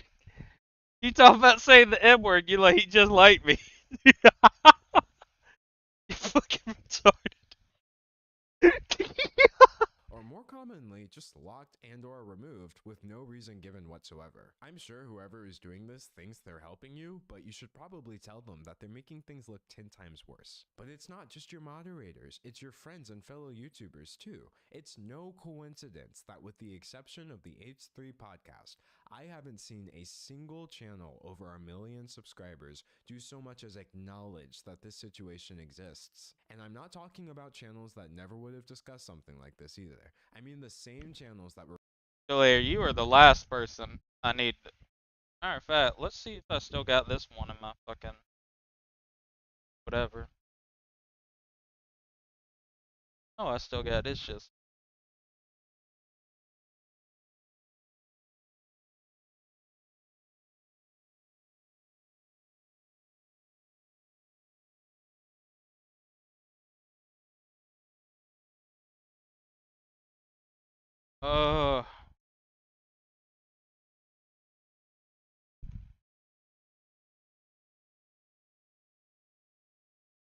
gotta do this stupid ass shit.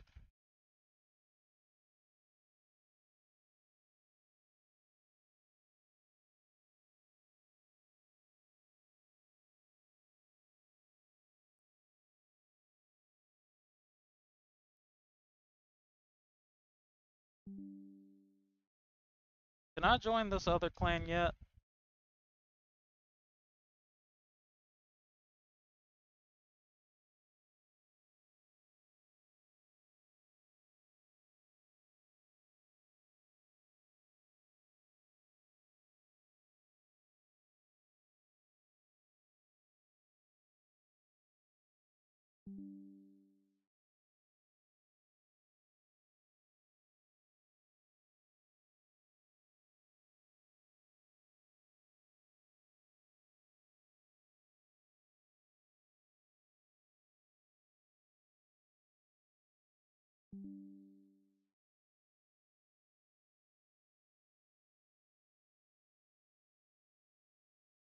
To do this stupid shit again for this clan.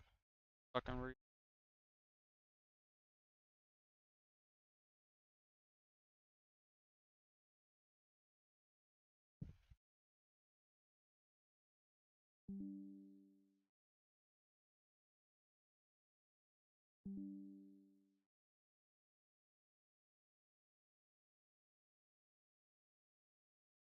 I saw an evil ass post on fucking Twitter earlier, Dell. It was fucking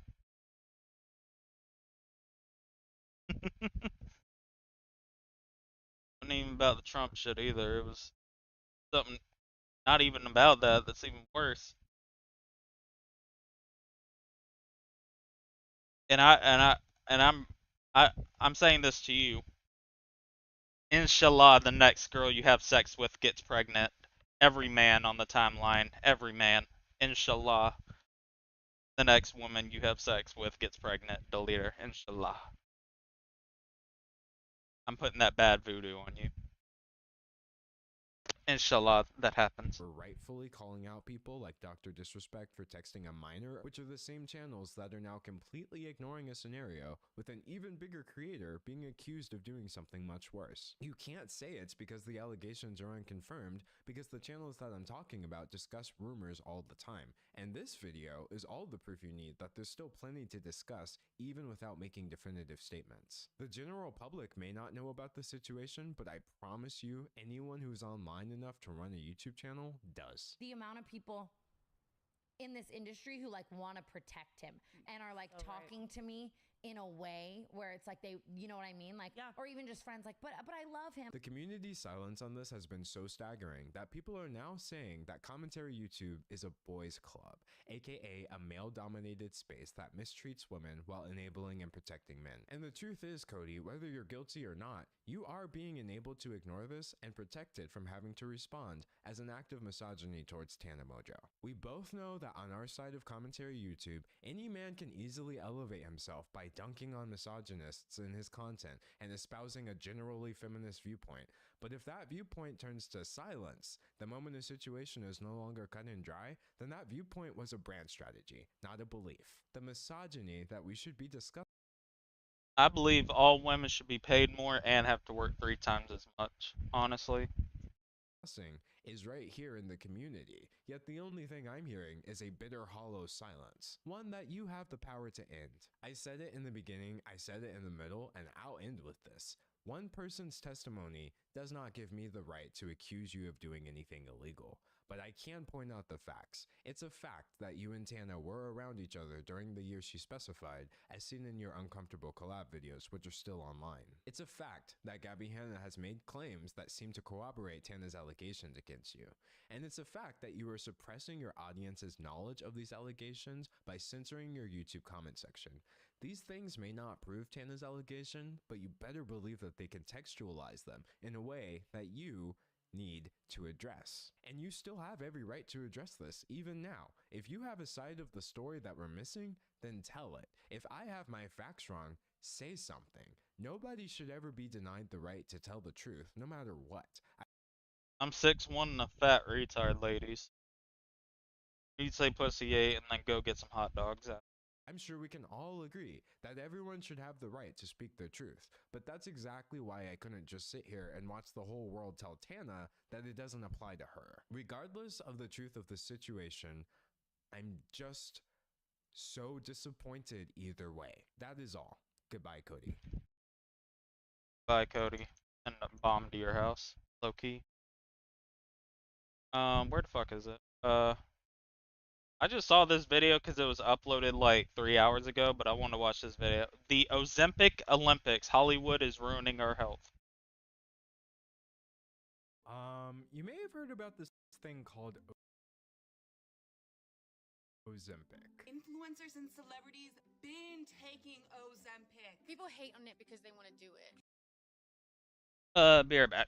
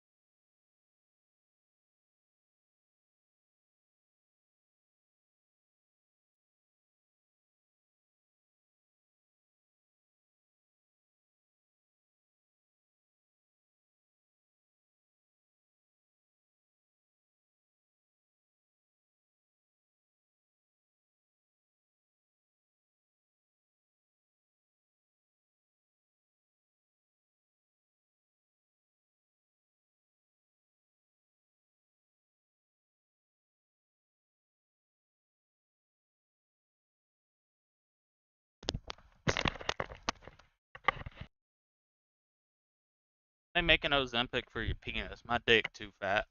My back.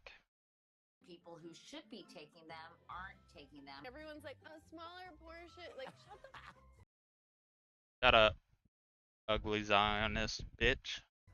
People who shouldn't be taking them are. You're on Ozempic. They do have side effects. I think that they've gotten overhyped. Medicines have side effects.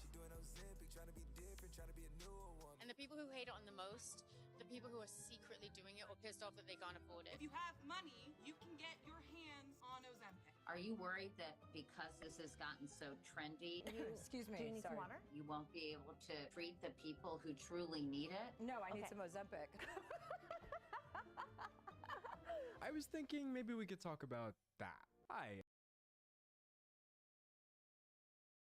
I wouldn't take Ozempic because I know it fucks with your stomach lining. Because, like, clearly the shit ain't for people, like, regular people. The shit's for fucking diabetics. Like, let's get that out of the way. This shit is not for fucking regular everyday people.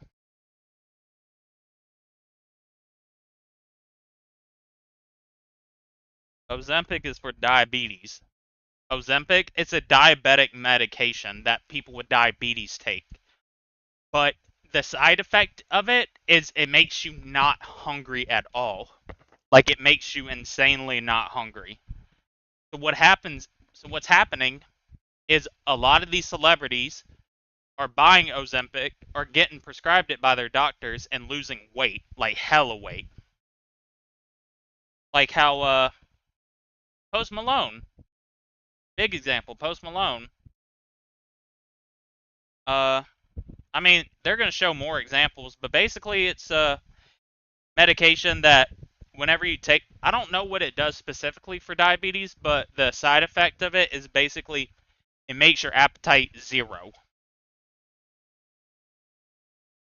So a lot of people were taking Ozempic to lose weight. And that's why it's a big thing, because a shit ton of celebrities are doing it. Yeah, I'm D'Angelo, and at this point, introducing myself would be like introducing the air. We already know I'm all over the place, but I still give you life. Anyway, I'm glad you're here, because today we have ourselves a moral dilemma. Rich people have finally figured out how to purchase being skinny. Yes, it's every bit as dystopian as it sounds, and no, it's kind of not great for anybody. Ozempic is a weight loss medication, and to call it popular would be the understatement of the century. The only thing more prevalent than the Ozempic prescriptions at this point is the number of people who seem to have strong opinions about the drugs and everybody who's using them. As you can tell from the intro, there's a whole lot of discourse about who should be using this medication. And if you ask 10 different people, you're probably going to get 10 different answers. But one thing is clear, there are a lot of people who should not be using Ozempic, and many of them seem to be hanging out in Hollywood, California. It's gotten to the point where even other celebrities and the companies selling these drugs have called out certain people for using them earlier this month. Some people have been using medicine, never meant for them. But with Oprah releasing a viral TV special just a couple weeks ago where she defends her Ozempic usage, the discourse has only intensified. Oh yeah, that shit's funny as fuck. That bitch made her whole career doing Weight Watchers, and she like, yeah, I did Ozempic. And fuck Oprah. Think keys are gonna go up? Probably not. Might as well use them or just sell them. I'm gonna use them. And at this point, it's boiling over. So what's really going on here? Well, it turns out the answer is a little bit of everything, I guess. So I figured we could do a deep dive into how Ozempic is being used by celebrities, how that affects the way everyone else uses it, and what this says about some pretty deep-rooted societal issues like fat phobia, classism, and unattainable body standards. All of which probably explain why people get so touchy about this. I've got a ton of pop culture examples, opinions from experts, and even just my own personal experience as somebody who used to be overweight. So as you can see, we have a lot to get into. So first, let's take a quick look. Nope.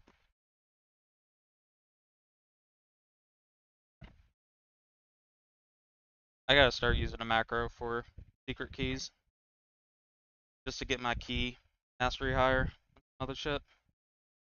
Actually, matter of fact. Instead of that, I'm gonna do this. Actually no. I'm gonna go here.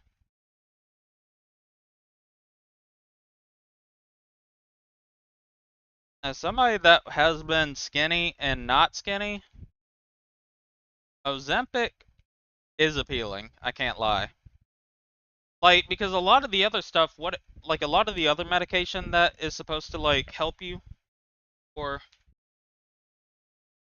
You know what I mean? A lot of the other medication that's supposed to help you lose weight, what it does is it just basically makes you like have a higher metabolism.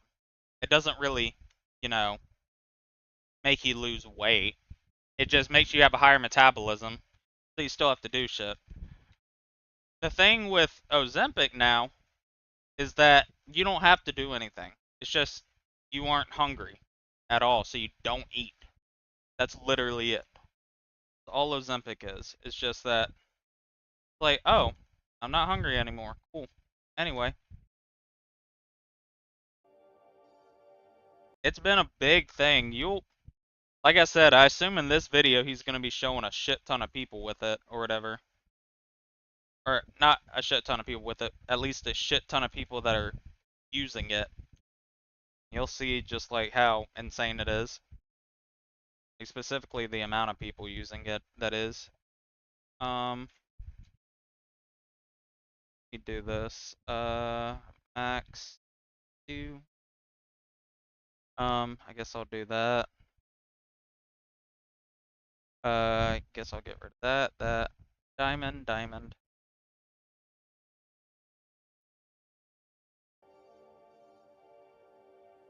You know what? I'm about to say it. The F word. Sorry. Oh. I was like, shit, I'll say it too, King. But then he said the F word. I'm like, oh, that ain't the fun one. Alright, let me get this real quick. I need to...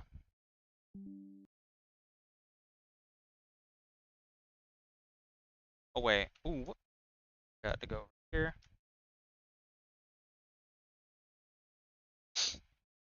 Damn, what? That they are airheads? What? Talking about? Talking about the people doing Ozempic?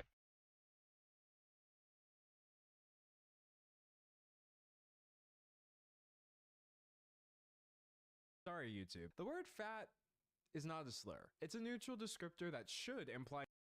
No, it doesn't. That's the thing, Dell. The fat on their face doesn't show. It actually makes them look skeletal. That's the difference. That's the difference, my boy.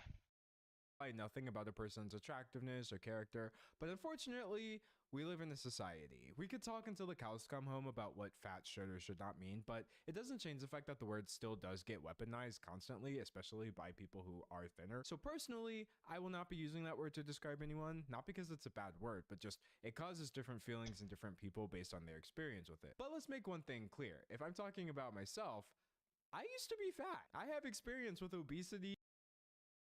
Alright, man. Fuck you. That don't count, man. That don't count. You was not a big boy. That don't count. You was just a fat kid. That don't count. If you was a fat kid, that don't count. You gotta be fat in adulthood for me to feel any type of sympathy or feel bad at all. You just a fat ass kid, that don't count. Major weight loss and existing in a bigger body. Nowadays, it's a thin body, and while I may have changed outwardly, it's important for you to know that deep down, my ego is just as big as it's ever been. If anything, it might be even worse now because it's like concentrated. But anyway, when I talk about weight loss, obesity, and bigger people in this video, I don't see any of this as being other. I will not be saying any stereotypical things to you. Congrats, Jafet. As far as I'm concerned, we're all in this together. So in part 1, I want to look at what Ozempic is and how it took both Hollywood and the internet by storm. At this point, this isn't my first weird internet trend rodeo, but of all the weird things I've seen go viral, literal medication is definitely a first. So what is it about Ozempic specifically that's causing all this obsession? Well, as it turns out... Oh, also another thing I saw that these people said, not these people, but the motherfuckers, the patch notes I read, is that they made it to where number 1, the first quest can be AFKable. I love them. Thank you. Thank you, team.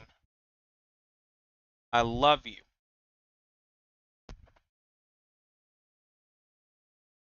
Thank you for making it AFKable.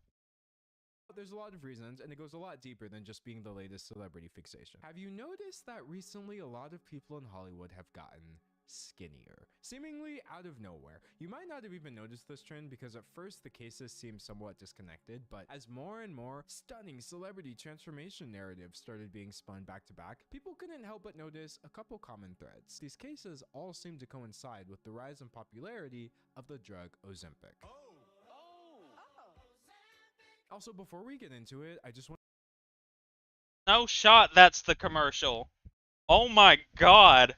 Wait, time out. There's no way that's the one. Oh fucking shot. Oh, Ozempic, you know. Oh my god. I know that commercial too. That's fucking funny as hell. You don't know that commercial, you ain't real. Or you ain't watch old people TV. Not even that. It's just that, sure, everybody should know what the fuck that Ozempic commercial thing. Oh, Ozempic. No. No. I want to make it clear that I'm not here to promote or recommend. I am. Yo, you trying to lose hella weight, like hella fast. Ozempic. Now, keep in mind, you will fuck up your body doing this because you're retarded.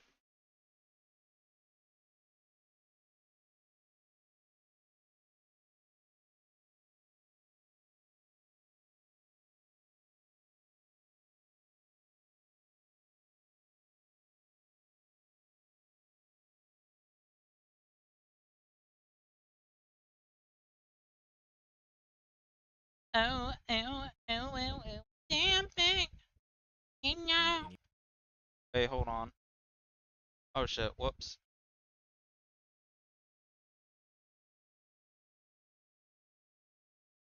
Medication or health advice whatsoever. Like, yes, I'm literally God's gift to the world, but no, I don't have a medical degree. It's not like I took the hypocritical oath or whatever. So just enjoy this.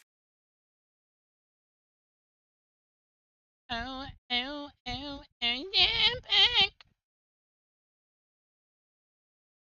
Wait, hold on. Let me do this real quick.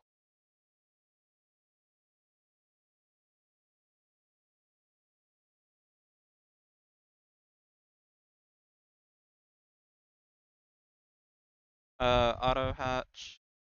No. This. Place fortune. Oh wait, no. Let me video for what it is, entertainment, and an opportunity to stare into my eyes for the next hour. Anyway, to get started, I thought it would be helpful to nail down what Ozempic actually is. We all know it's weight loss medication, but the specifics behind it are a little more convoluted because technically, Ozempic is actually not a weight loss medication.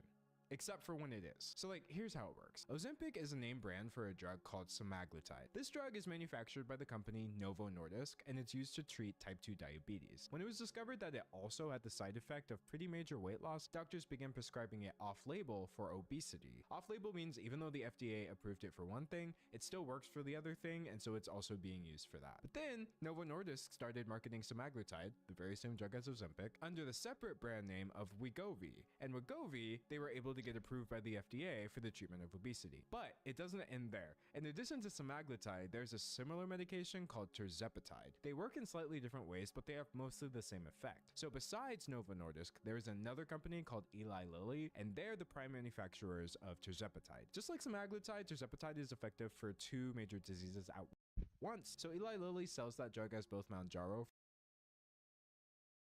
My mom's a pharmacist. I should just ask her to get me a plug. Skip this bullshit. She'd be like, yo, mama, get that anti-fat shit. I'll probably eventually go on to something like that and try to start, you know, actually not being a fat piece of shit. Then, you know, eventually decide, you know what I should do? I should probably, lose weight and go to the gym. Gay shit like that.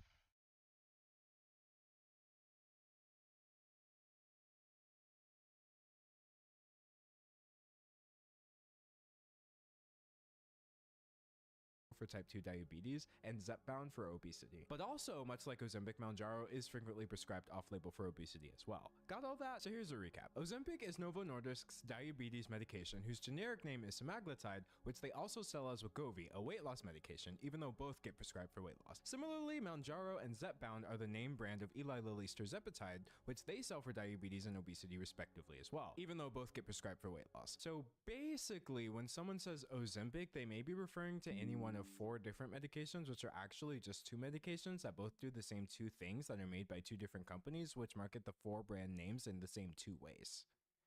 Which I think is probably why people just say Ozempic. Oh, and also Novo Nordisk sells semaglutide as pills instead of injections, and they call that one Rybelsus. Does that all make sense? Like, you got all that? So anyway, now that nobody is confused by that anymore, I think it could also be helpful to take a look at how Ozempic, aka semaglutide, works. I'm gonna give you baby's first explanation of GLP-1 receptor agonist medication. Not because I think you're stupid, but because I feel like a baby, and this was the first explanation that I actually understood. So basically, your body naturally produces a hormone called GLP-1. GLP-1 regulates your brain's hunger signals as well as your body's insulin levels and therefore your blood sugar. Some people's GLP-1 levels are not as balanced as others, so now their blood sugar and or hunger signals are too high, which can lead to type 2 diabetes and or obesity. That's where semaglutide comes in. It mimics GLP-1, which balances your levels back out. What is Ozempic? It's mimicking hormones that are a hormone that's released into your intestine when you eat food. So the resulting lower blood sugar is how type 2 diabetes is treated. It also slows down the process of food moving through your body, making you feel fuller longer. So both the slow digestion and the regulated hunger signals serve to reduce your appetite, which in turn leads to weight loss over time. And that's how the obesity is treated. The Ozempic doesn't burn any calories. It's about controlling your hunger. And there you have my declassified, highly simplified glucagon-like peptide 1 receptor guide. Now, GLP-1 receptor agonist medication isn't exactly new. We've been using Ozempic, by the way, for 5 years. But recently, the medication has surged in popularity more than ever. I'm talking crazy popular. Ozempic Wegovy drug prescriptions hit 9 million, surged 300% in under 3 years. It's at the point where these drugs are accelerating the expansion of the economy of Denmark, Novo Nordisk's home country. Other companies are feeling the effects too. Walmart said the drugs are causing people to buy less food. Weight Watchers is experiencing their worst financial times ever. Well, that's... Wait, what? Well, yeah, Weight Watchers went down because that bitch Oprah said, fuck y'all. She's like, I've been on this shit for 20 years, and I'm still a big bitch. We just gonna take this one pill and not be fat anymore. Actually get into the Weight Watchers thing more later, but as you can see, this is all kind of a big deal. And on the one hand, I feel like the Ozempic boom just kind of makes sense. Like, the World Health Organization tells us that there is a global obesity epidemic, or globesity, which is a term that the WHO has been trying to make happen since 2001 apparently. I understand the vision, but also no. But also kudos for saying that. For spilling. Anyways, it stands to reason that a new effective medicine that treats one of the biggest medical issues facing literally all of humanity would catch on pretty quickly. But the strangest thing about Ozempic was that it wasn't just rising in usage. It started rising in status. And if you're wondering who is backwards enough to turn a medication injection pin into some sort of messed up status symbol, look no further than Hollywood. It's at the point where you can't even have a discussion about these medications without famous people coming up in the process. If you want to learn more about the exact specifics of how Ozempic works, there's this great Vox video that dives into the science behind it. But even on this video, which is just a straightforward explanation, there are comments like this. Vox, I'm disappointed that the abuse of this drug by Hollywood and influencers for a quick fix to weight loss wasn't emphasized as much as it should be. So you know what? We're here. We've got time. Let's emphasize it. Alright, so here's the thing. I'm not going to sit here and point to specific celebrities and say, oh, there's a shortage of it. Awesome. The same thing with Adderall. yep, that guy, Ozempic poster child. Because at the end of the day, unless you're literally this person's primary care physician or med spa drug dealer, you literally have no way of knowing if they're using this medication or not. But at the same time, it is also an open secret at this point. In fact, I don't even know if I would call it a secret. Like, this off-reference clip of comedian Jimmy Kimmel making a joke about Ozempic at last year's Oscar Awards says a lot. When I look around this room, I can't help but wonder, is Ozempic right for me? The polite yet strained laughter is pretty clear. Celebrities are obsessed with semaglutide right now. Elon Musk tweeted about using Ozempic/Wegovy. Comedian Chelsea Handler opened up about it, and I'm only mentioning people right now who have admitted it. What do we think of this Ozempic takeover in Hollywood? Well, listen, it's a miracle for anyone who's ever struggled with their weight. And here's the thing. See, Chelsea Handler ain't even big, so I think that's where the big issue's gonna happen. The fact that why the fuck would she use it? She's skinny. She is right. Like, this shouldn't be too much of a hot take, but medicine is good. It's great that we have better ways of treating obesity now. But here's the problem. Hollywood isn't exactly known for being full of people struggling with obesity. Some of these celebrities are not trying to treat a medical condition.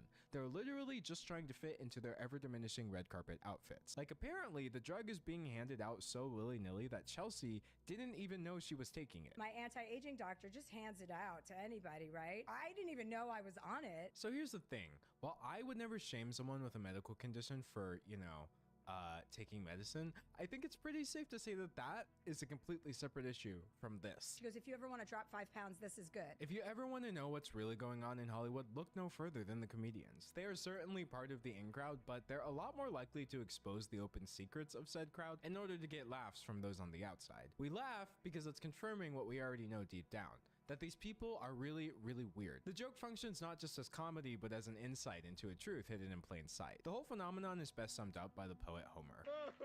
It's funny because it's true. So what truth are Jimmy Kimmel and Chelsea Handler telling us? Well, that rich people have indeed figured out how to buy skinny, and now their anti-aging doctors are prescribing Ozempic even just to lose 5 pounds, resulting in the last little bit of body diversity in Hollywood being weeded out once and for all. People who are not that overweight are taking...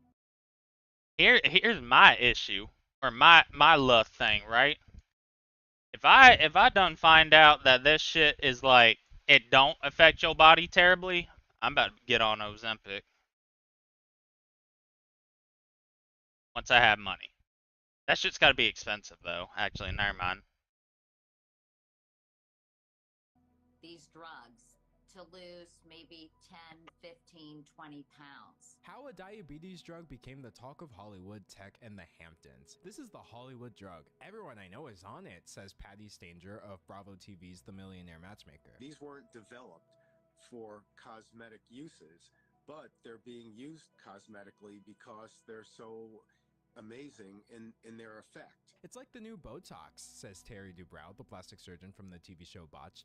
I love it. It's so good. Everyone is suddenly showing up 25 pounds lighter, says Andy Cohen of Real Housewives fame. What happens when they stop taking Ozempic? And he's not exaggerating either. I got on the bandwagon, says Real Housewives of New Jersey star Dolores Catania. What housewife isn't on Ozempic? Asks Cohen. What happens when they're not taking it? Well, it's the same thing as fucking people that get on goddamn... Like, people in my family have gotten gastric bypass surgeries to lose weight. And guess what happens after they...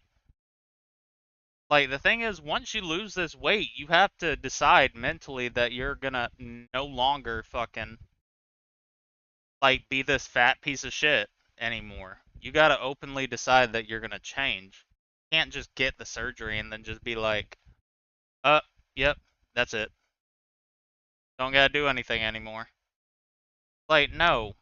You lose the weight and then get off the medication and then maintain being skinny. You don't just get off, you don't just get on the medication and stay on it forever. You'll die. Like, if it's helping you lose weight, dope. Big W. Glad it's happening. I mean, shit. Who else wouldn't be happy about losing weight? Hold on. I need to do this real quick. Wait, no. No. Don't you fucking dare, game. No. Stop. Don't you fucking dare. Ooh, that shit almost pissed me off. Sorry about that. Or actually, no. Let me just do all this. Fuck it. We just close all these. Nope. Close. Close. Close. I was trying to close out the top things or whatever so I could just relog all my accounts or relog to like the top 2 accounts.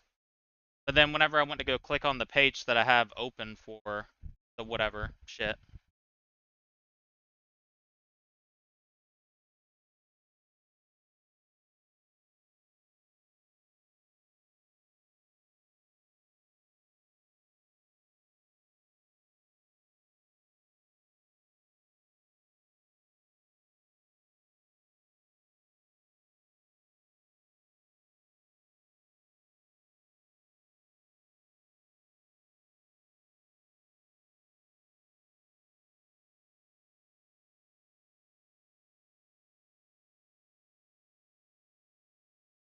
Not one. I wasn't going to come to this reunion looking bigger than anyone else. Manjuro. It's another part of Manjuro. Oh, that's the amped up version. Yeah. Oh, is it? ew. Dog, I haven't streamed in 5 days. I've been wanting to go. I was wanting to go to a Juice World concert badly.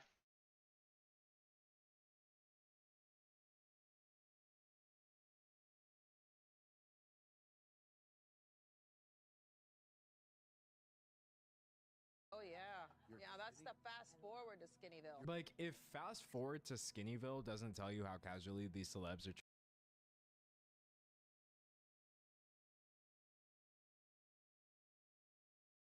I mean, personally, I didn't see you yesterday, and I don't know. You messaged me on Discord saying about to make history.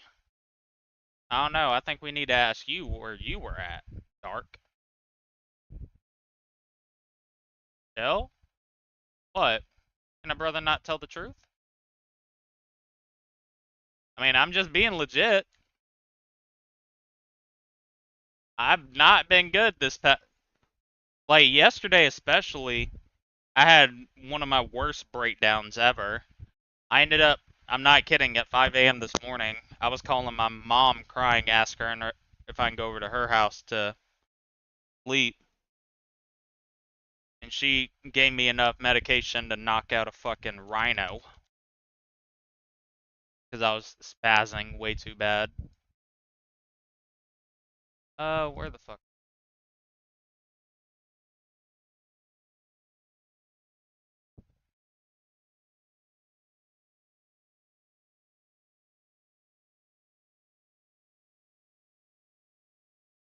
Oh, wait, no.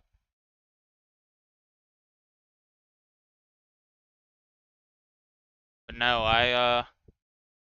like I said, I was dealing a lot with, fucking, not being able to, have my medication, but now that I'm able to get it and my mom has fully offered to buy it for me. Yeah, not only do I have my meds right now, but I'm stealing my mom's dog's medication. If I need to explain that, I will. So, basically, my mom's dogs are on a lot of human medications. Like, they don't need them consistently, but they're on, like I said, human medications. And, actually, go back to the void. They're on human medication. Well, yeah, I'm just kind of explaining why I haven't been here. Like I said, I tried. I tried going for 4 days, but yesterday, I don't know. Yesterday, I realized I cannot do this, so I ended up, like I said, I don't know why, but I just had weird thoughts. Not like suicidal thoughts, it's just weird thoughts. Like, I had a lot of impending doom thoughts, if that makes sense.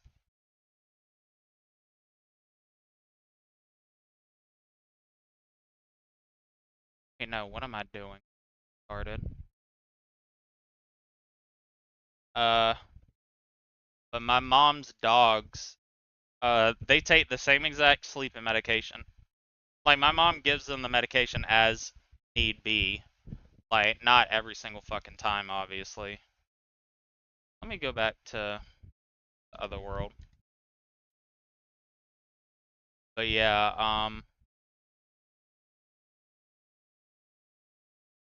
I ended up having a little bit of a meltdown this early this morning. And then talked to my mom about everything, and she ended up saying like, yeah, I can pay for your medication, gang, I don't mind. So now my mom will be paying for my medicine time being. So, and whenever I decide to actually get another meeting, gonna set me up with another meeting so I can actually renew my medicine type shit. See, the issue is I didn't want to ask her at first because I hate asking people for shit. That's why specifically in my post that I posted in my Discord, I'm like, I'm not asking for shit. Don't give me shit. Because I didn't, like I said, I don't like asking people for, the only people I like asking for is Deleter. I love pissing him off. Like, I'll ask for stupid shit, but I'm not gonna deadass be asking for, like, what is it? Money for food for shit.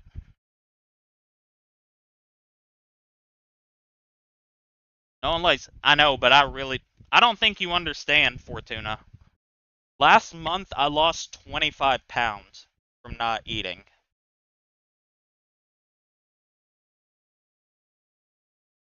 Like, last month, if I told you on average what I ate every day, on average, I probably ate one small bag of chips every single day. That's what I mean by I don't like asking for shit. Like, I wasn't even asking people for that type of shit. Treating these drugs, I don't know what does. I really want to try it when I give birth.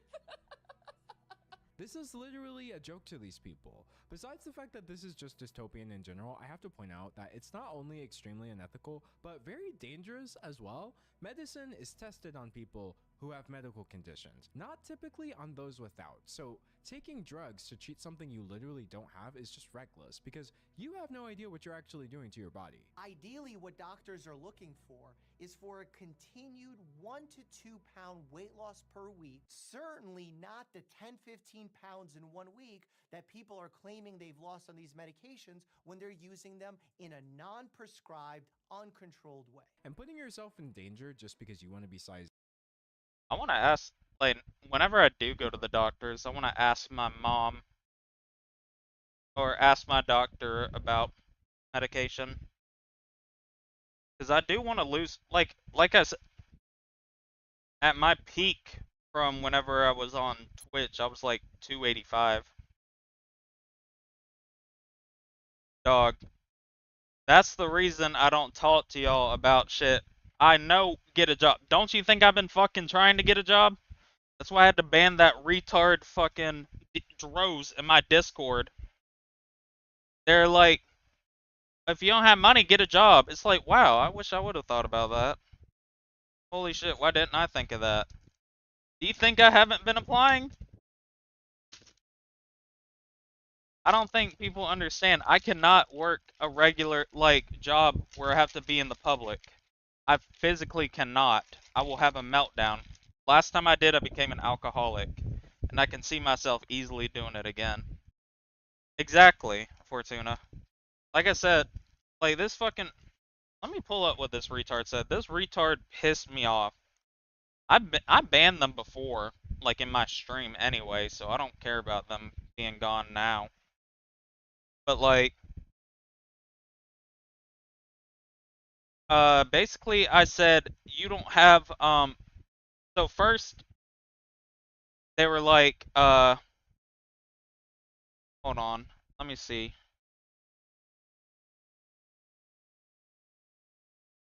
No, I want to pull it up just because I don't think I actually fully, like, read it anyway because I was in my, whatever. But, I was like, I can't talk to y'all about this type of shit because y'all are young. And they're like, I have a concept that if you don't have a job, that means no cash. That means you're cooked. Like, no. Ooh. No, you're good, Jafet. It's just more so, like Fortuna said, it's easier said than done. Like I said, the biggest thing for me is, I've talked about it. Literally, I lost my job last year, whenever I got injured. It's not even that, it's just like, people think, the reason it makes me mad is because people in my life feel like it's the same way too. It's like, oh, he just doesn't want to work. It's like, that's one of my favorite things. It's like, no, I know you didn't mean it like that, Jafet. Like I said, I don't take offense to you or what you said.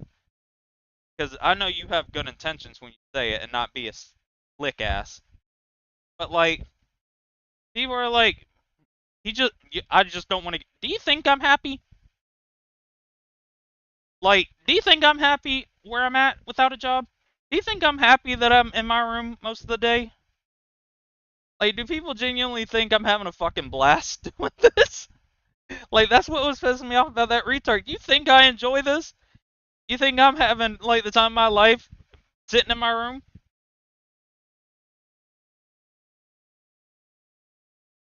Like, this isn't sunshine and rainbows. This is fucking terrible. And like I said, people don't understand mental health. And it's fine because a lot of people don't understand what I mentally am going through. Which I would love to have an open conversation with y'all about specifically mentally what's wrong with me. But it'd have to be in a setting where I know there aren't going to be any retards.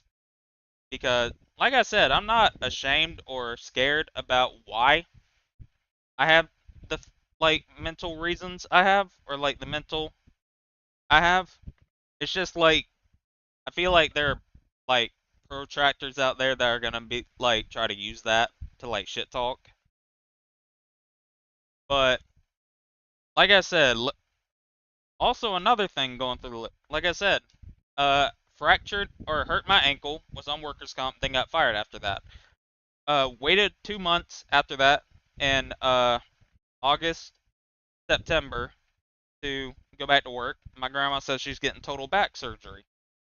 I'm like, okay, well, I guess I gotta stay here and help take care of her. And then November, December, me and my aunt decided, hey, we're gonna go ahead and try to work it out to where, like, whenever I'm off work, I'll look after her. Whenever I am at work, she'll try to help. And then she has a heart attack. So I'm like, fuck, well, that's not gonna work. And then, obviously, we all know the whole situation with my sister in February. Which, if you don't know Fortuna, my sister broke down my window and tried to kill me. Because she was having a mental, like, fiasco or whatever. So, obviously, that has increased the already onset PTSD I have.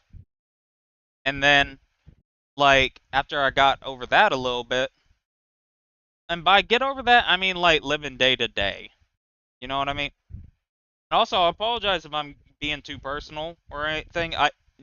You guys can just tell me to shut up whenever. I'll not talk about this. I don't mind.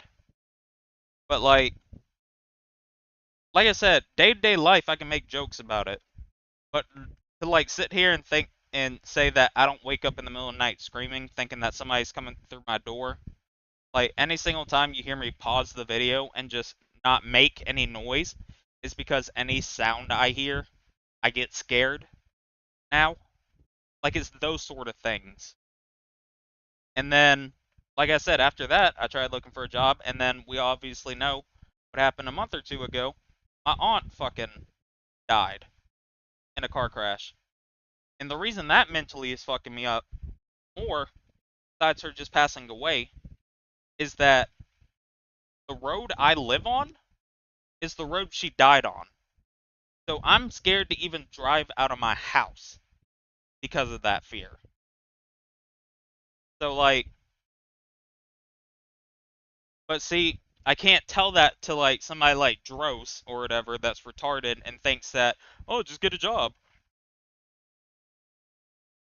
Like, you know, if you have a job, you'll have money.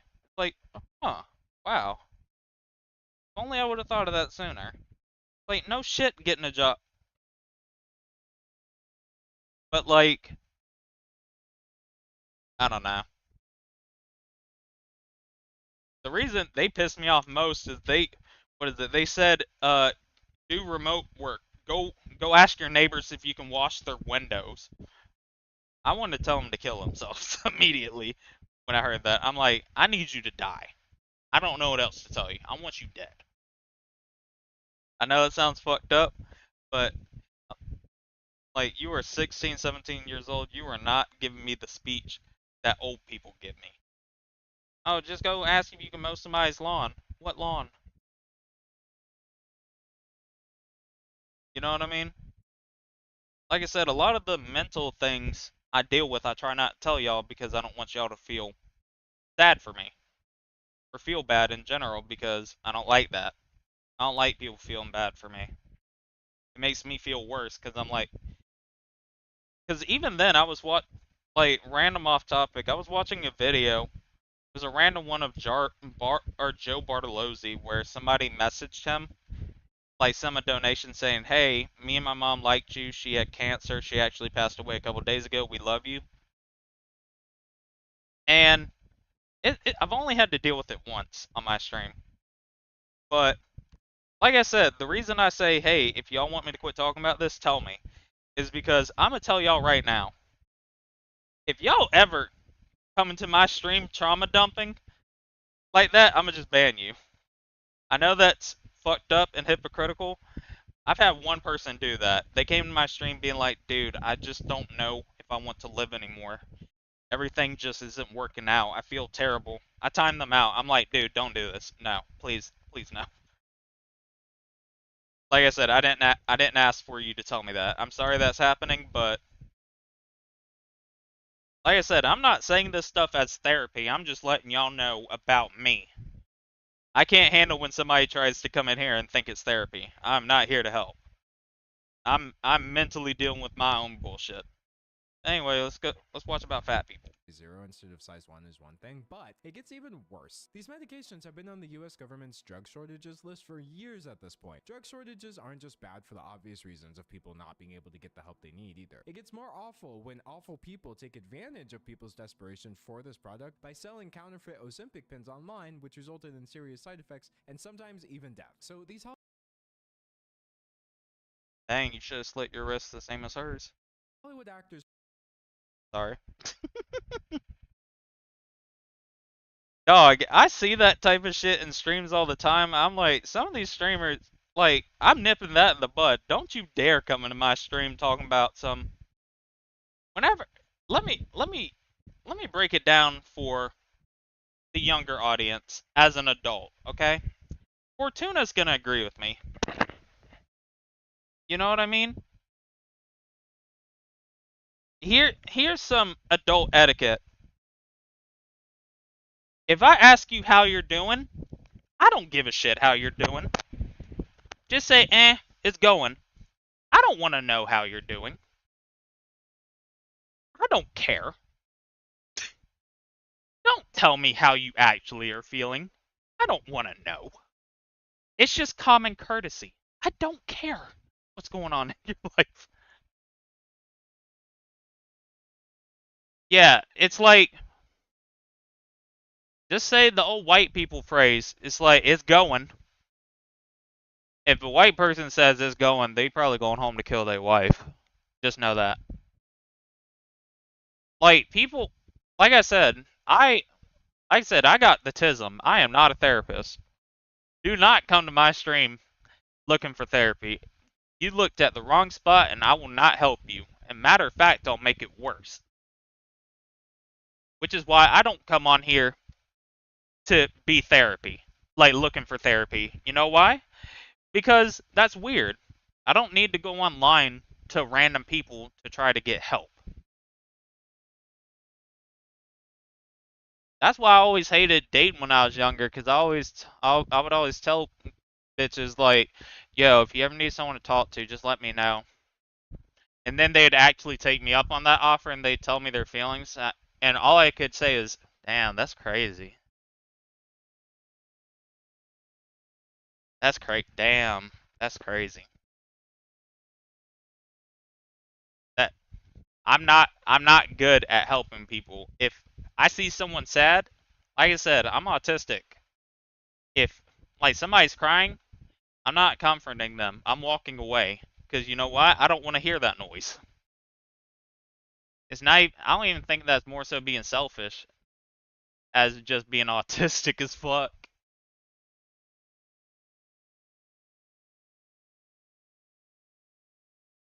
See, I have, like, as somebody that has been in relationships with a decent amount of women, good or Fortuna, I have the perfect thing I have done. I have the, and for any younger gentleman here, this is a go fire perfect thing to say. Okay? If you have a girl or you're interested in a girl, you're talking to them, and they are complaining or talking about something that happened with them recently, the best thing to ask them is, hey, are you wanting me to listen or you want me to help with a solution? Because if you try to help, like, figure out a solution to a girl that just wants to, like, vent, you are going to get cursed out. Some people don't, some people just want, see, with me, whenever I talk about shit and bitch and complain, I just want to bitch and complain. I don't want a solution. Like, don't be, that's what pisses me off with the, just get a job. Oh, really? Here we go. Oh, why didn't I think of that? I'm stupid, huh? Like, asking a girl, like, hey, do you want advice or do you want me to just listen?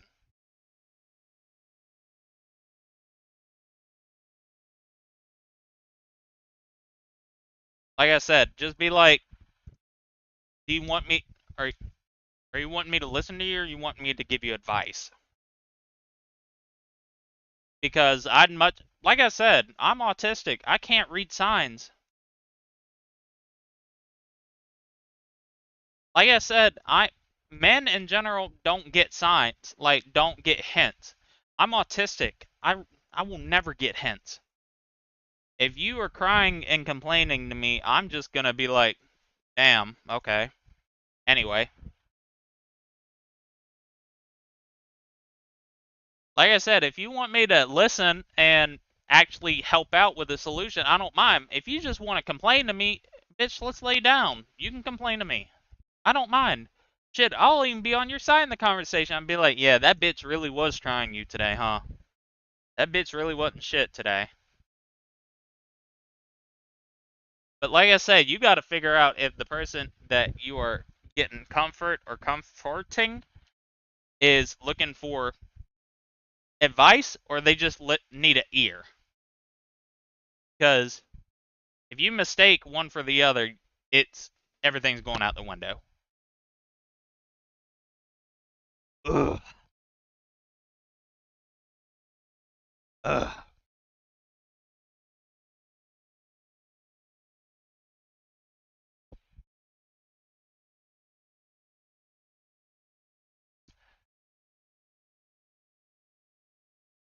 Anyway. Potentially endangering themselves is one thing, but it's absolutely unacceptable when you realize they are contributing to a shortage that is endangering the health and very lives of people who actually need the stuff. And also they can perpetuate the same beauty standards that result in the discrimination against people with obesity in the first place. Even though this has been going on for a couple years now, it's only getting more rampant over time. It's gotten to the point where just a few weeks ago, Eli Lilly, remember them? They released an entire commercial about this. Eli Lilly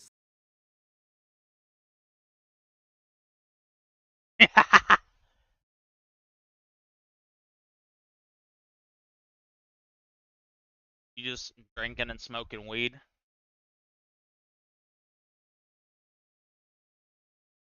slams Hollywood's Ozempic obsession ahead of Oscars. People whose health is affected by obesity are the The reason we work on these medications, it matters who gets them. I do have to say though, this ad is kind of annoying because it's literally Eli Lilly and Novo Nordisk's responsibility to keep up with the demands for these drugs in the first place. Like, yes, the Hollywood usage thing is bad, but they're not single-handedly causing this problem. And by the way, if it's so important to Eli Lilly that people get the medication they need, maybe they could take some steps to ensure that more people have access to this medication, even if they can't get it through their insurance. Like, I can't help but think that the fact that these meds can cost around $1,000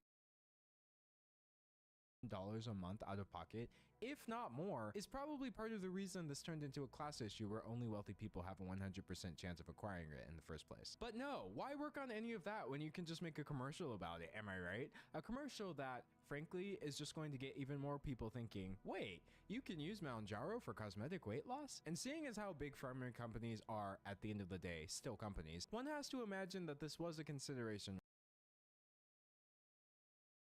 I will also, speaking of getting high, I will let everybody here know, do not, and I mean do not, you are getting high, and it is not off of marijuana, you are getting high off of shrooms, LSD, do not tell me.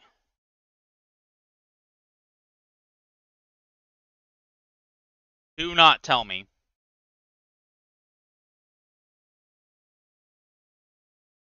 No, do not tell me if you are. I will make your life hell.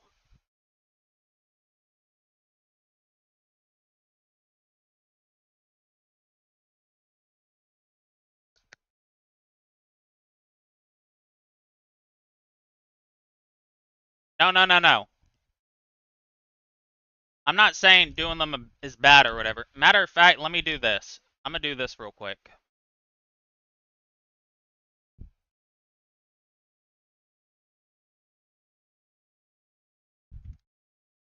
I want to do shrooms once.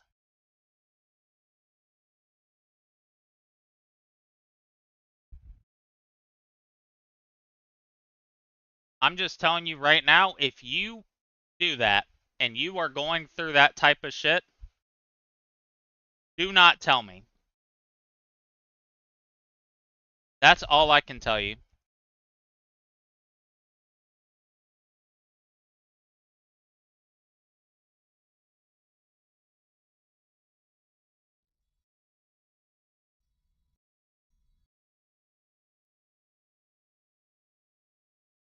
Somebody did that once, and I did this.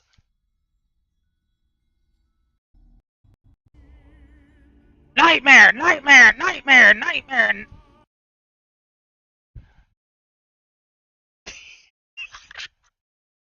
I did that early on in my streaming.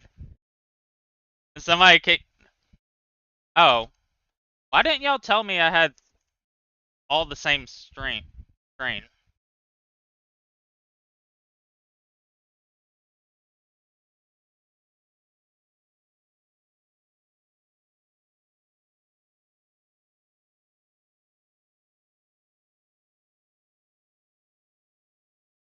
Do not... There is nothing more in the world I would love than to fuck up your entire experience doing shroom by making you think there are demons.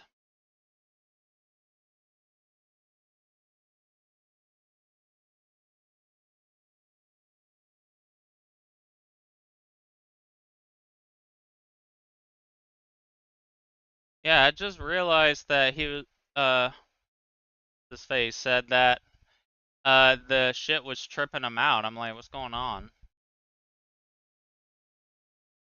Ah.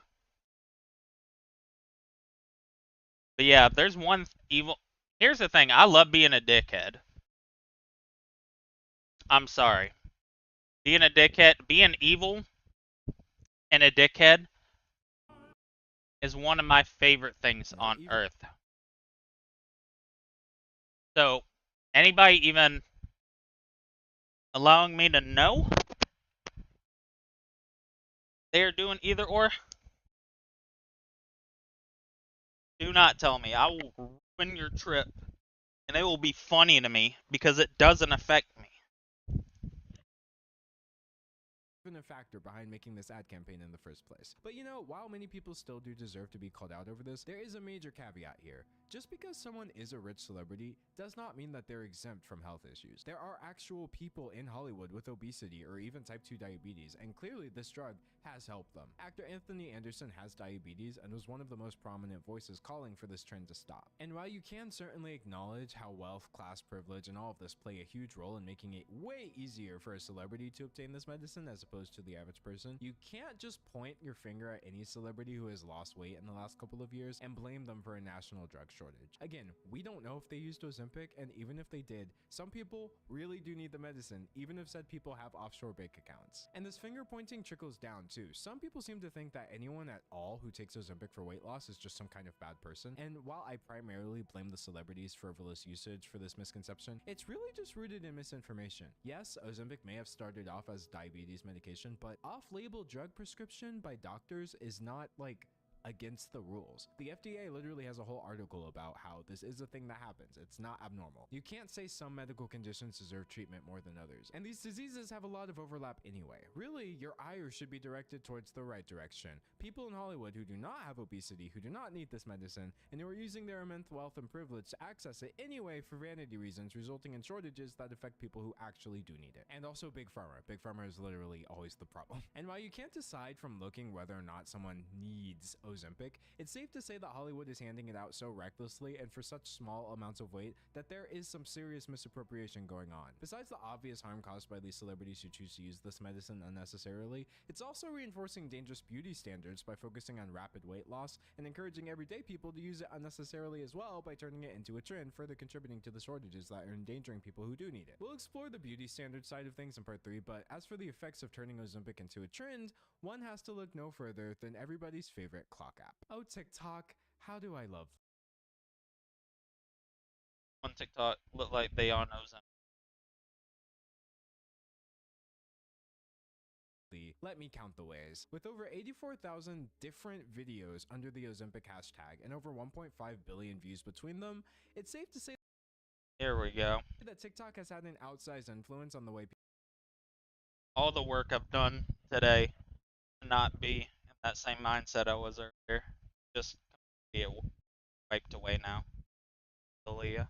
people are talking about Ozempic. This hit TikTok and became like a sensation. But the attitudes that float around in the entertainment industry inevitably float down towards the internet, meaning Hollywood's nonchalance and borderline jocular stance on Ozempic found an even wider audience on an app where people have a nonchalant and borderline jocular. I'm not about to. Actually, I will. Speaking of Windows. Or what? Sorry.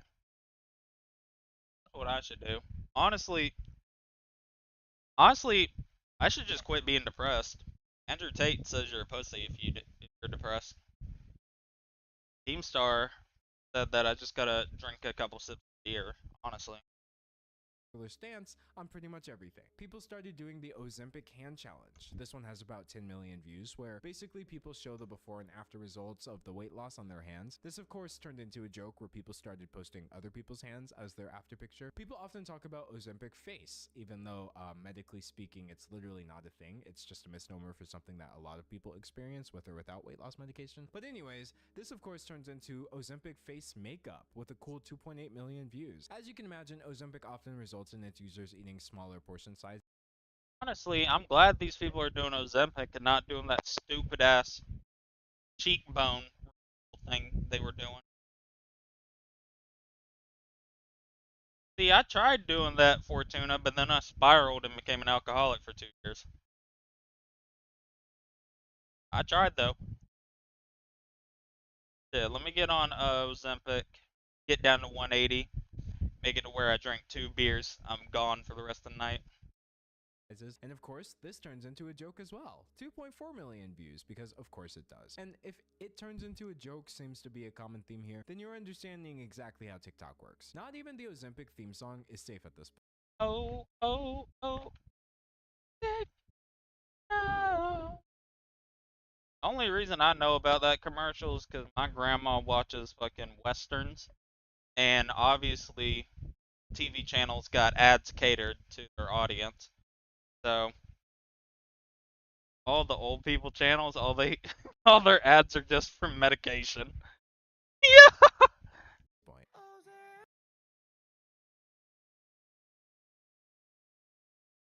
Oh, I was drinking and snorting because I had just lost weight. The only reason why I did it. I just lost like 110 pounds.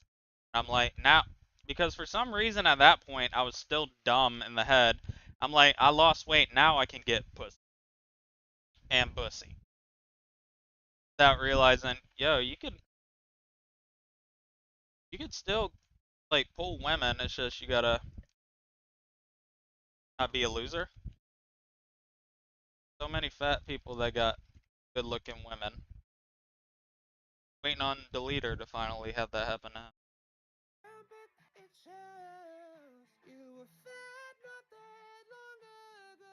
And then things like this get 20 million views and people kind of internalize not just the humor but the attitudes behind it. Like the lyrics to this parody song are somewhat mild, but I think they reveal some pretty key themes. Ozempic, we know you didn't do that alone. Ozempic, it shows you were fat not that long ago. Like, I get the joke, but it also just kind of makes me wonder, should people have to do it alone? And what does doing it alone even really mean? And I don't want to make it sound like mockery is the only I loved cocaine. Will not do it again, but I loved it. I did it. Thing happening on the platform. Beyond people making fun of everything from users of the medication to their faces to their symptoms, you can find people who are actually sharing helpful. Yeah, I was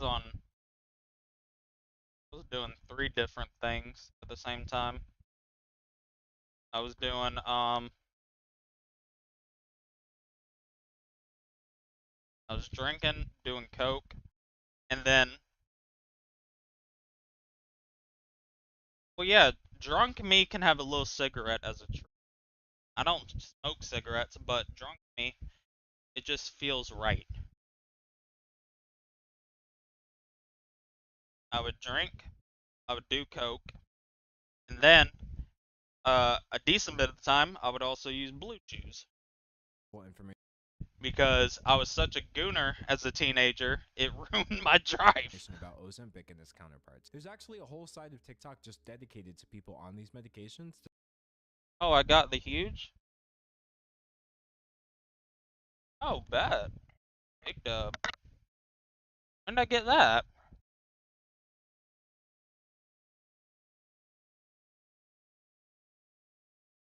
Dog, I was a gooner way before it became a term.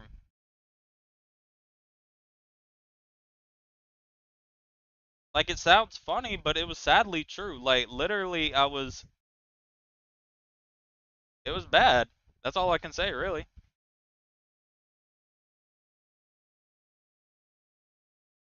Discussing their experiences. But the thing is, with the majority of the discourse being anywhere from completely unserious to outright misinformation, it starts to do a number on the people consuming this content. I want to be an Ozempic girly so bad. What I gotta say to the doctor to get this? I want Ozempic face. These are all comments with a ton of likes. Obviously, like I said, they can do Ozempic.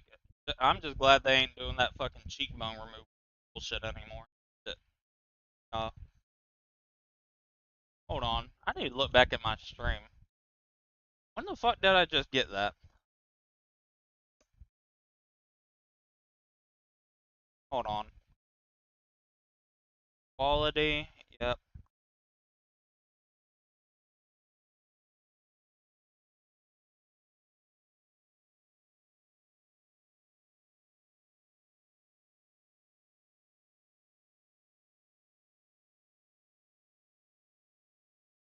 Is it right here?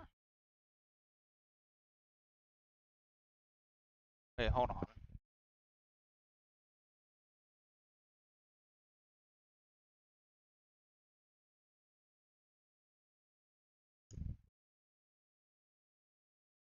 Does it not let you know anymore?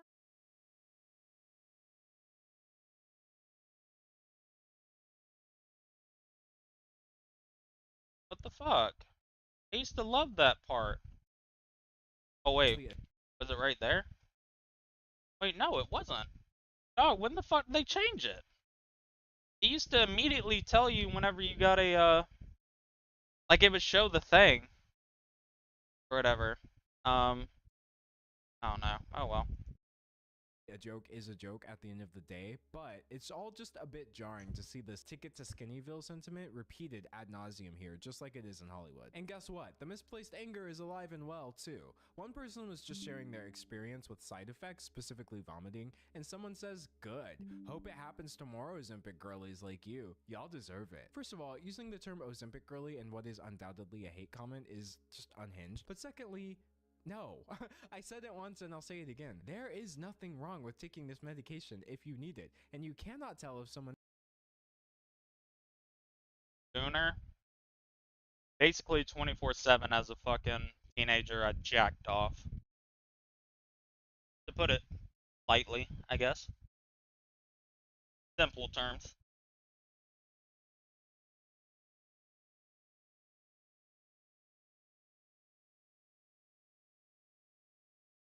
I think I don't gotta jack off anymore because Leah dick rides me all fucking day. What, Leah? needs it just by guessing. Nobody who's actually trying out meds for health reasons deserves negative side effects, but we'll get into more of this idea of people deserving or not deserving things in part 3. Another thing that TikTok is very prone to is leaning into unsafe trends that endanger its users, who are typically too young to identify the behavior as being harmful in the first place. And in this case, that's exactly how we wind up with the Ozempic challenge. Make this drink and you're going to lose 40 pounds less than 2 months. The idea of losing 40 pounds in 2 months when the CDC recommends that most free huge fat? Yeah, you can just stand on one of the tile boards and you can possibly get a free huge, yeah. people should aim for about My favorite junglers are the ones that gank early, fail, and then just stay in the jungle. It's like, wow, you really don't do nothing, huh?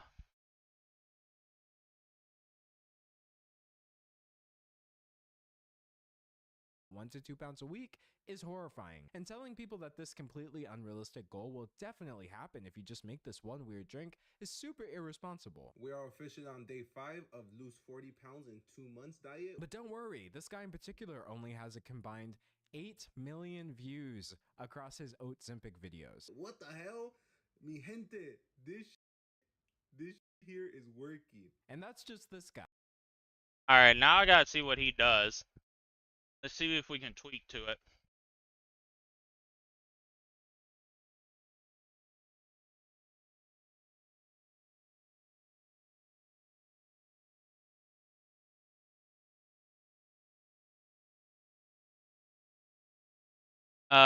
What is Ozempic? Is half cup oats, 1 cup of water and juice, or 1 cup of water and juice from half a lime.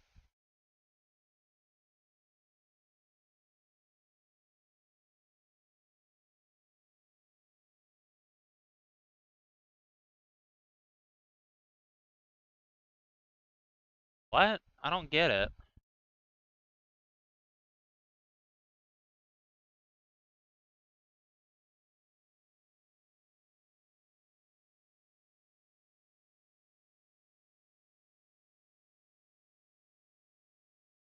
See, you did that when you could have bought fully maxed out another PetSim 99 account.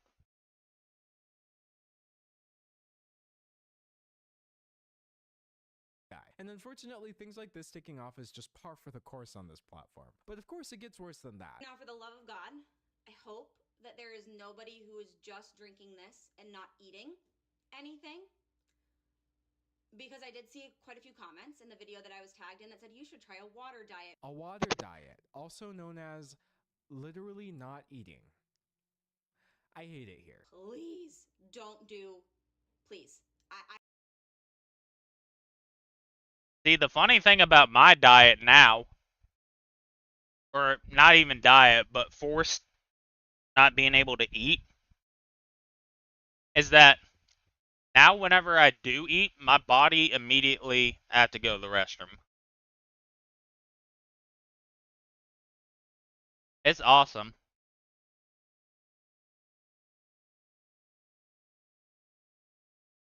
If you want to just lose weight fast, see if you see if your body doesn't do good with What the fuck is it? See if your body isn't able to handle sugar-free candy. Then just start eating that. What happened to all those bitches on fucking Instagram that you... Delete her. Are you still here?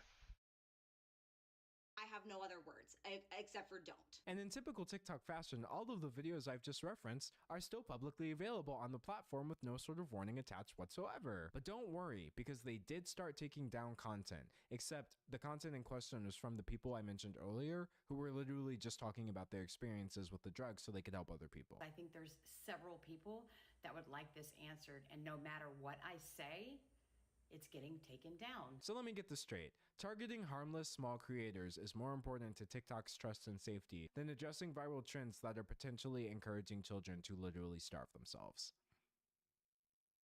Hey, starving yourself helped me get skinny. What's the issue? I'm gonna keep doing it now too. We gonna hit... See, right now...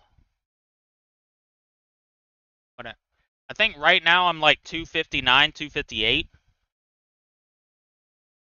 I was, whenever I got banned on Twitch, I was 285. So I'm down 27 pounds.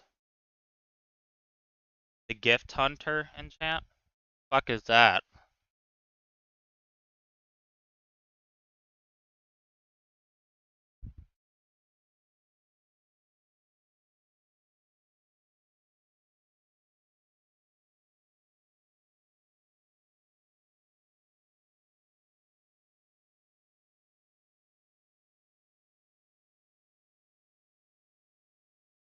Oh, that one.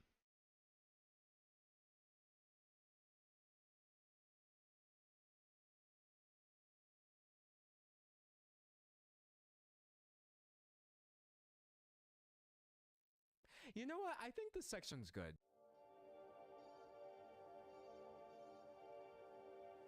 In part 2 of this video, I want to take a look at television and media and the impact it's had on driving this whole Ozempic trend. It's safe to say that traditional media like TV doesn't have quite the same relevance that it used to, but at the same time, that doesn't mean it's still not impacting public opinion in a major way. Whether it's influencing for better or worse, though, remains to be seen. I can think of no better person to focus on for part 2 than Oprah Winfrey. She's not just the most prominent person to align herself with the weight loss meds. She's a powerful media mogul herself, a billionaire in fact, who has contributed massively. You're the one named Kalalea. No, she's the dumb bitch named VYWH. Unless she changed it again. Because Leah thinks she's popular. It's something people are trying to find her.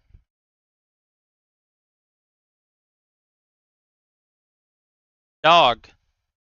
She's earned less than me doing nearly triple the amount of Blaze as I have. She is not rich. She should be at 100 bill plus. But she's retarded.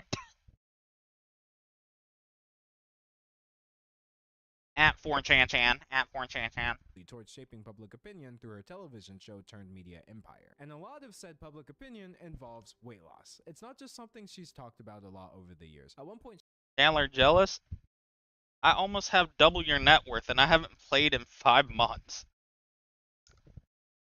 That is not top level net, Fortuna. I can tell you that much right now. God bless your sweetheart. That absolutely is not.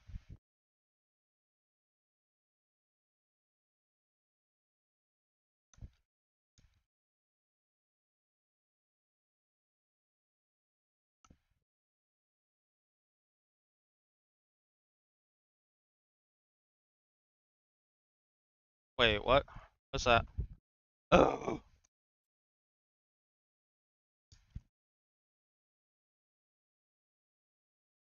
I mean, 50 bill, yes, is good, but that's like... That's the net worth of people that strictly only go for levels and are max level, but don't care about money. I'm pretty sure that's what Zinx has. She actually owned a 10% stake in the company Weight Watchers, which you can probably guess from the name is a diet and lifestyle services company. There are big bucks here, and it's safe to say that Oprah Winfrey has profited massively from society's weight loss obsession. And while I'm not in the habit of sitting around feeling sorry for billionaires, literally nobody can deny that she was also a victim of the very same thing. Like all forms of discrimination, there are layers to this. The fat phobia directed towards Oprah was rooted in not just misogyny, but misogynoir. That is a particular convoluted viciousness due to the fact that she was a black woman who held immense social power ever since the mid-80s. Best believe that people were going to find something to drag her.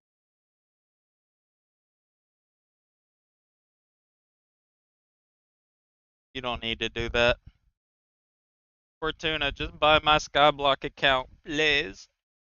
And it's no surprise that it was her weight. I was ridiculed on every late night talk show for 25 years and tabloid covers for 25 years. Here are just a few of the thousands of headlines written about me. It's extremely nasty stuff. But now Ozempic has risen in popularity, and she announces that she's hosting an entire TV special where she talks about her experience with the medication. Also, what? What are you talking about? As well as featuring other people's stories. And if anything, it almost seems like she's the perfect person for the job, right? Her name on Twitch and shit was Leah. Oh, 4 characters.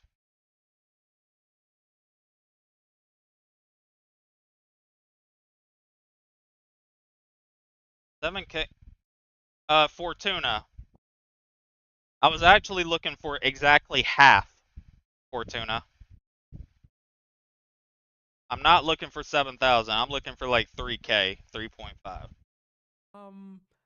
No, like she is still a billionaire media mogul, and that doesn't happen without some level of unethical behavior. Like wealth hoarding and its inherent exploitation aside, Oprah has historically done very reckless things with her platform, specifically when it comes to health. She's actually responsible for platforming and popularizing Dr. Oz, who has done so much damage due to his pseudoscience that it would take a whole other video just to unpack that. She's also responsible for platforming Dr. Phil, another fraud who, again, literally do not have time for this. And she herself has actually televised some pretty harmful behavior when it comes to how the media treats people and their bodies. Like here are the Olsen twins opening up in 2004 about their experience with body shaming, and listen to how Oprah responds. Either you're too fat, you're too skinny, and people are just gonna write what they What size are you, by the way? Like, bruh, you are part of this problem. Oh my god, that I still can't believe that clip earlier. Hold on.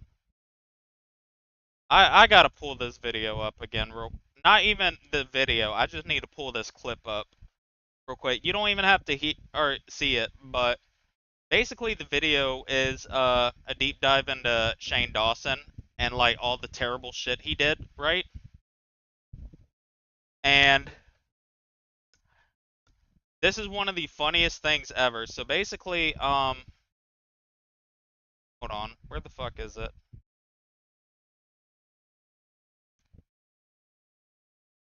There's a lady live streaming.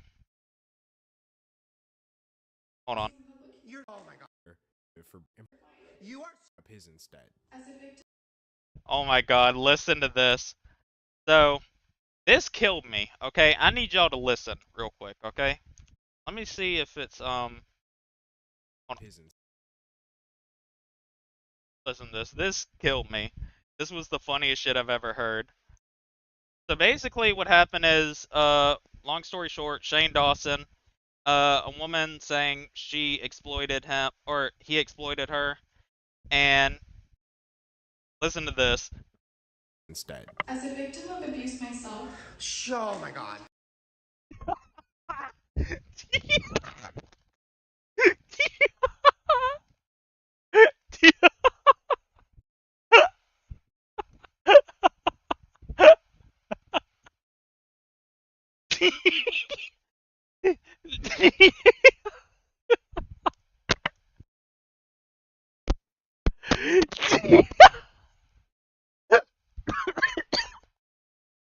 Oh my god, that fucking kills me.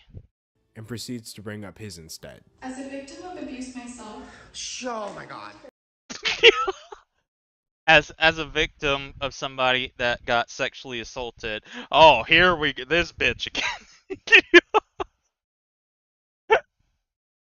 That reaction still kills me. What the fuck do you mean? Oh my god. She's talking about how she got abused. Oh my god, here we go again. And proceeds to bring up his instead. As a victim of abuse myself. Oh my god.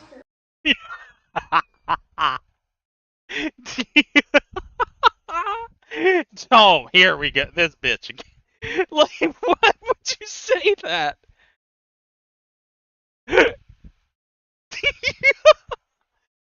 Oh my god. He's like, oh, here we go again. This bitch talking about her stupid fucking sexual assault. That shit. When I heard that earlier, I thought I was dreaming. That was the funniest fucking thing I have ever. As a victim of assault, oh, here we go. This bitch. What do you mean? Oh, here we go. What are you talking about? And these are just the ways in which she's problematic, specifically in regards. By the way, I don't think I will be restarting that video, but I can if y'all want. But Shane Dawson is a sick individual. I literally got physically sick watching that video. To weight and health. Start looking outside of that and the list truly goes on. Like I said, billionaire, not great. So while I would not by any metrics say that Oprah Winfrey is the perfect host for an Ozempic TV special, she's certainly not the worst. I would describe. But not only that, Fortuna, the best part is a little later on in the clip. He's saying that she's saying that to, like, gain sympathy, or she's using that to her advantage, and then randomly throughout, like, the whole thing's like, she's using it on purpose! I was molested as a kid! It's like, what are you talking about? How did this turn into you getting molested?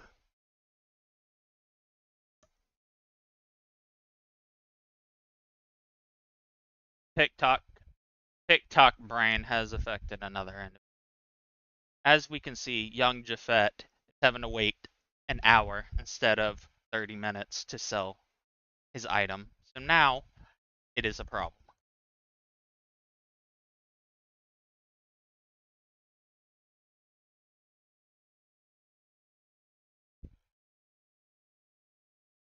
Her as part of the problem, not the cause of it. And she does still have a right to speak out about her experience as a victim of fat phobia, even if it doesn't quite sit right with others due to her being a perpetuator of the same issue. But internalized bigotry is a hell of a drug, so honestly, we'll take what we can get. Holy shit, Leah. You got fucked. Holy. At least you got money. At least you sold it, you know? At least.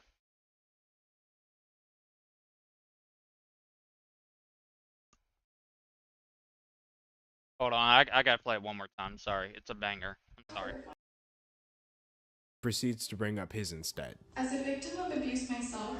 Oh my god. Oh lord, here this bitch again. Talking about her stupid assault she had. Oh my god. You are so manipulative. Look at that. As a victim of abuse myself. Oh my god. You are so manipulative. Quit manipulating people talking about your assault story. Yeah, I know it took a while, Leah, because that shit, it's terrible. It fucking sucks trying to sell that stupid shit. Oh my god. Oh my god. Oh my god. Oh my god. I watched the special and I would describe my feelings on it as mixed, which as you can see is just par for the course when it comes to Oprah in general. She's definitely had some good moments on there, what with her briefly covering the side effects and inviting doctors, actual sane doctors this time, on the show to talk a little bit about how Ozempic works, even though it was all pretty. That is still crazy to me. How did Oprah, you made your whole, like, you made a shit ton of money being on Weight Watchers, like the board and all that shit, and immediately you just like, yeah, that shit over with. I don't give a fuck about them people anymore. Like, how you gonna do all that, like, Weight Watcher shit and own, like, a percentage of it and then just be like, yeah, it ain't for me anymore, B-Dog. Sorry. How'd that work? Surface level. But the show was definitely not without its faults. A lot of the way Oprah talks about weight loss is very us versus them, which I certainly understand. Also, I should also say, Leah, this fucking the new tier 1 fucking rank quest they added is, I love it. I'm so happy they did this. I love this. I'm so happy they did this.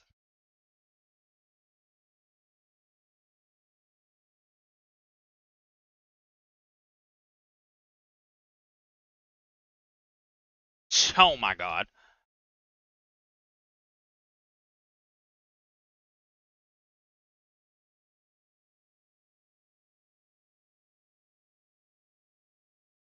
Leah, do you have tickets and or super lucky tile blocks to sell? Because honestly, this game makes me want to end my life with the amount of fucking that if they don't do a thing next update to make it to where you can toggle off going to a lobby that has an auction instead of a stand, I'm going to lose my fucking mind. Like, I literally can't do it anymore. I can't do it anymore. I'm losing my fucking mind.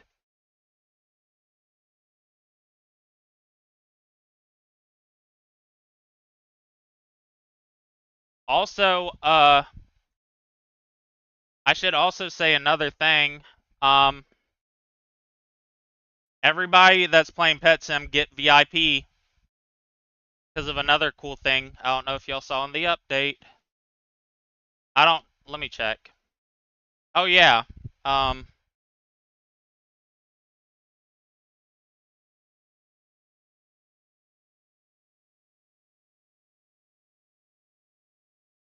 Look at this. So, for example, I'm gonna send these, right? 20K, right?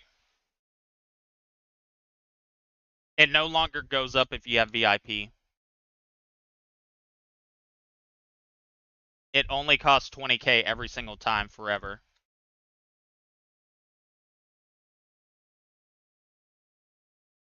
Instead of going up each and every time.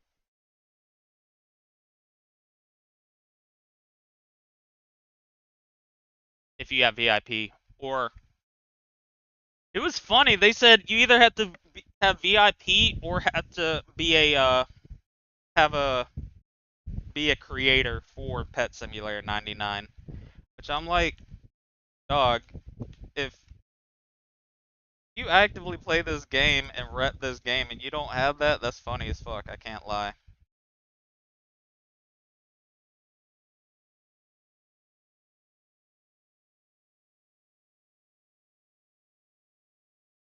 But resulting in clunky things like this. I thought all of the people who never had to diet were just using their willpower. And now I realize y'all wasn't even thinking about the food. It's like she's almost... My grandma has done Weight Watchers. Like, literally, there's so many Weight Watcher meals. Like, she still gets a prescription. Like, or not prescription, a subscription, I should say, for Weight Watchers. That shit is... Monkey!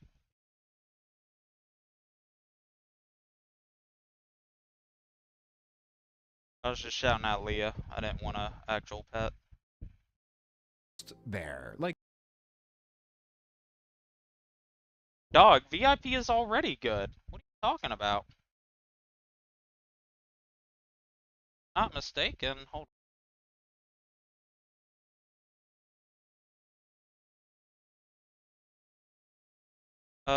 on. Let me look this up.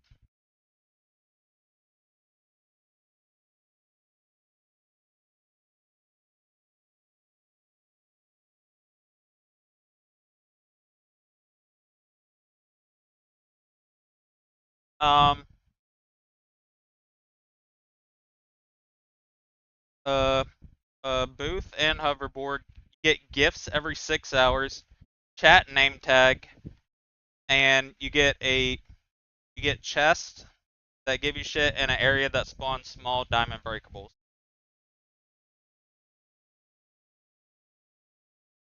Alright, what was your KD though? What was your KD? What role were you playing?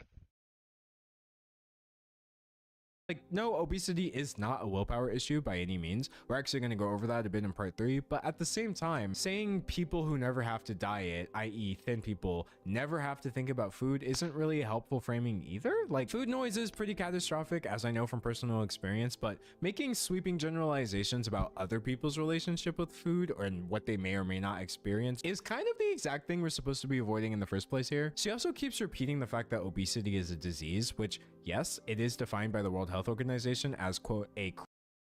You were throwing the game too, Jafet. The fuck? You have 9 deaths. Just because you a positive KD don't mean you wasn't throwing. Y'all both in the wrong. What the fuck? They gotta call y'all Twin Towers. Y'all deaths is 9/11. Sorry.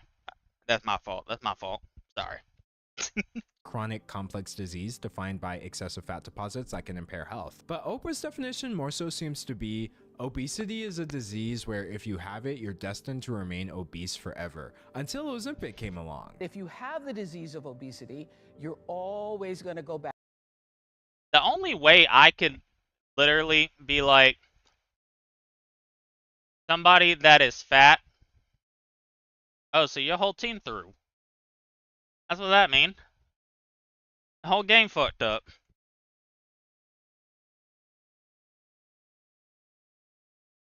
That was a team effort to fuck up the game. That's what that mean.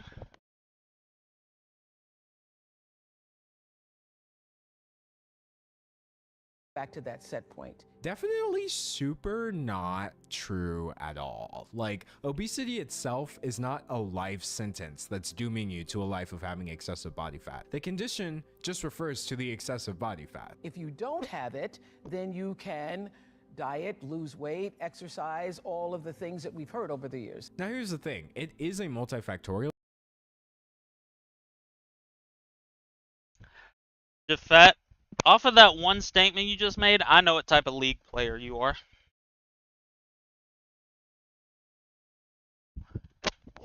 And I'm gonna be honest, I would hate to play with you. I know exactly what type of player you are.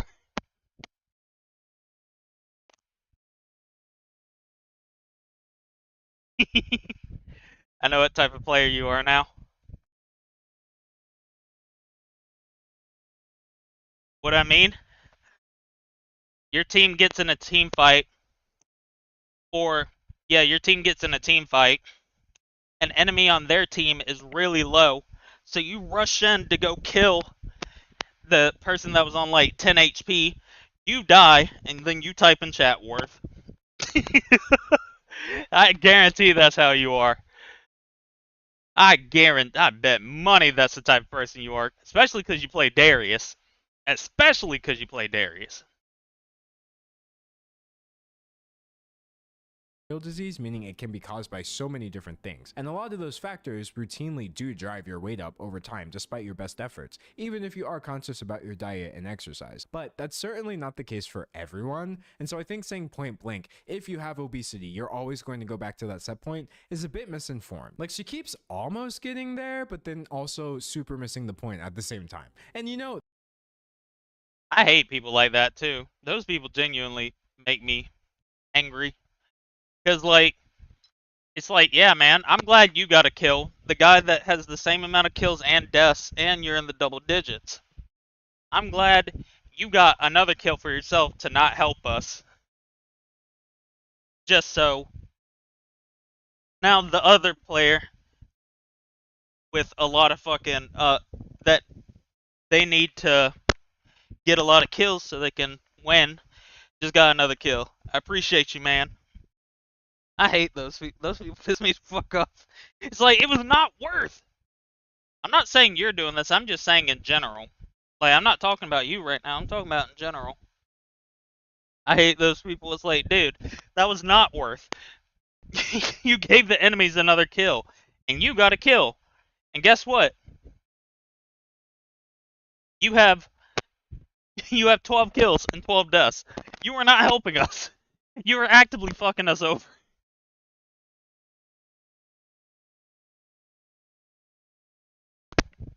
Anytime I see someone do that and type worth, I automatically try to FF the game. I'm like, just get me out, please.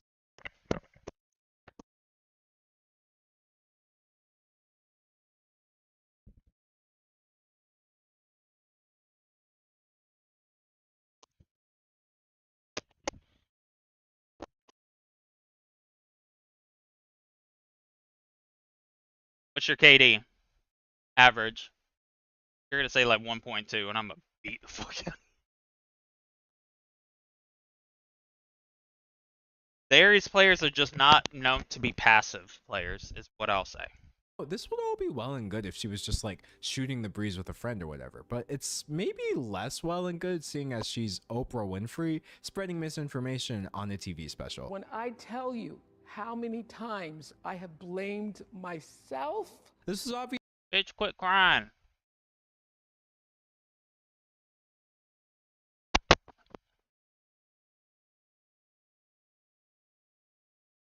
Oh, now it's time to really judge you. Yes, sir. Yes, sir.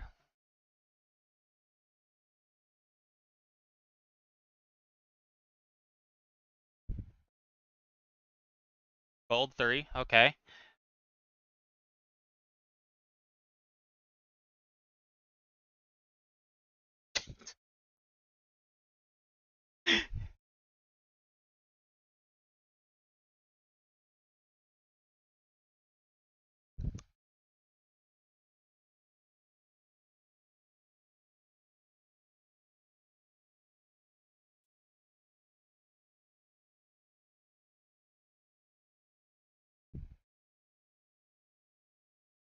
You have a good dog. You see, I knew it. I knew it exactly, Jafet. You are that type of person because you immediately went to your KD. You're not the win-loss. You're like, see, my KD's really good. It's like, that doesn't matter if we lost the game. All Darius players know is chomp and slash. All they know is killing. That's it. Obviously helpful for her, and I can only imagine that this was fairly important to anyone who... On Darius, it's 55%. I don't know what it generally is for, like, pro players, but... Oh, wait, no. No, matter of fact, let me check. How many games you have of Darius this season? Are we going... Wait, 60? You've been playing? Wait, all matches. I don't want to look at recent games. I want to look at all games.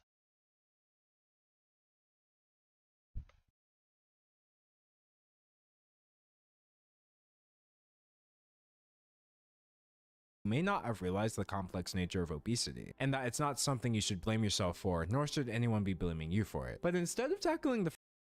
I'm saying, I'm just talking shit, and I suck at the game, so my opinion don't mean much. fat phobia that was leading people to ostracize... Real quick.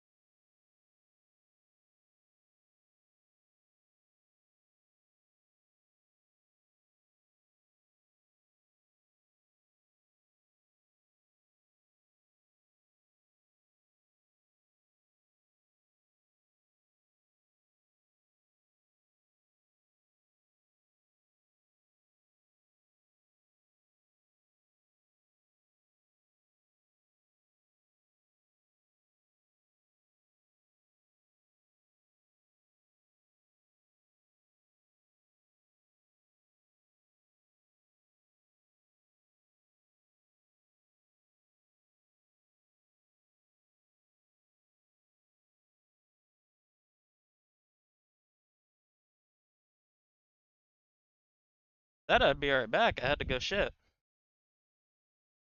Others struggling with this. The message of the special is more so, take that media, I'm thin now and it was never my fault in the first place. And it's like, Oprah, kudos for saying that, for spilling, but this doesn't really do anything to hold anyone accountable, including herself, for perpetuating the idea that it was okay to make people feel bad even if they didn't lose the weight. For all the people who believe diet and exercise is the best and only way to lose excess weight, bless you too. Overall, it's a bit of a tough watch, but I understand the vision. I will say though, before I move on, there is this one super weird aspect of the special that I just could not ignore no matter how hard I tried. So remember how I said that Oprah used to own a 10% stock in Weight Watchers? Yeah, that company is not doing so hot right now. They've been kind of going through it in general actually, as attitudes towards weight loss have evolved over the years. Like in 2018, they tried to rebrand to WW since the concept of weight watching doesn't really have the best connotations in the first place. But Ozempic has pretty much been the nail in the coffin here, with just last month being Weight Watchers' worst financial month of all time. I think they realized that no matter what, they are not going to win this war here, so they tried the old if you can't beat them, join them approach, and they started offering people prescriptions for Ozempic online. But unfortunately for them, this boom was quickly undercut as soon after Eli Lilly announced that they would start offering weight loss meds directly to consumers online. So needless to say, WW has been more of an LL lately, and they don't seem to know what to do about it, but Oprah certainly did. WW International Inc. announces upcoming Oprah Winfrey board transition. I recently made the decision to not continue serving on the board of Weight Watchers. Not just that, but according to WW's press release, she actually sold her stake in the company as well and donated the money. And I also donated all of my shares in Weight Watchers to the Smithsonian National Museum of African American History and Culture. Her reasoning for this was not because WW is crashing and burning, of course, no, but because I wanted no perceived conflict of interest for this special. So I guess the conflict that she's referring to would arise from the fact that she invited the CEO of Weight Watchers, Sima Sistani, onto her special. She invited her here to tell us what, you may ask? We are the most clinically tested, evidence-based, science-backed behavior change program, but we were missing the third prong, which was biology. I kid you not, this literally turns into a borderline undisclosed ad for how Weight Watchers is prescribing people Ozempic now. Why do we need Weight Watchers if we've got Zepbound and Wegovy? Weight Watchers is not just about weight loss. And you know, setting WW up to extol their own virtues in this post-Ozempic landscape might not seem like it's directly benefiting Oprah, seeing as how she sold her shares and all. But when you look a little closer at that press release and see that she said, I look forward to continuing to advise and collaborate with Weight Watchers, I can't help but feel like this is less of an end and more of a beginning. Even the press release is promo for yet a different upcoming special. In May, Oprah Winfrey and Weight Watchers will be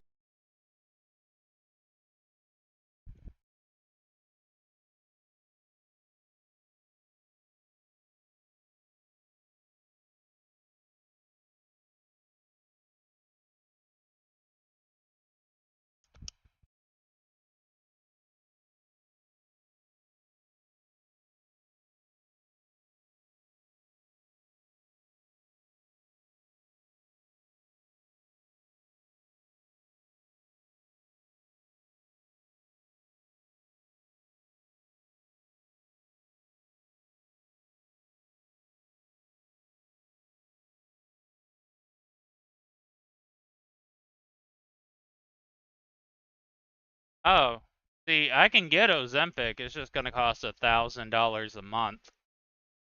At that point, I'm just gonna do cocaine again. Now, why the fuck would I do Ozempic? Gotta be cheaper options, right?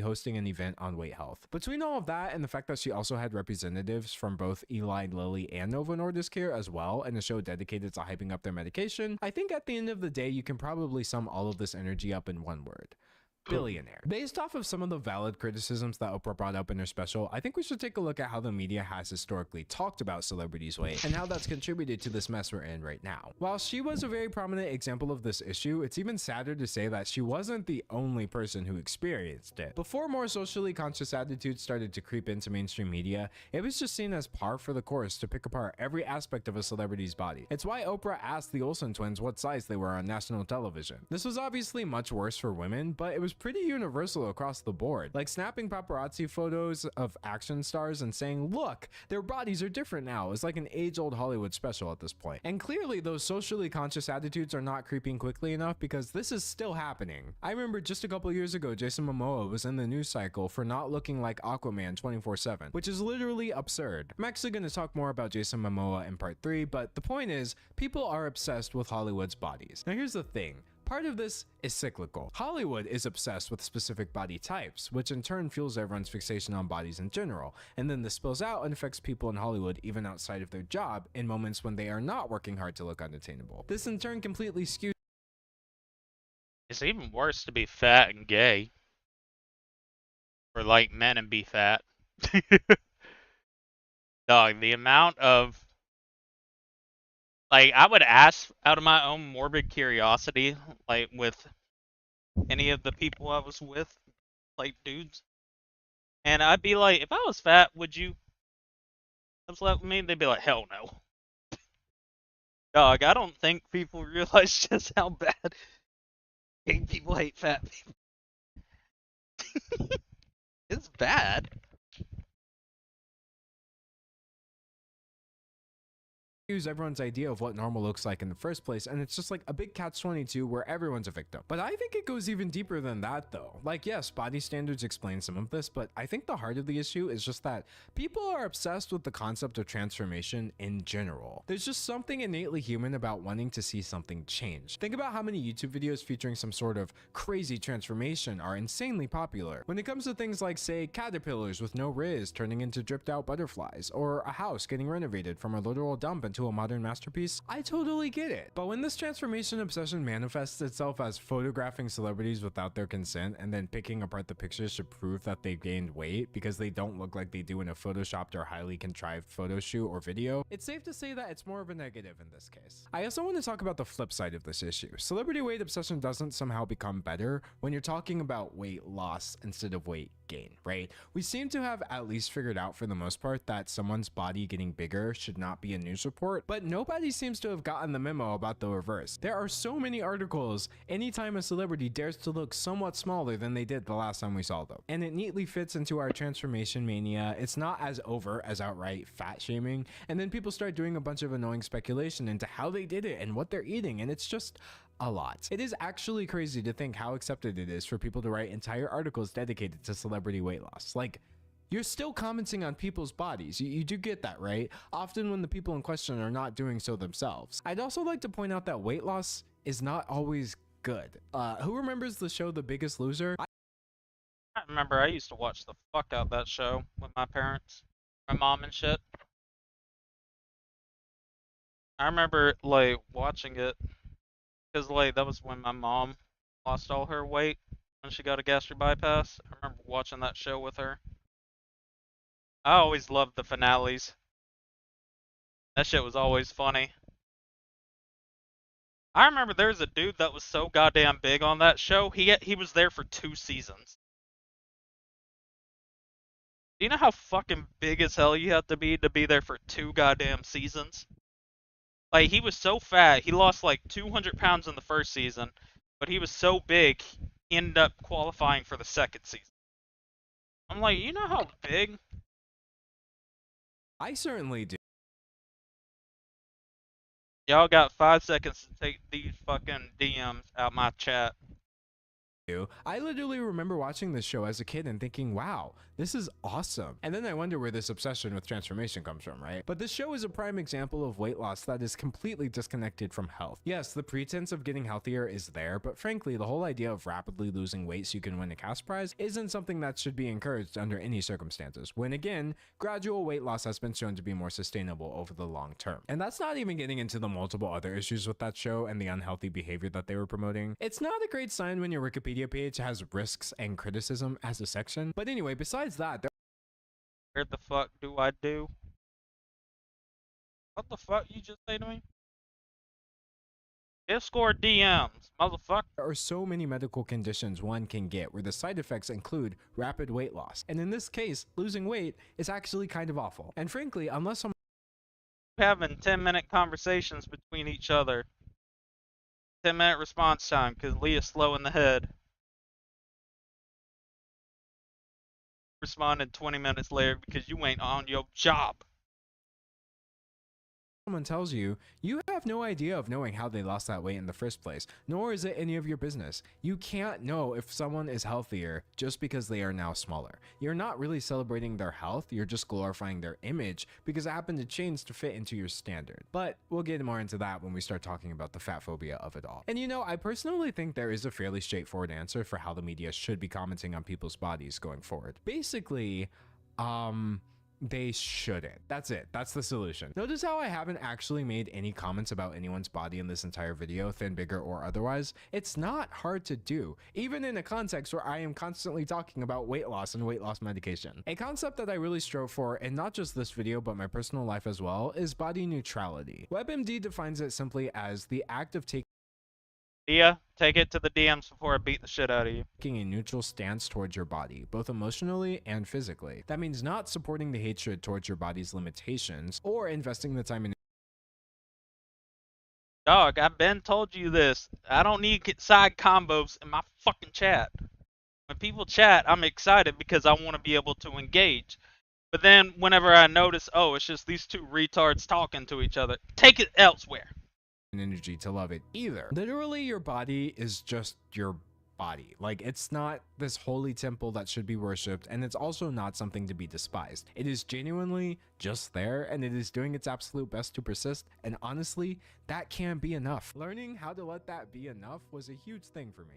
And here's the thing, if that's not your personal stance on your own body, that's absolutely fine. But it should definitely be your stance on everyone else's body. Like, we are not affected by how other people look. They are literally just there. Other people's bodies don't. But see, for that minute there, I thought I was talking to you about what he was saying in the video, and then I realized she was just talking to Leah's stupid ass. It confused the fuck out of me. Exist for us to have opinions on, but for the people in Leah, may you have your account wiped. Them to live their lives while we live ours. There's nothing wrong with being proud of your body, and it's okay to join in celebrating someone else's achievements if they are the ones bringing this to the table. But fixating on this when that person didn't mention it is just weird. It doesn't matter what you're saying. Anyway, there are a lot more resources if you want to go more in depth about body neutrality and how to apply it, but I really think it's going to be the wave going forward when it comes to media coverage. Lizzo has recently come forward as a proponent of the idea, and Jonah Hill made waves a couple years ago after he lost weight and then asked fans not to comment on his body, even if it's positive, because it's, quote, not helpful and doesn't feel good. Though I like how in this very same screenshot we see actress Sharon Stone chiming in with, "Can I say you look good? Cause you do." Like, clearly it's going to take a hot minute before people figure out what body neutrality is all about, but honestly, whether the media catches up or not, maybe it's something we can implement in our own lives so we can break free from this vicious cycle of celebrity weight loss obsession for ourselves. I think one of the most annoying things I've seen in a lot of traditional media when it comes to Ozempic is either overselling the drug as some sort of unparalleled miracle cure or fear-mongering to the point of absurdity.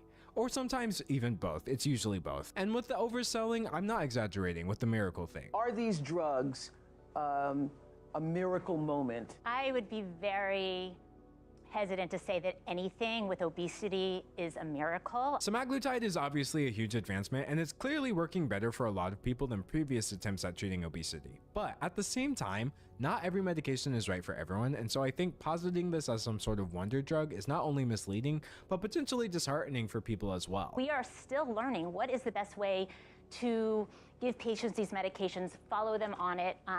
We're learning so much, but nothing's a miracle. Besides outright overhype, I noticed a lot of media referring to it as a trend as well, which I did in this video too, and I have mixed feelings about this. On the one hand, it is literally a trend. We saw that in the video, especially among people who didn't need it in the first place. But we've also seen the negative impact that this unnecessary trend has had. And so I think just breezily generating media copy about the phenomenon without explaining why this should never have been a trend in the first place tends to rub me the wrong way. But by far, the worst angle I've seen media outlets take is definitely the blatant fear-mongering. I've seen some stuff that makes Oprah Special look downright Emmy-worthy by comparison. The allure is life-changing weight loss, but does it come with life-ending risk? Ozempic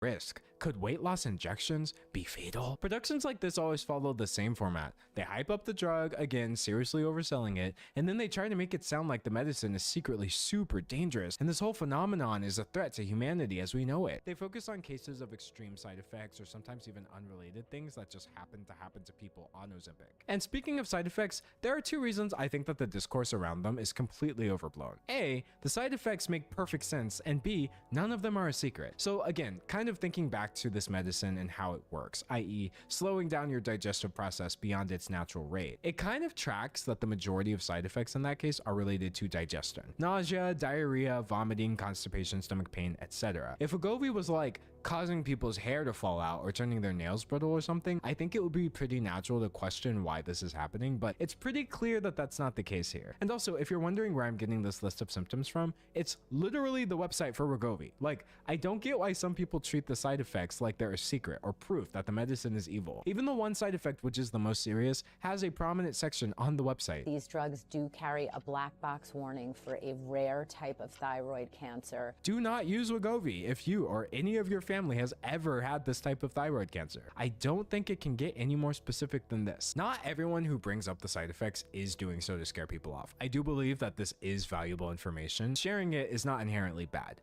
But I also think you're more likely to get a balanced perspective when it's coming from a medical professional, like the doctor I just showed. These medications are generally well tolerated, but one of the ways in which they work is by slowing the emptying of the stomach. Saying, hey, this is how it works and these are the effects it may have is one thing, but saying these people literally died. We don't know if it was because of Ozempic, but they were on Ozempic, so it could have been. Like, that is just super gross, and it seriously makes me question the intent behind the reporting. A coroner ruled Tim's cause of death was undetermined. Sue says that doesn't make sense.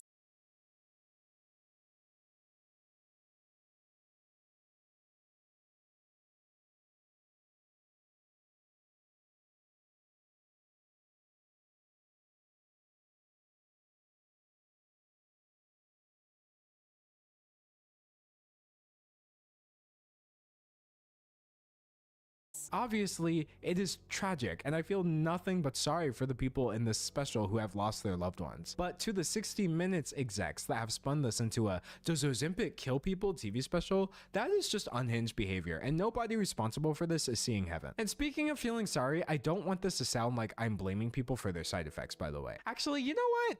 Quick caveat. If you're taking this stuff and you know you don't need it, but it's just because you can afford to and you're trying to keep up with your rich friends, I'm going to be honest, I'm absolutely blaming you for your side effects, and you deserve every one that you get. You are the Ozempic girly who deserves the vomiting. I went to lunch with like a girlfriend a few days later, and she's like, I'm not really eating anything. I'm so nauseous. I'm on Ozempic. And I was like, I'm kind of nauseous too. The idea of a bunch of rich people going out for lunch but feeling too bad to eat it because of choices they made that are disadvantaging poorer people is like some sort of strange poetic justice. But for the average person who is using this medication for, you know, medicinal purposes, I don't want it to sound like I'm blaming them for their side effects or like I don't care that they happened. Everyone's body is different, and for some people, this stuff actually does get pretty serious. There are options for managing the side effects, but in the end, as I've said, not every medication works for everyone, and genuinely my heart goes out to anyone who gets overwhelmed by these side effects. However, the side effects in question are still literally on the box, and it's bizarre that so much of the protest here is coming from people who don't even plan on taking this stuff in the first place, or from people who did take it but don't need it, and they're the main ones not following the instructions. There are people out there who are not using these properly, but in using them properly, we find that the vast majority of people tolerate them well. Instead of losing weight at a gradual pace, celebrities want it to happen as quickly as possible, and then they get blindsided when there are actual consequences. Who would have thought? It takes 5 months to go from the lowest dose to the highest dose. I've heard of stories of people starting with doses that are in the middle or higher, and you know that is guaranteed to give someone side effects. People even say, did you know you have to take the medication forever, otherwise the weight comes back, as if that's some sort of gotcha. But like Wegovy, Zepbound, etc., these are long-term medications. The very first sentence on the Wikipedia page for semaglutide says, quote, it's used for long-term weight management. The average person is not just going to be able to click a couple pins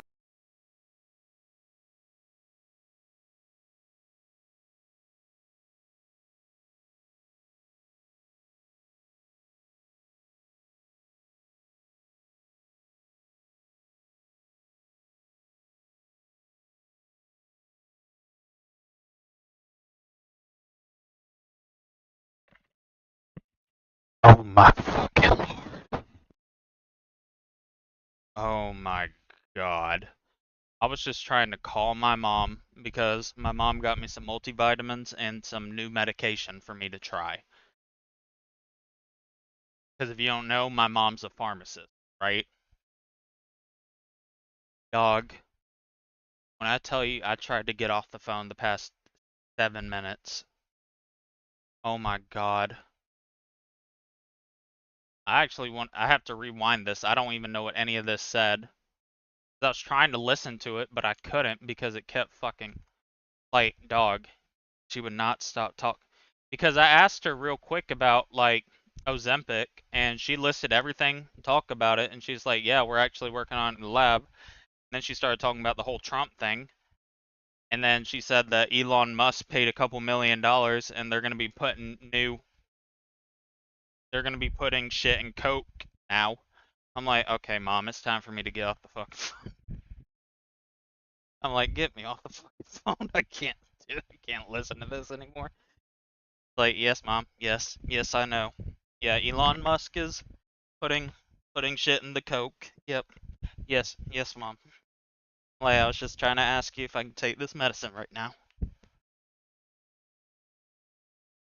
And then one thing after the other. And now I'm finally off the phone. So, my fault.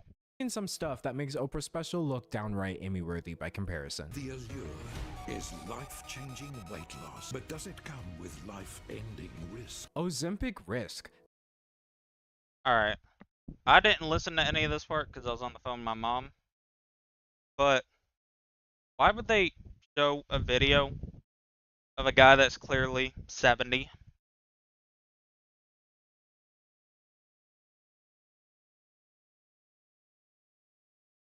Could weight loss injections be fatal? Productions like this always follow the same format. They hype up the drug, again, seriously overselling it, and then they try to make it sound like the medicine is secretly super dangerous, and this whole phenomenon is a threat to humanity as we know it. They focus on cases of extreme side effects or sometimes even unrelated things that just happen to people on Ozempic. And speaking of side effects, there are two reasons I think that the discourse around them is completely overblown. A, the side effects make perfect sense, and B, none of them are a secret. So again, kind of thinking back to this medicine and how it works, i.e. slowing down your digestive process beyond its natural rate. It kind of tracks that the majority of side effects in that case are related to digestion. Nausea, diarrhea, vomiting, constipation, stomach pain. Basically, it's the same shit. I would want to try Ozempic because basically all the shit, dog, what the fuck's going on? Stop.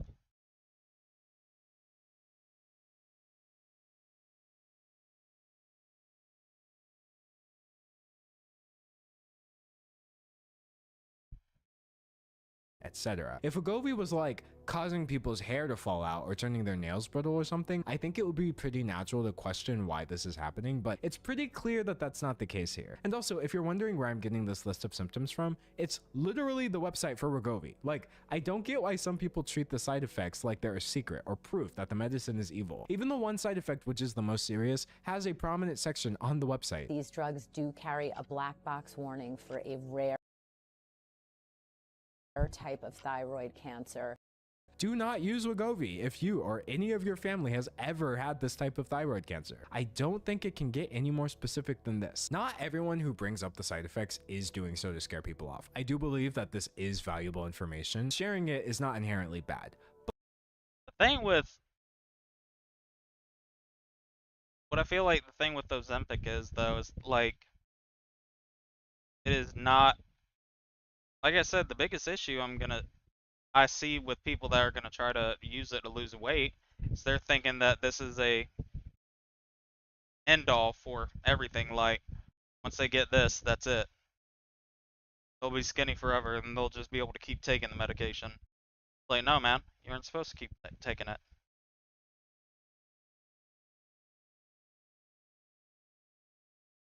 You use it to get to the weight that you're happy with, essentially. And then what you do after that is that you have to, because a lot of people don't fucking understand, like even with gastric bypass or even that sort of thing, if you fucking do this and then just decide at the end, like after all said and done, you're like, yeah, I'm not gonna go ahead and do anything else. I'm gonna just yeah, I'm gonna just not do anything. After that, you're gonna fucking gain weight again. Like, what is it? An aunt on my dad's side got the medication. She dropped down to 120. Then afterwards, she went back up to like 200 something because she fucking made her stomach expand back. Just like, dog, how the fuck you manage that? Like, legitimately. How you paid like tens of thousands of dollars for this surgery just to be like, fuck it, I'ma just eat, not change anything. Then you gain all that fucking weight back and that is your fault. So now now you big as fuck and you can't eat that much anyway. So I don't know. But I also think you're more likely to get a balanced perspective when it's coming from a medical professional, like the doctor I just showed. These medications are generally well tolerated, but one of the ways in which they work is by slowing the emptying of the stomach. Saying, hey, this is how it works and these are the effects it may have is one thing, but saying these people literally— Oops. Didn't do that. Wrong account. died.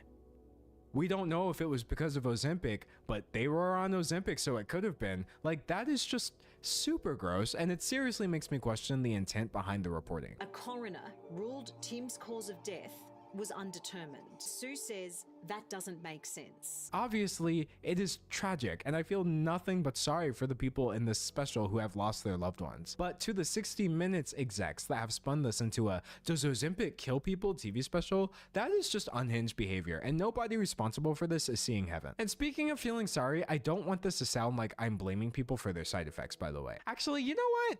Quick caveat. If you're taking this stuff and you know you don't need it, but it's just because you can afford to and you're trying to keep up with your rich friends,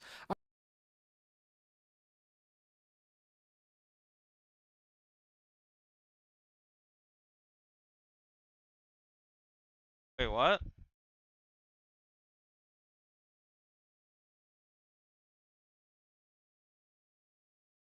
Did they just do a patch? Fuck. Why did they change this shit? What the fuck? Why'd they just change it? What? Why'd they change it back? Man, it don't matter to me. I'm just confused. Why? I'm gonna be honest, I'm absolutely blaming you for your side effects, and you deserve everyone that you get. You are the Ozempic girly who deserves the vomiting. I went to lunch with like a girlfriend a few days later, and she's like, I'm not really eating anything. I'm so nauseous. I'm on Ozempic. And I was like, I'm kind of nauseous too. The idea of a bunch of rich people going out for lunch but feeling too bad to eat it because of choices they made that are disadvantaging poorer people is like some sort of strange poetic justice. But for the average person who is using this medication for, you know, medicinal purposes, I don't want it to sound like I'm blaming them for their side effects or like I don't care that they happened. Everyone's body is different, and for some people, this stuff actually does get pretty serious. Yes, they did, motherfucker.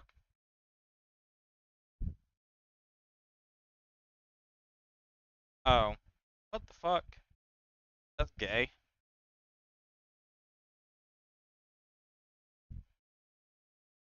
There are options for managing the side effects, but in the end, as I've said, not every medication works for everyone, and genuinely my heart goes out to anyone who gets overwhelmed by these side effects. However, the side effects in question are still literally on the box, and it's bizarre that so much of the protest here is coming from people who don't even plan on taking this stuff in the first place, or from people who did take it but don't need it, and they're the main ones not following the instructions. There are people out there who are not using these properly, but in using them properly, we find that the vast majority of people tolerate them well. Instead of losing weight at a gradual pace, celebrities want it to happen as quickly as possible, and then they get blindsided when there are actual consequences. Who would have thought? It takes 5 months to go from the lowest dose to the highest dose. I've heard of stories of people starting with doses that are in the middle or higher, and you know that is guaranteed to give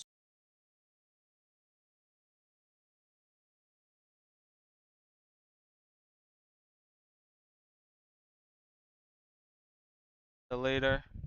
You gotta get a new phone or something. Oh, you on your computer?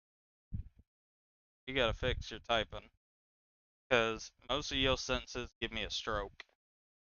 Someone's side effects. People even say, did you know you have to take the medication forever? Otherwise the weight comes back, as if that's some sort of gotcha. But like Wegovy, Zepbound, etc., these are long-term medications. The very first sentence on the Wikipedia page for semaglutide says, quote, it's used for long-term weight management. The average person is not just going to be able to click a couple pins and then never worry about their weight ever again. That would be kind of amazing, but like we're not there yet. It's not a conspiracy, it's just science.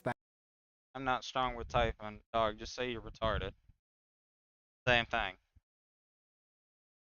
Anybody's doctor would explain to them. Yes, you have to keep taking the medication. And speaking of conspiracies, another reason I really don't like this fear-mongering is it leans into some pretty wacky fringe groups. I've noticed that Ozempic is very much the latest target of that paranoid group of people who believe that literally all science and medicine is dangerous and full of malintent. Like vaccines are all just the work of the deep state or whatever, and Ozempic is just the latest firmware update in this clandestine agenda. Like, these are the kinds of people who will accuse me of promoting weight loss meds just because of this video when I'm literally just talking about them. If you're not against the Ozempic, you're against them. Conspiracy theorists like this genuinely cannot be reasoned with, but that doesn't stop them from trying to reason with everyone else. Even with videos like the 60 Minutes segment we just watched, it's like you click into a couple videos in the recommendations, and next thing you know, you're miles deep into a rabbit hole about how Joe Biden is secretly a robot created by ancient Mayans. Pandering to these people by playing dumb and hyperfixating on side effects and usage instructions.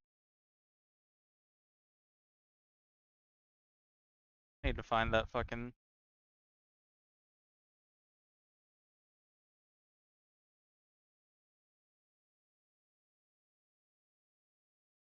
And I wasn't even online. He has an army.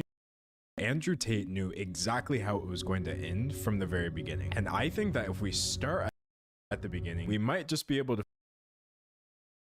how much money are you going in for Andrew Tate's new shit coin? How much you waiting for it to go to? His new coin, Daddy coin? Some fucking reason.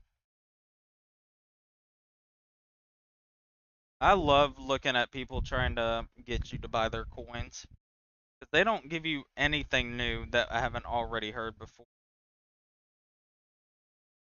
Like, what did Andrew Tate say this time? Andrew Tate has a new Daddy coin. DWRX $Daddy will reward hard work and helping other students. This is a fair warning for the dedicated. Join the real world. Stack Daddy coin.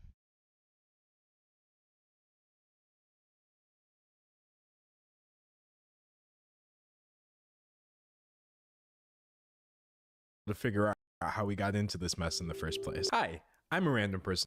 Oh wait, no, I don't want to watch this video. Already seen shit about Andrew Tate. Don't care about him.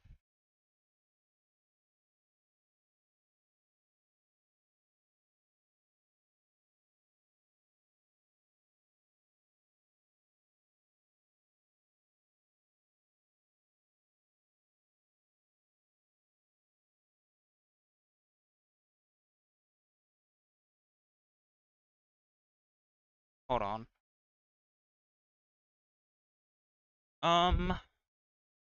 Bear back.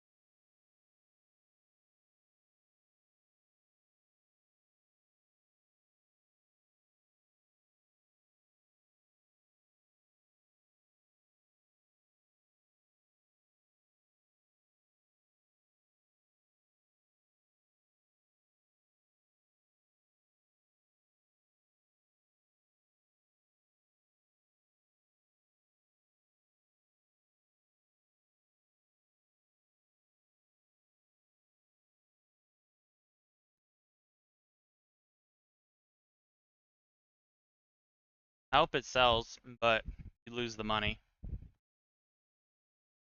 Anyway, where the fuck is...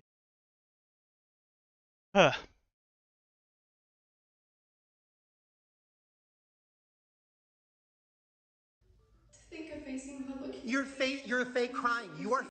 Oh, whoops. Not that video.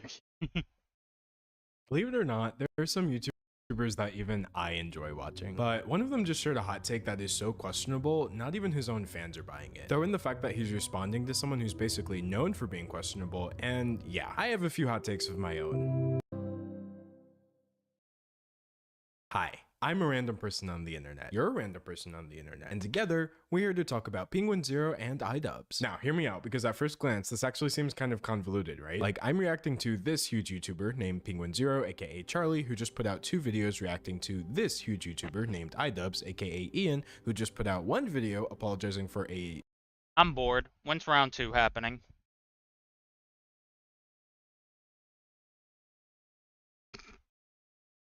series of videos called Content Cop, in which he reacted to a whole bunch of other YouTubers. But don't worry, because I'm gonna break it all down one thing at a time, and by the end you'll completely understand not just what happened, but why so many people are talking about it. There are over 100,000 comments between those 3 videos, and this literally just happened last week. What seems like a simple creator dispute on the surface actually belies a huge and ongoing debate which affects all of us, with questions like what counts as harmful content, who gets to accept an apology for racism, and scariest of all, what kind of person were you in 2016? And I have opinions. What type of person was I?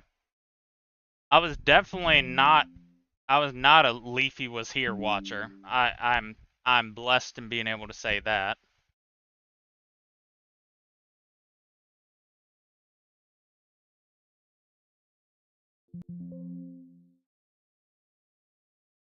I'm blessed in being able to say that, but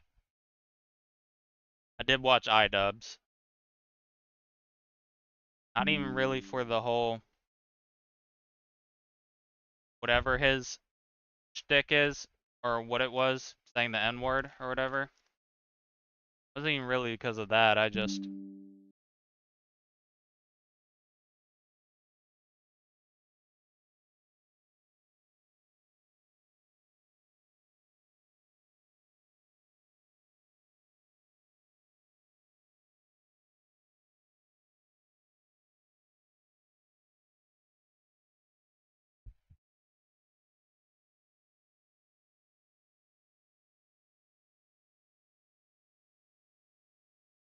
opinions about all of it, from the awful Content Cop videos to Ian's overdue apology to Charlie's bizarre reaction to all of this. Now, well, anyway, without further ado, let's get into the video. As you can see, there is a lot to talk about, so I say what we do here is go back. From 2015 to 2017, the YouTuber iDubbbz uploaded new episodes to his hugely successful commentary YouTube series called Content Cop. iDubbbz, real name Ian, had uploaded all kinds of videos to his channel, but Content Cop was by far the most well-known series, with multiple episodes currently sitting at tens of millions of views each. Since none of the events in this video would have happened without Content Cop, we're going to briefly revisit a few key episodes so we can see exactly what happened here, and we'll start with the one about Keemstar. So like most episodes, this one starts off with Ian acting out some sort of slapstick sketch before switching to some good old-fashioned YouTube commentary, in which he unironically drops the N-word with a hard R less than 15 seconds after sitting down. We're going to check out a channel that's best known for the phrase.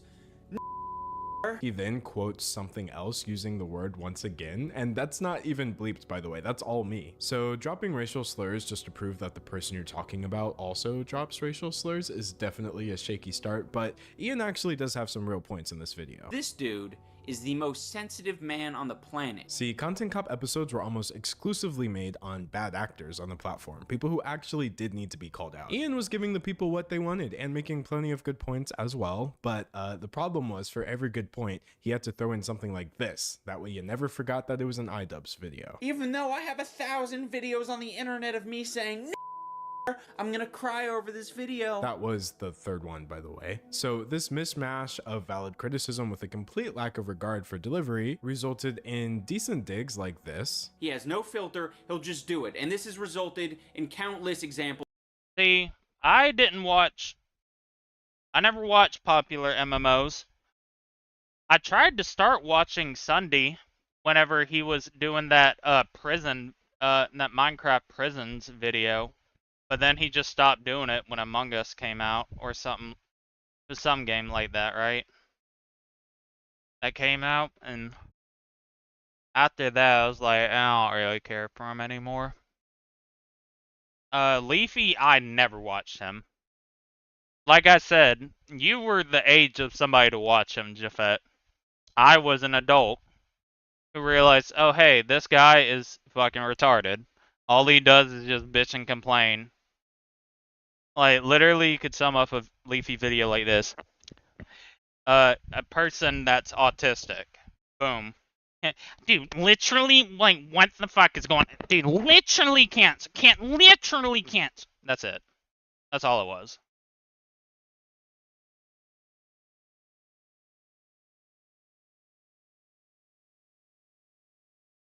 Like, I've never been on the thing of, like, I don't know, I've never been on the side of, like, I hate people having fun doing things. You know what I mean? Everybody generally is, like, I don't know. I don't really care if somebody does something. If I find it cringe, the only reason I'm gonna say it's cringe is because of the fact that they put it in a public setting. Like, if you do something in public, you are open to criticism. Like, I'm not gonna go out my way and be like, these guys are cringy, these guys are cringe. Like, dog. And then you look at the type of shit that they find not cringy. Like, those people were calling, like, Leafy was calling people cringe. Meanwhile, he was enjoying the fuck out of some MLG fucking trick shot videos. Which I always thought was stupid, too. But, like I said, I liked iDubbbz. I liked his Content Cop videos. Because he was actually calling out people that were lame on the platform. I just think he should have had a better approach instead of just being like the edgy retard he was. Like, when he came out with the Leafy video, I was ecstatic. I was so fucking happy. I'm like, finally.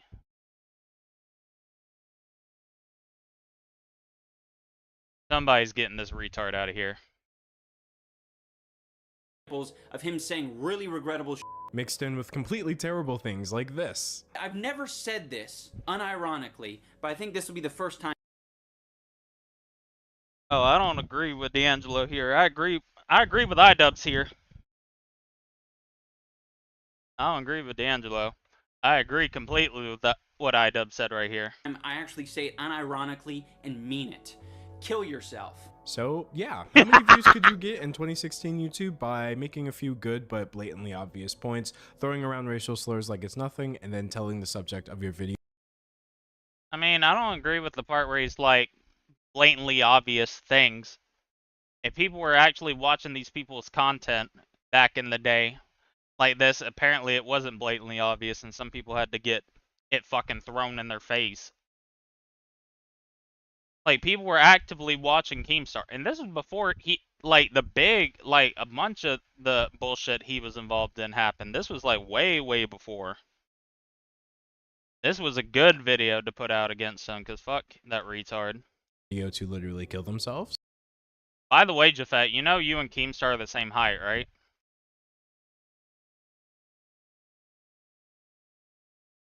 Well, 33 million, of course. Look, I know people still complain about commentary YouTube to this day, but dear God, at least it's not like that anymore. Anyway, lest you think I pulled a particularly risque episode of Content Cop, let's take a look at another one. That way you can see that Ian was literally always like this. So this next one was a Content Cop on banned YouTuber.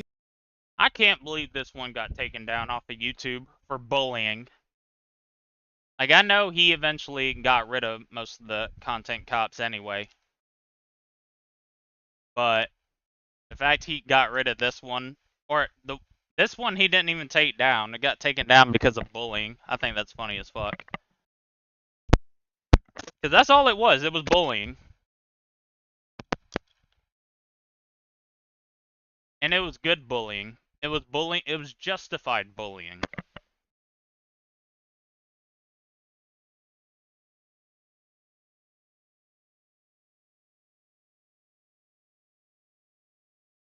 What the fuck? Leafy is here, and it racked up over 30 million views as well. I'm perfectly fine with bullying. Make fun of someone because they're fat, autistic, or riddled with acne. I don't care. Make fun of them. I think my only stipulation with the bullying is that you also have to not be a pussy. Once again, this video is rightfully criticizing Leafy for his actions, specifically the way he used his giant platform to bully random children on the internet. But once again, the way Ian went about it was just extremely counterproductive. This is a picture of Leafy at the little meetup, and there's no filter here. This is him in his natural environment. Unfortunately, a profile shot. Bullying someone over their physical appearance to prove that you should not bully people over their physical appearance is definitely not the 4D chess move that everyone seemed to think that. I disagree. I disagree with that. Because I understand where D'Angelo's coming from. Like, really? But he's the type of leftist I disagree with. I think you need to be even worse of a person to the other one. I think you got to be an even worse human being to another person, personally. Because guess what? If you just made a video about Leafy being like, hey man, it's kind of like you shouldn't be bullying people. You know, he's going to keep bullying. Guess what happened? He got made fun of so fucking hard he quit making videos. Essentially. Like, I feel like I've always been a person, like, I've never been the type of person to be like, take the upper, like, be the bigger man. Oh, absolutely not. Hell no. I'm gonna be even worse than them. But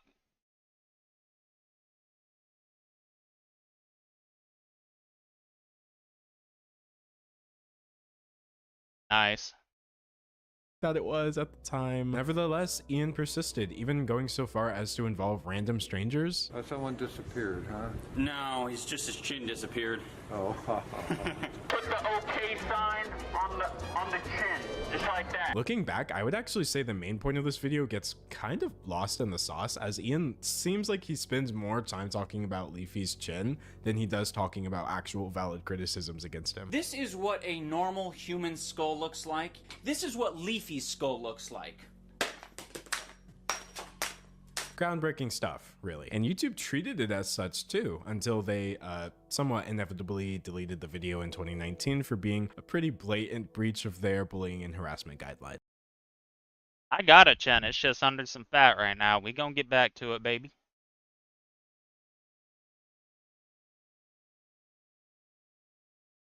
Just like the Keemstar video, this was a well-deserved call-out, but with an absurd execution. Anyway, now that you have a feel for the style of Content Cop, let's look at one final episode before we leave it all in the past where it belongs. This episode is going to come back up later in the video, because it's arguably the worst one, and by arguably, I mean definitely. A couple months ago, Tana Mojo tweeted at me that she was very unhappy. This was a funny video. I don't care. I think this video was funny as fuck. The Tana Mojo one. Like, dog, why the fuck would Tana Mojo go online and say, you openly say the N-word and retard, kill yourself, when she has videos of her openly using the N-word? Like, come on now. Happy with my use of the N-word. I didn't respond to her tweet. Instead, I did a bit of research and I found out that she used the dreaded N-word in the past. So after playing 2 clips of Tana using the N-word, iDubbbz launches into this tirade about how people are too afraid of using the N-word, hard R and everything. We are very stupid to hold the word at this colossally high standard. See, this is where iDubbbz lost me. Because this is where he lost me, because it's like, because people that say this type of shit, like, hold it at this high thing, why do you want to say it so bad? Why? Why do you want to say the N-word so bad? I know why Leah says it, but, like, why does everybody else want to, like,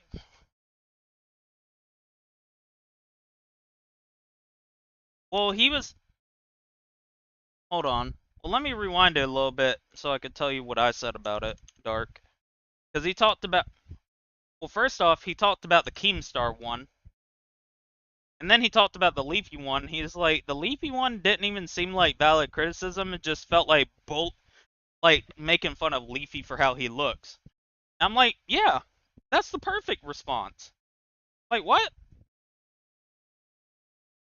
I've never been on the side that you should be the bigger person. No, be worse. Because guess what? The people that they want you to be the bigger person for, guess what? They will never be that. They don't care about that. They aren't gonna magically change. So guess what? You hit them right where they're doing it. Leafy made videos calling people cringe, all that shit, calling people ugly. I just made an entire video calling that motherfucker ugly. And guess what? He quit making those videos. He left YouTube, I think, after that point. This one, I don't know why he went on that tangent talking about the N-word. But like I said, this video was funny to me just because of the fact, like, it was just so random. Why the fuck would Tana Mongeau just tweet at him saying, why he says the M-word and calls people retards, kill yourself? Like, you have videos of yourself calling people using the hard R. Why would you say that? Whereas every other slur, that can be used in a comedic sense or an editorial sense, but not this one. See, that's just not true. No other people are using any of those other words. Either all of them are okay, or none of them are okay. And none of them are okay. Next question. If that sort of sounds to you like he was suggesting that we use slurs more often, that's not only what he was suggesting, he was just actively encouraging it. Have you or your friends ever said a word so frequently that it's lost a lot of the initial punch that it had?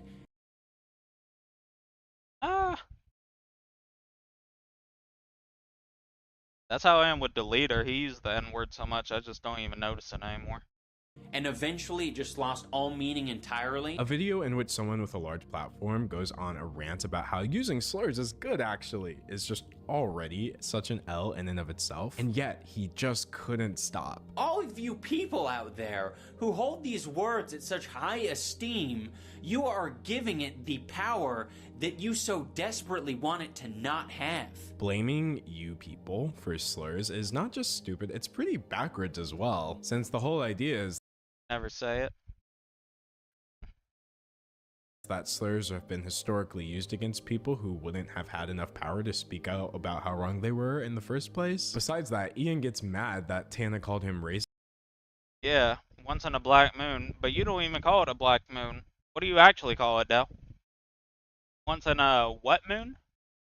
For using the N-word all the time. Like, he seems legitimately offended. I wouldn't deem her racist because I don't know what's in here or what's in here. But the fascinating part about all of this is that she won't offer me or any of you guys the same level of respect. I don't need to know your innermost feelings to know that it's racist to use racial slurs all the time. I don't care what's in here, and there's obviously nothing up here if you think that's a valid defense. Like, my thing is, if somebody, like I said, if I see somebody use it, I'm gonna assume they're racist. Like, point blank. Like, if you're using the hard R, I'm gonna assume you're racist. After that, I'll be able to decide if you're actually racist or just an edgy retard.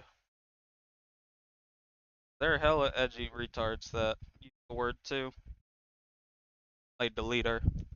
And by the way, when I say all the time, I do mean all the time. Like, here is a non-content cop video in which Ian is reacting to this guy who had launched a Kickstarter campaign. Hi, my name is Jake and I'm a ginger Latino. Why is that his opening line? And then he goes on to compare this to not just the N-word, but the F-slur.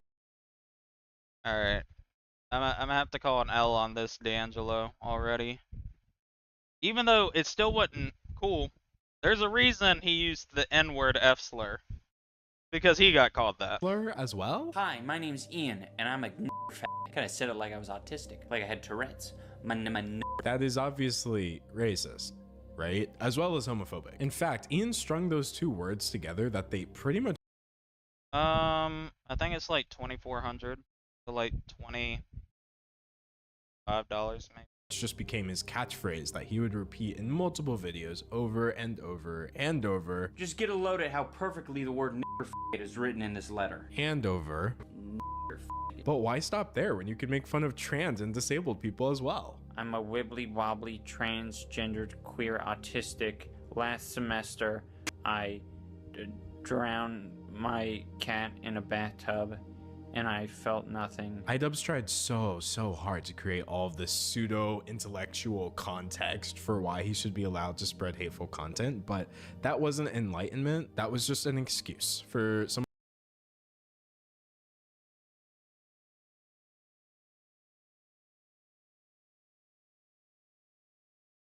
When did iDubbbz pop up for me?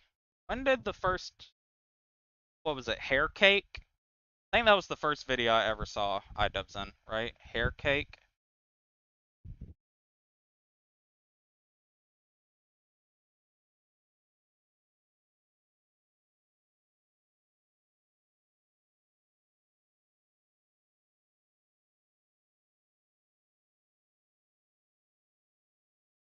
Wait, did it get Roblox account manager? Someone whose idea of humor is to joke about raping starving black children. This is what can happen when you have literally no ability to relate to the idea of being marginalized, because society has always been centered around you. The whole idea of the margin itself and everyone on it becomes kind of just like a joke. So much of a joke, in fact, that going back to the Tana Content Cop, Ian went so far to get back at her as to attend one of her fan meetups just so he could be captured on camera saying the N-word in front of her in public. Say and that's sitting at a cool 35 million. I quit watching that. I've never listened to that in full. I refuse to. I can't listen to that. Leah, take it to DMs.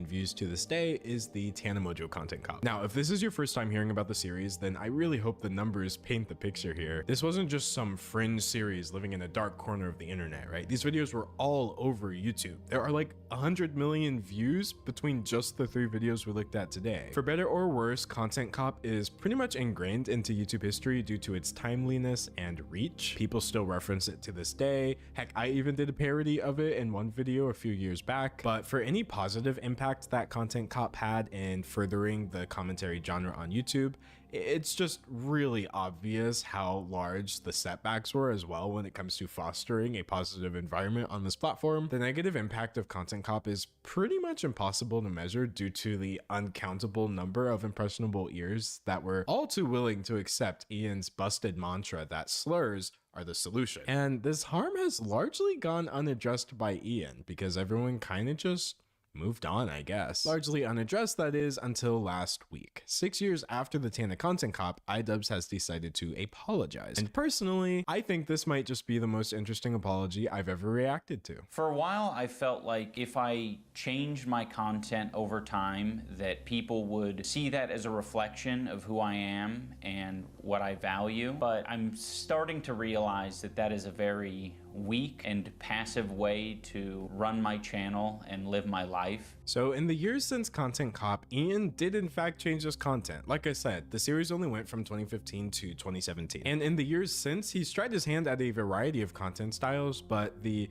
incessant slurs and consistent disregard for anybody who seemed to get offended by them did pretty much dissipate over the years. But nevertheless, I do completely agree with Ian right here that just because he changed his content doesn't necessarily mean that we should automatically assume that's a reflection of his values. It would be really nice to assume that he changed his content because he no longer supports it, but the truth of the matter is YouTube no longer supports that either, so we're not really going to know the real reason unless he shares it with us, which I guess that's what he's here to do today. If I'm going to have the balls to go to Tana's fan meetup and say slurs at her and then make a video about how it's okay to say slurs, I think I should have the balls to make an apology video and take accountability for the mistakes I've made. So that's what this video is. Okay, so at this point, I was actually pretty surprised. I find that oftentimes when people make these YouTuber apology videos, they tend to be really vague about what they're talking about. That way, on the off chance that you didn't know what they did, they're not the ones who let you know. But here Ian is in the very beginning of the video, just jumping straight into the point. Yeah, that's cool. No, take it DMs. I am responsible for creating a lot of hurtful and damaging content on this channel, and I've also created a culture of apathy and, I don't know, a lot of like cruelty as well. Cruelty is definitely a strong word, but yeah, I think it applies here. Criticizing people is one thing, but telling them to kill themselves, mocking their appearance, purposely making them uncomfortable by saying slurs in front of them, all while ignoring the people telling you that your behavior is having a negative impact, pretty much just the definition of cruel and apathetic, yeah. I don't think they, you know, some of these videos were edgy. I think they were just outright cruel. I have made some cruel, hurtful content, and I need to acknowledge that, and I'm really sorry that it's taken me this long to acknowledge it. So personally, this is where I really started to appreciate this apology. So many people at the time hid behind the word edginess as just like an excuse for being legitimately terrible to people. In fact, if you want to talk about words that lost their power over time due to overuse, look no further than edgy. So the fact that he does make a clear distinction between edginess, which is perfectly fine, and harmful content, which is what his content was, at the very least, it seems like he's ready to be honest. The content I'm talking about specifically are content cop videos and videos where I was just generally criticizing people for very lackluster reasons. Now, my first reaction was, like I said, I've asked y'all, please quit doing that. I'm not even just gonna ask anymore, I'm just ban y'all. Hey, the people in Content Cop did deserve to be criticized. But then the more I thought about it, the more I realized he was right. Like, yes, obviously calling someone out for bullying kids is the right thing to do, but Ian himself said at the time that he didn't actually think bullying was bad. In fact, his main problem was just that Leafy was insecure while bullying other people. Similarly, Tanamojo using the N-word is obviously wrong, and anybody is well within their right to call that out. But then you think once again about how Ian at the time said he didn't care about the N-word either, and that he was really just doing it in retaliation to her hypocrisy. And you know what? These are honestly pretty lackluster reasons to criticize people. He wound up being on the right side of all of those arguments in retrospect. I do want to make that very clear. But by his own admission, he kind of got there because it happened to align with his goals more so than it was the right thing to do. It's also indoctrinated a lot of people into thinking that this is an okay way to behave, and it's not. It's super irresponsible and shitty. This is another part of the apology that I think was done really well. A direct call out to anyone who's using Ian's content or justifications as an excuse to do the same things he was doing. Now, something like this would have been a lot more useful about 6 years ago, but you know what? I'll take what I can get, broski. I was being very bigoted in a lot of my videos, and I justified it because I didn't think it was too serious. And I thought that people were going to see that I had good intentions, but that's so silly. Casual racism is still racism. Casual bigotry is still bigotry. It must be nice to not think that bigotry is like that serious. Like to even be able to think that. Unfortunately, it winds up having really one-sided consequences for people who don't have the privilege of thinking of it as being anything other than serious. And in that same vein, I would kind of suggest the idea that there's actually no such thing as casual racism either, because like, it's never casual. But I definitely do understand it's a useful term for denoting racism that is not done with malice or the intent to harm people. And so it's good that Ian does see that all of it is wrong regardless. It doesn't matter what my intentions are. Like if I'm hurting people, I'm hurting people. Who the f knows what my intentions are? Like sarcasm. That's my thing, is like if something, I don't know. I feel like if I got enough like backlash for saying the word retard, I'd probably stop. But everybody in my stream's retarded, so nobody really cares.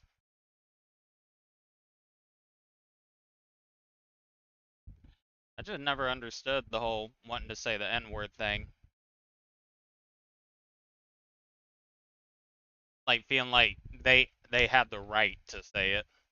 Like there's, what is it? Like, what is it? There's millions of words in the entire world. Millions and millions of words. Why are you so obsessed on wanting to say the racist one?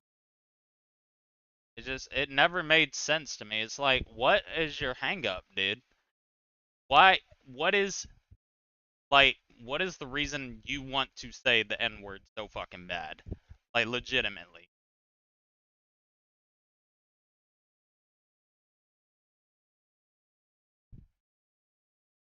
Like, somebody's just like, hey man, don't say that. Triggered. Like, can you just not say the word?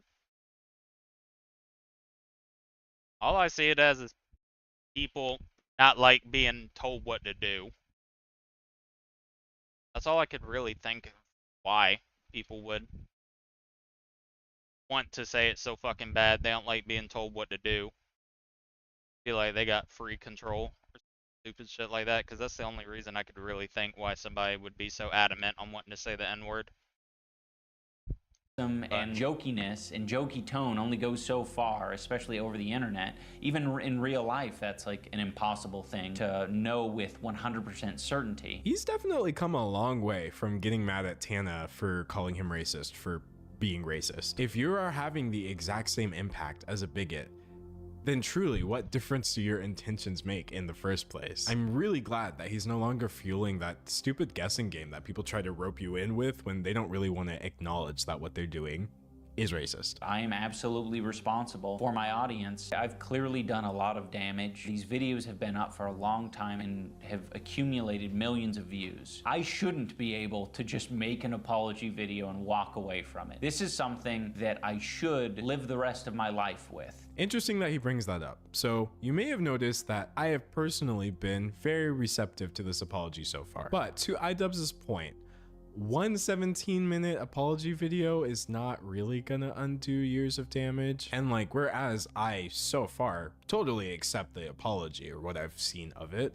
you are so well within your right if you are a person who is affected by his actions. Yeah, that's how I feel like a lot of brown people felt about PewDiePie. From what I heard over years, or like over the year, even whenever I streamed on Twitch, a lot of, like, not even Indian people, but just kids that were brown suffered a fuck ton during the whole T-Series thing.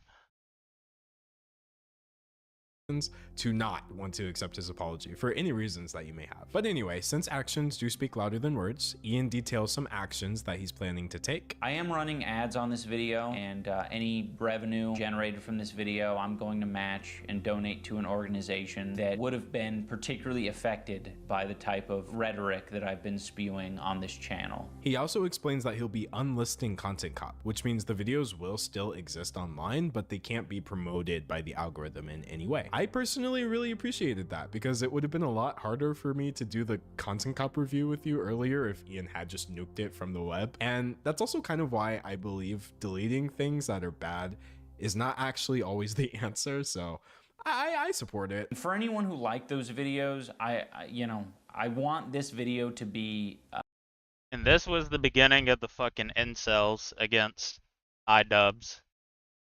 He came out with this video. He's like, you know, man, I don't think it was good that I said the N-word all those times.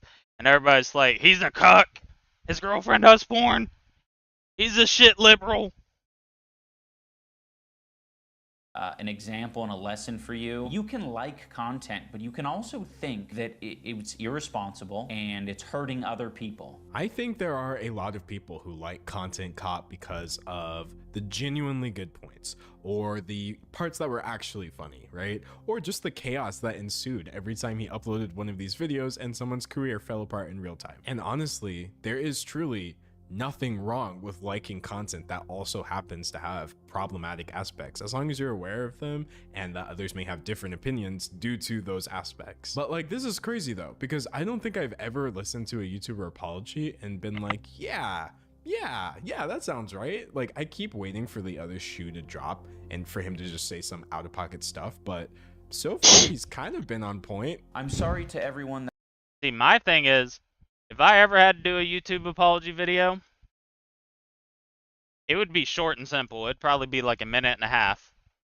I'd be like, alright, I could either come on here with some long-ass video trying to reiterate points and points over and over again Me saying I'm sorry, or I could just do it in a condensed video. I apologize. That I made content cop videos on. I still don't like. Cause see, like most apology videos, it's just like 20 minutes of saying sorry over and over again. It's like, do you want to hear me say sorry for 20 minutes, or you want to just hear me say sorry once and show with my actions I'm gonna change? Thankfully, that probably won't happen to me, because I didn't really do that type of shit. So. Like the majority of you, and that's fine, but I can recognize that you did not deserve the hate and harassment that I sent your way. Sorry, but I still don't like y'all. It's kind of a baller move to make after 6 years. That was low-key fire. But yeah, jokes aside, I totally get apologizing for telling people to, you know, or like making fun of their face to strangers on the street. Oh no, I disagree. I think you should still be able to tell people to kill themselves. These kinds of things absolutely did influence the tone. That's the only good thing Elon did for Twitter, is you can tell people that.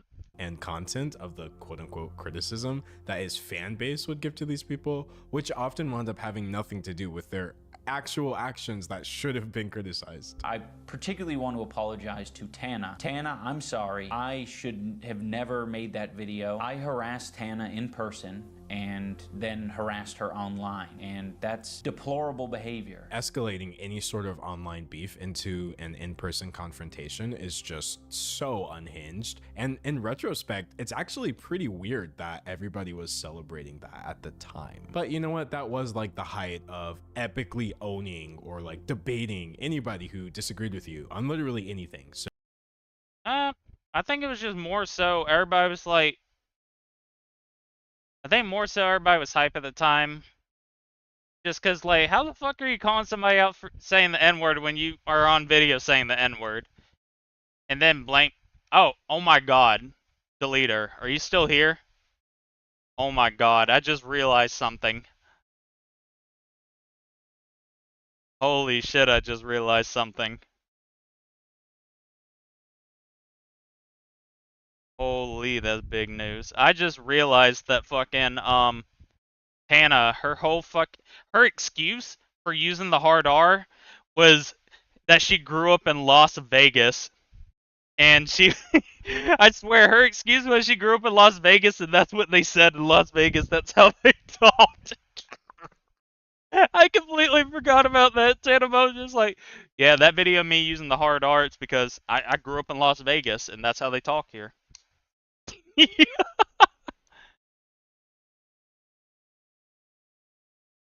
What do you mean, tutorial? It's just you, do you not have the thing?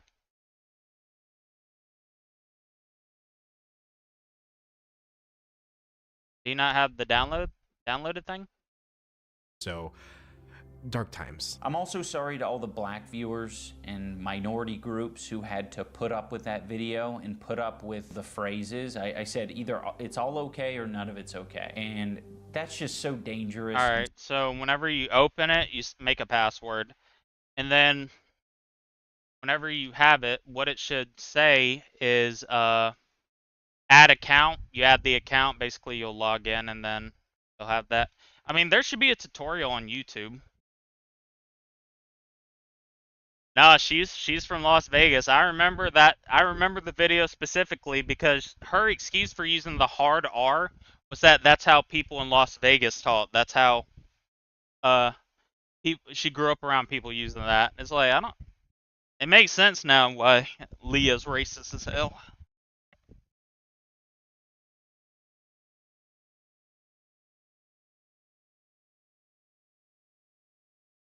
I click join server on my main.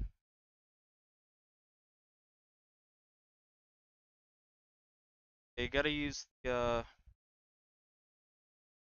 like when you go to the Roblox website and launch the game there, that's how you... Stupid. Oh hey, I'm in this apology. You know what, iDubbbz, let's do this. I accept the apology. On behalf of myself and only me, I am just one person. Here's why it's working for me. Who, Tana Mojo? Yeah, she's from Las Vegas. I remember specifically in the video when she was talking about it is that she said, oh yeah, it don't work with the Microsoft Store. Are you trying to launch 2 accounts, Jafet? You're trying to launch 2 accounts, you gotta go to the gear at the top right. You gotta go to the settings and click on the multi-Roblox button. Well. But no, I remember explicitly, Deleter, that she was in her apology video talking about that, yeah, she was definitely talking about, like, oh yeah, reason I said is because I grew up in Las Vegas and people use that word all the time, so I was using it. I don't think they use a hard R, bitch. What you talking about?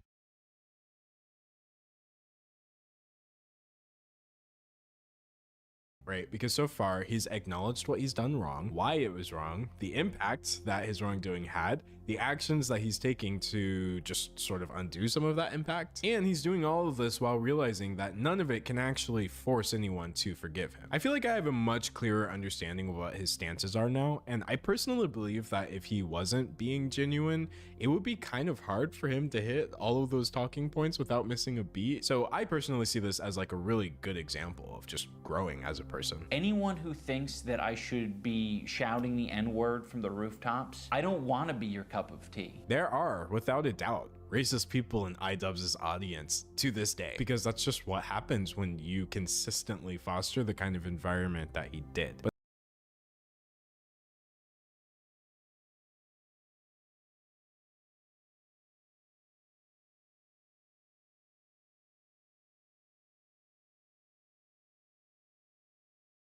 But at this point, he's explicitly letting them know that they're not even a consideration anymore. Like, they're not Just look up a YouTube video. Oh, there's one on YouTube. I figured it out. gonna like this one, but who would want them to, honestly? Because I haven't had to set it up from the start like you have, so. Anyway, Yeah, you aren't supposed to use Microsoft Store app. Only use the one whenever you go to the website. and then pivots into talking about some of the experiences that sort of caused him to. Are you using 2 accounts? Damn, my bad, Jafet. Got it. My fault, gang. Yeah, thanks. Thanks, idiot. To do the self-reflection that got him to this point in the first place, starting with a fan meetup. This particular fan came up to me and said, I know you probably don't like transgender people, but can I, get a picture? That smacked me in the face. I was like, oh, holy shit. Why would you think that? But I mean, it was fairly obvious. I think coming face to face with the results of your own actions in a public setting should happen to everyone at least once. It builds character. Another thing iDubbbz. You saying my bad, but you didn't do anything. Just shut up. Brings up is his fans' horrible and misogynistic treatment of his wife, Anissa. I don't think I've still fully acknowledged how responsible I am for the amount of harassment that Anissa has had to deal with. Turns out the mentality that iDubbbz had built up in his audience was a great recipe for misogyny, because there is a very vocal portion of his fans that tried to blame Anissa for quote-unquote ruining Ian and turning him soft. Literally like how people try to blame Yoko Ono for the Beatles breaking up, because anything bad that has ever happened must be because of a woman. Shout out Adam and Eve. In fact, speaking of some of his horrible fans, they were actually the most direct reason that caused Ian to confront a lot of stuff he had previously neglected. It was my realization upon meeting more and more fans that I was like, oh, you guys are struggling. It was easy for me to identify them struggling when they were outside of my body, but the antisocial basement dwelling incel that was inside here, I couldn't acknowledge that. I couldn't recognize that. So I needed the mirror to be held up to me. Obviously, not all iDubbbz fans are basement dwelling incels, but honestly, the ones that are not seem to be aware of that, and they don't really seem that bothered. There is actually a pretty great outpouring of support on this video right now. Though, of course, there is also a very vocal portion of his audience that is not appreciative.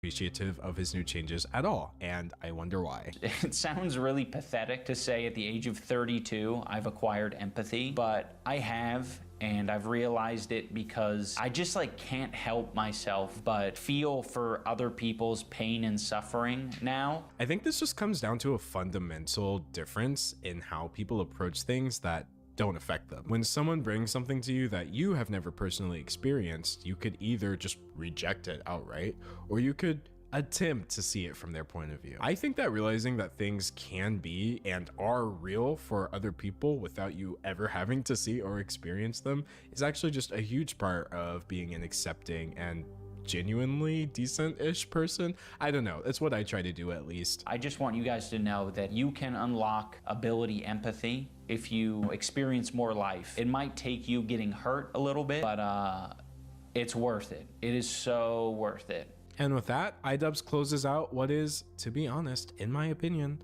one of the best apology videos on YouTube. I know that's not saying much.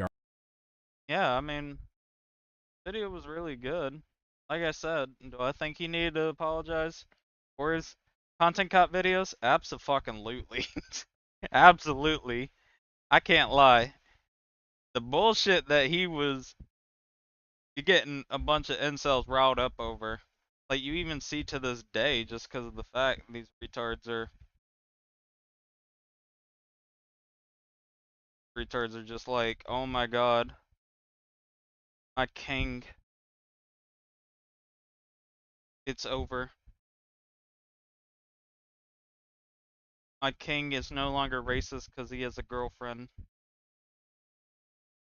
Like, it's really weird seeing, like, the bunch of people I see that hate iDubbbz are retarded Sam Hyde fans. There's any group of people I give less of a shit about, it's people that enjoy Sam Hyde. Same retards, anytime there's a major shoot, they post his picture being like, oh, they just found the fucking shooter.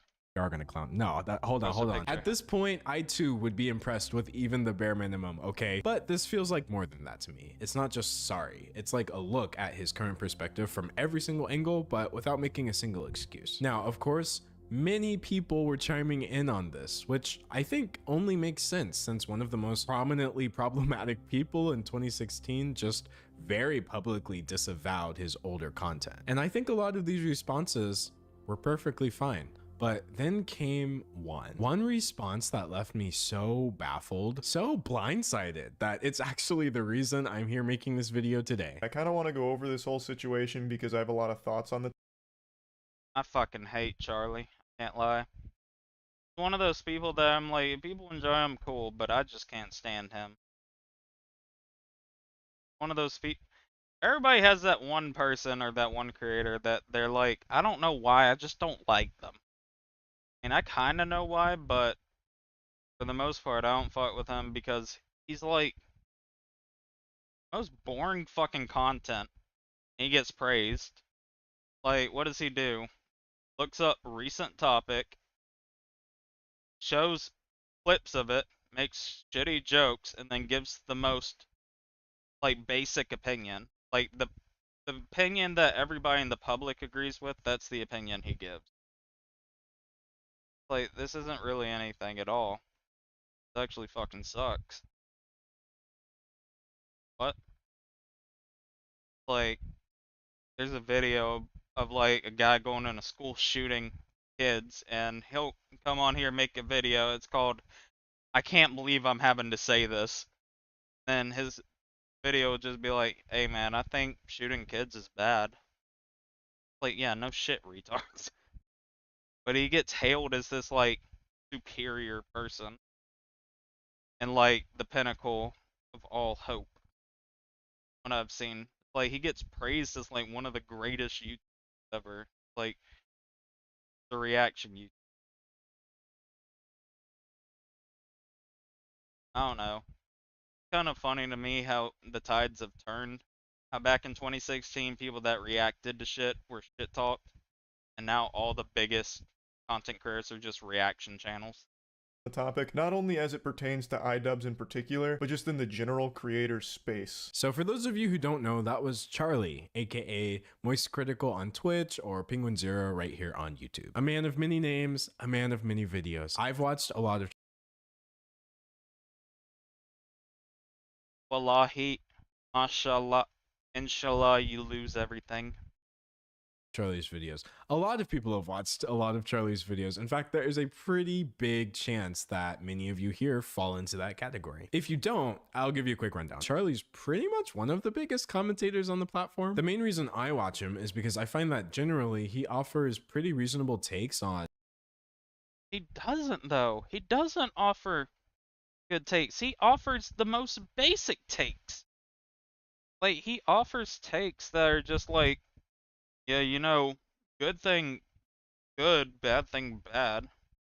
Inshallah, you lose everything.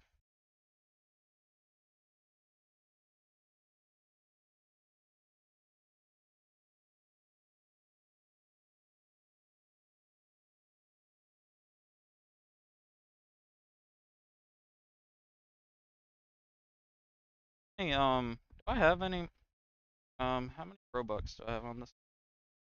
I have nothing. This one, I should be getting like 4,700, and that will be enough to, I believe, get all the game passes? Yeah, something like that. On pretty much everything in a very down-to-earth way. Even when I don't agree with him, which definitely does happen from time to time, I still always understand why he holds a certain opinion, because he genuinely does a great job of explaining sort of where Bet it all at once, or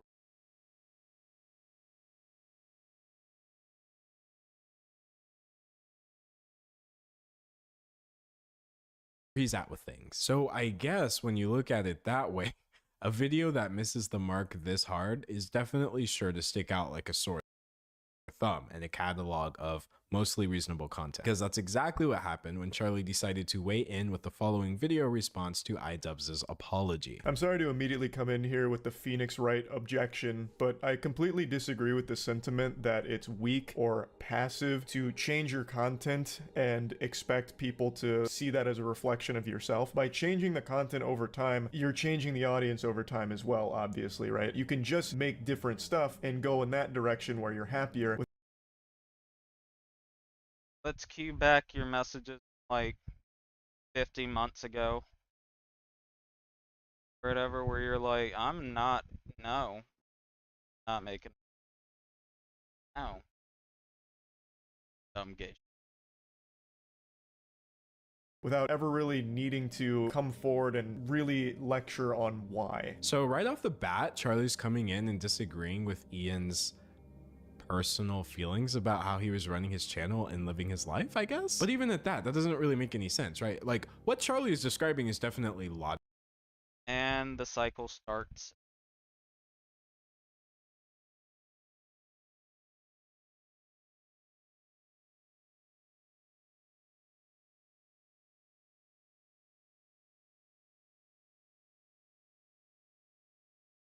I just did standard. I don't know what the fuck. I don't know what happened last time. Wait, how many Robux do you have though? Like,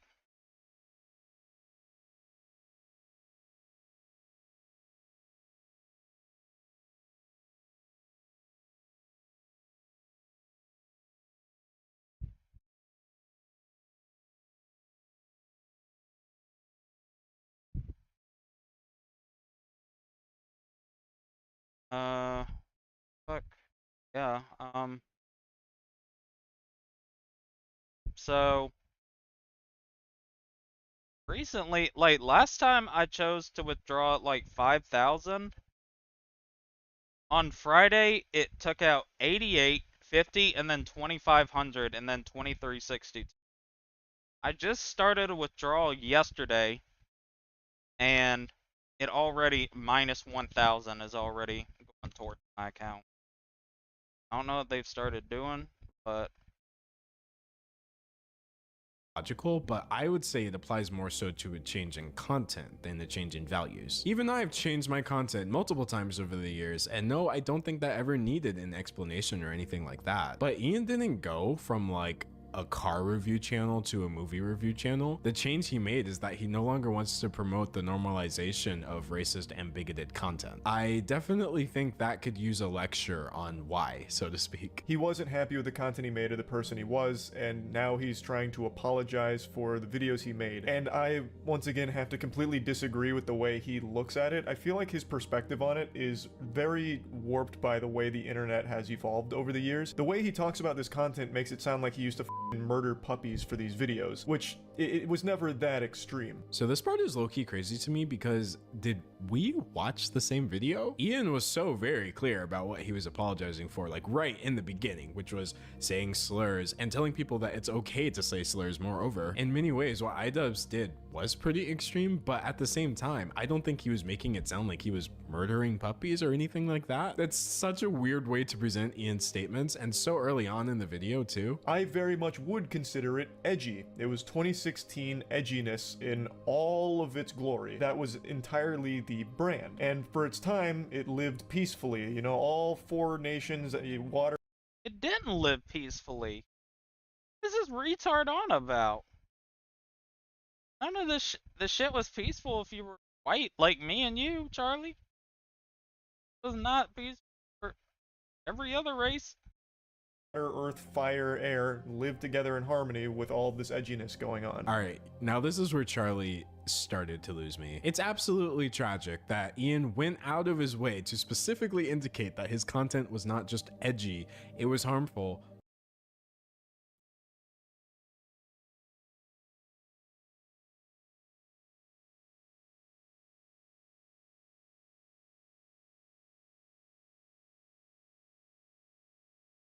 Only for Charlie to swoop back in and say, nope, actually, it was just edgy. To imply that we were... Wait, how many Robux do you have? Like, are you sending... You remember, you know that whatever you are trying to get, like, 3 of them for like 30% days, or it gets deleted, right? Making sure you know that, right? Peacefully living in harmony with all of the edginess is to just completely ignore all of the people who were speaking out against this weird normalized culture. In 2016, that might have just seemed like the brand if you were fortunate enough to be unaffected by it, but in my experience, it felt more like the plague, and I know that I am not the only one who feels that way about that time period. Like, slurs, racism, homophobia, these things are not edgy, they are wrong, which is like literally the point of iDubbbz's apology. In your 30s, it's not exactly entertaining to just be spamming slurs for shock humor. I don't find that entertaining, and he doesn't either, so it's totally fine to want to distance yourself from making content like that, but I don't think it was a mistake that he made those videos. Like, they're not hurtful, nor do I really... See what I mean? When I saw this video, it's like whenever that E-celebrity you hate for no reason finally gets caught up in some controversy. Yes, finally this retard sucked.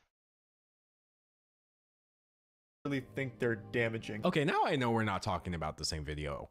iDubbbz literally encouraged people to say the N-word with a hard R. How is that anything other than harmful content? This was a talking point, an extended talking point in a video that has 30 million views now. Now, it might not be harmful or damaging to Charlie because, you know, he would obviously be unaffected by words like that, but surely Charlie doesn't think iDubbbz was actually apologizing to him, right? At the end of the day, I don't think the goal of his content was ever to be hurtful or damaging. He was just trying to entertain and using edginess as shock humor, which for its time was acceptable online. Now, whether or not you think that's okay that it was ever acceptable, that's a different argument for a different day, but the point is, the point of his content...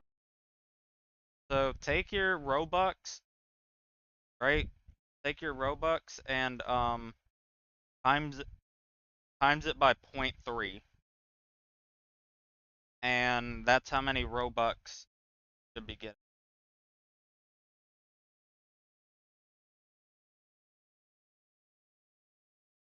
Like 7,400 times 0.3.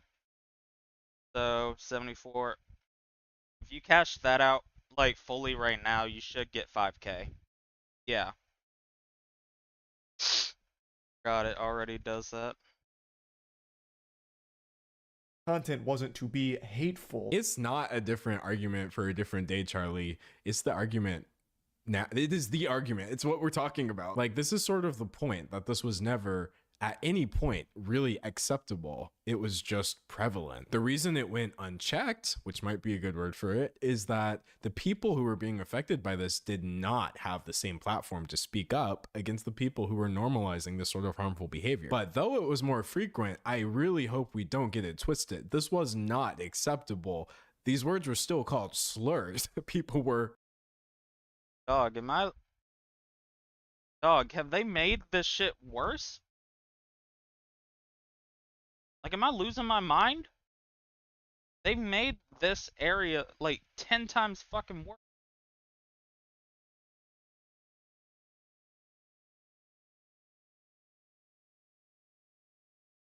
Holy shit. Shocked by them, hence the term that you keep using. I just don't think that the apology is really warranted. You can explain, like, I just don't like making that content anymore, so I won't. I even regret making that content because it's kind of cringe now. But to think that it is this huge, massive problem, like you made an unforgivable mistake, is a little weird to me. It was an unforgivable mistake. What?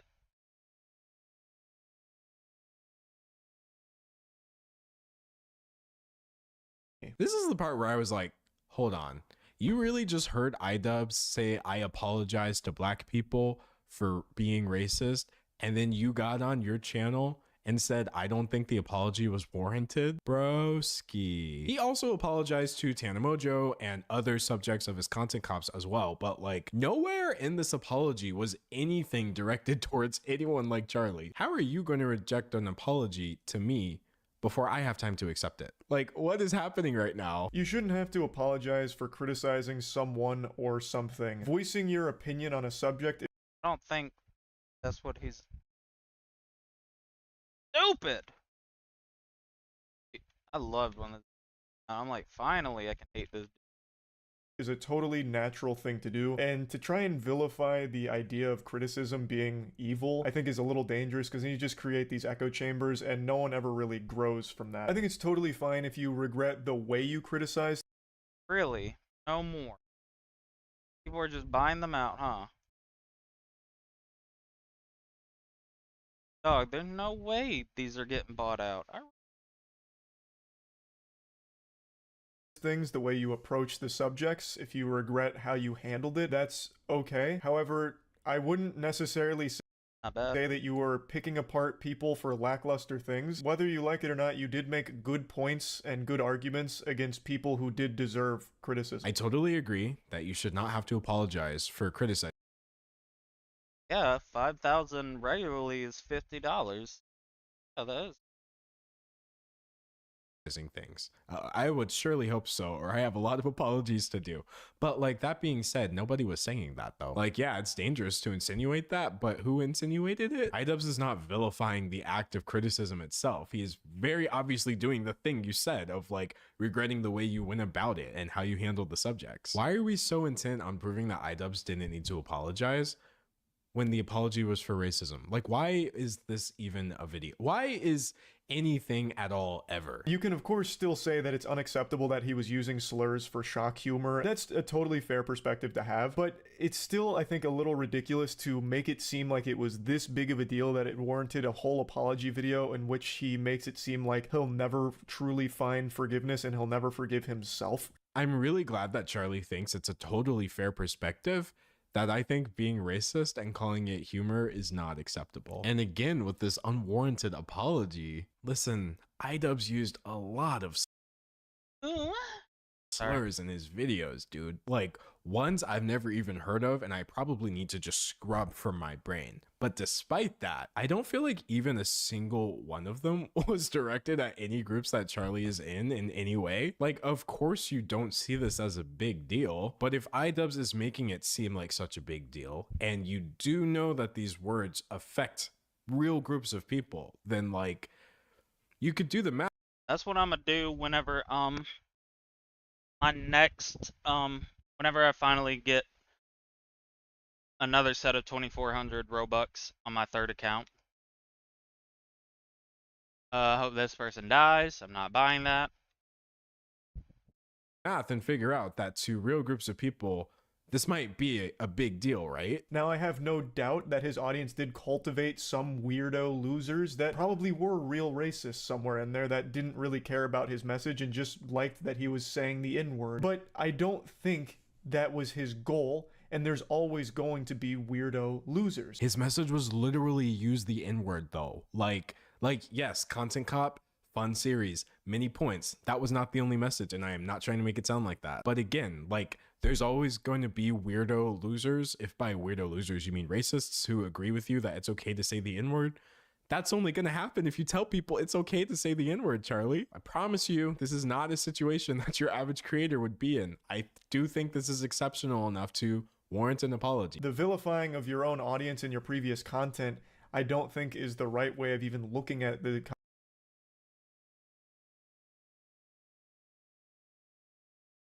Wait, hold on.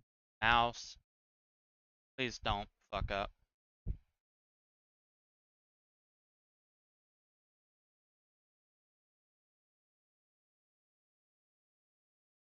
Okay, so it was macro 79.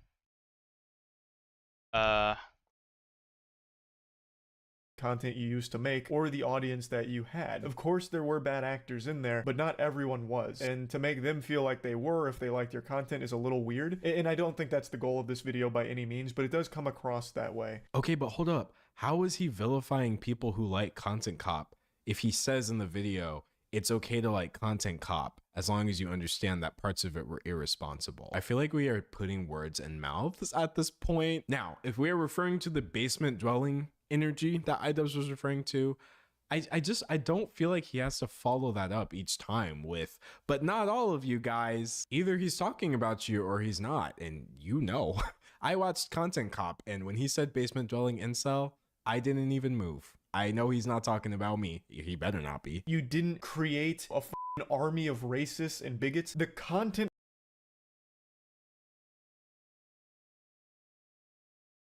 itself isn't bigoted content either. You used edgy shock humor. That's what I need to start doing.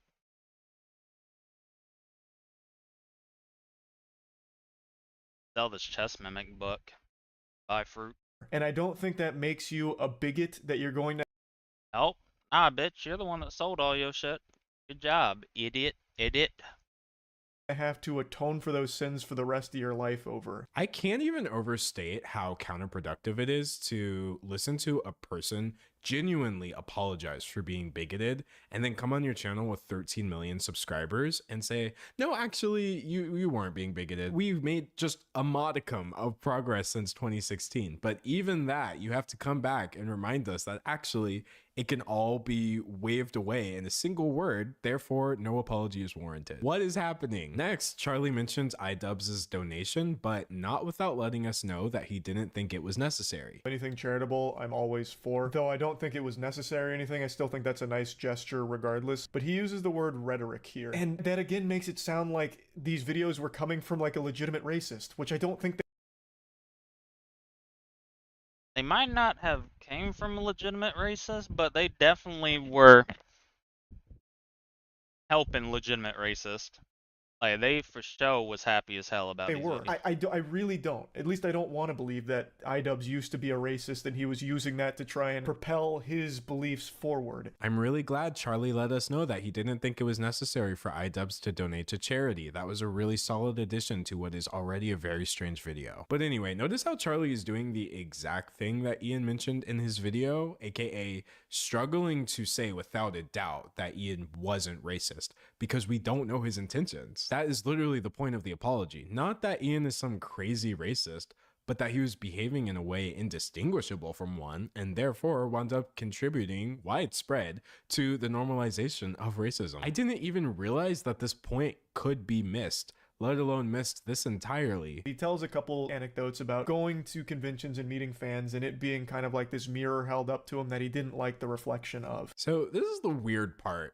Up until this point in Charlie's video, he had been showing clips from iDubbbz, the same clips that we watched, and he was responding to them, so he could debunk each one by telling iDubbbz that his feelings were wrong. But when it came to this part of the video, Charlie literally just stopped inserting clips. So in this version of iDubbbz's apology, we don't actually hear anything about the one trans fan. We don't hear anything about the harassment his wife was receiving. My point is, we don't hear any of Ian's multiple and detailed reasons for why he felt the need to apologize. All we hear is just Charlie telling him that he should not feel the need to apologize. Even though I disagree with iDubbbz's perspective on his older content being damaging or dangerous or indoctrinating, I still do respect that he didn't like what he was doing, so now he's doing something that he likes more. Even though it is coming at the risk of losing his audience, he'll find happiness in the content that he makes going forward, and maybe he's happier with the new audience that he potentially cultivates through all of it. So yeah, that was Charlie's first video on the iDubbbz situation, which actually currently has more views than iDubbbz's actual apology, meaning that for many people, Charlie was the first and last word on the situation. Despite Charlie's misrepresentation of iDubbbz's position, his minimization of the harmful effects that iDubbbz's content had, and his bizarre insistence to reject an apology that was not offered to him. Bruh. Now, because these issues stood out to not just me, but like a ton of people, the comment section was not having it. There was just comment after comment of people explaining that actually iDubbbz's content was harmful. Here's how. Actually, I really did appreciate the apology. Here's why. Actually, it's really weird to tone police someone's apology. What are you doing? We can't read all of them, but you can definitely check them out, and we'll just read mine because I think I left one that kind of sums up the general sentiment pretty well. People at the time were literally citing iDubbbz videos as a source for why they were justified in using slurs. This made the internet a very disconcerting place. As someone who definitely did see the harm Ian was referring to firsthand, I also think personal growth is pretty amazing. I appreciated his apology quite a bit, but that's just me. And many of the top comments are in that same vein, to the point where ignoring them would have been pretty much impossible. Therefore, Charlie decided to respond the very same day, a few hours later, in a video called Huge L Take. People have done some very uncharitable interpretations of what I've been saying, and I guess I can't really blame them. If I'm not abundantly clear with where I stand on things, I've learned that everything gets lost with ambiguity, and people run with the absolute most negative narrative they can find and the wildest ways to misconstrue some statements. Kind of like what you did with Ian's video, but the craziest part was, like, I didn't misinterpret or misconstrue anything from Charlie's first video. And I'm not saying that, like, I have perfect comprehension. What I mean is every single clarification that Charlie made in his second video was in line with how I interpreted the first video. And honestly, I didn't really see people misinterpreting him in the top comments of the first video personally, but then that's when it hit me. He's probably not even responding to YouTube comments. He's probably responding to Twitter. By far the biggest thing I'm seeing from the online discussion around my video is people saying that I was attacking iDubbbz for trying to grow. I didn't really see that take among Charlie's top YouTube comments. I'm sure it really was on Twitter, so I can't speak to that because I wasn't on there, and I'm glad that I was not. He does, however, address some of the things that did come up frequently in the YouTube comment section, like people taking issue with his sort of assertion that iDubbbz's apology was not warranted. When I'm saying I don't think the apology was warranted, I'm saying I don't think him being a product of edgy internet culture is necessarily something that should have been weighing on his mind so heavily for the last 7 years, that he's lived with this constant guilt, this burden on his shoulders, where he's feeling as though he created edgy internet culture. When iDubbbz said that he created a culture of cruelty and apathy, y'all know he didn't mean like he created racism in 2016, right? As he explained in his video in great detail, he created a culture within his audience that facilitated the issues that happened in 2016. He was just apologizing for being a part of it. Doing something wrong, like what he did, and then feeling guilt over it because you chose not to speak up for 7 years, I feel like it's kind of understandable. After listening to what people have said since I posted my video and diving a bit more into like the actual discussion in general online, I failed to really understand that maybe iDubbbz also treated this video like a diary where he just wanted to get everything off his chest with how he feels about it. So I completely misunderstood what the motivation could have been for this video, and for that, I'm sorry. Here's the thing, and this is probably the point I'm gonna be the harshest about, sorry, but no matter how you interpreted iDubbbz's original reasoning for posting that apology, No matter how you look at it, that apology was not intended for you. You've taken a situation that is really important to a lot of people and you have centered it around yourself and your opinion. And I know that might sound really similar to what commentary is all the time, but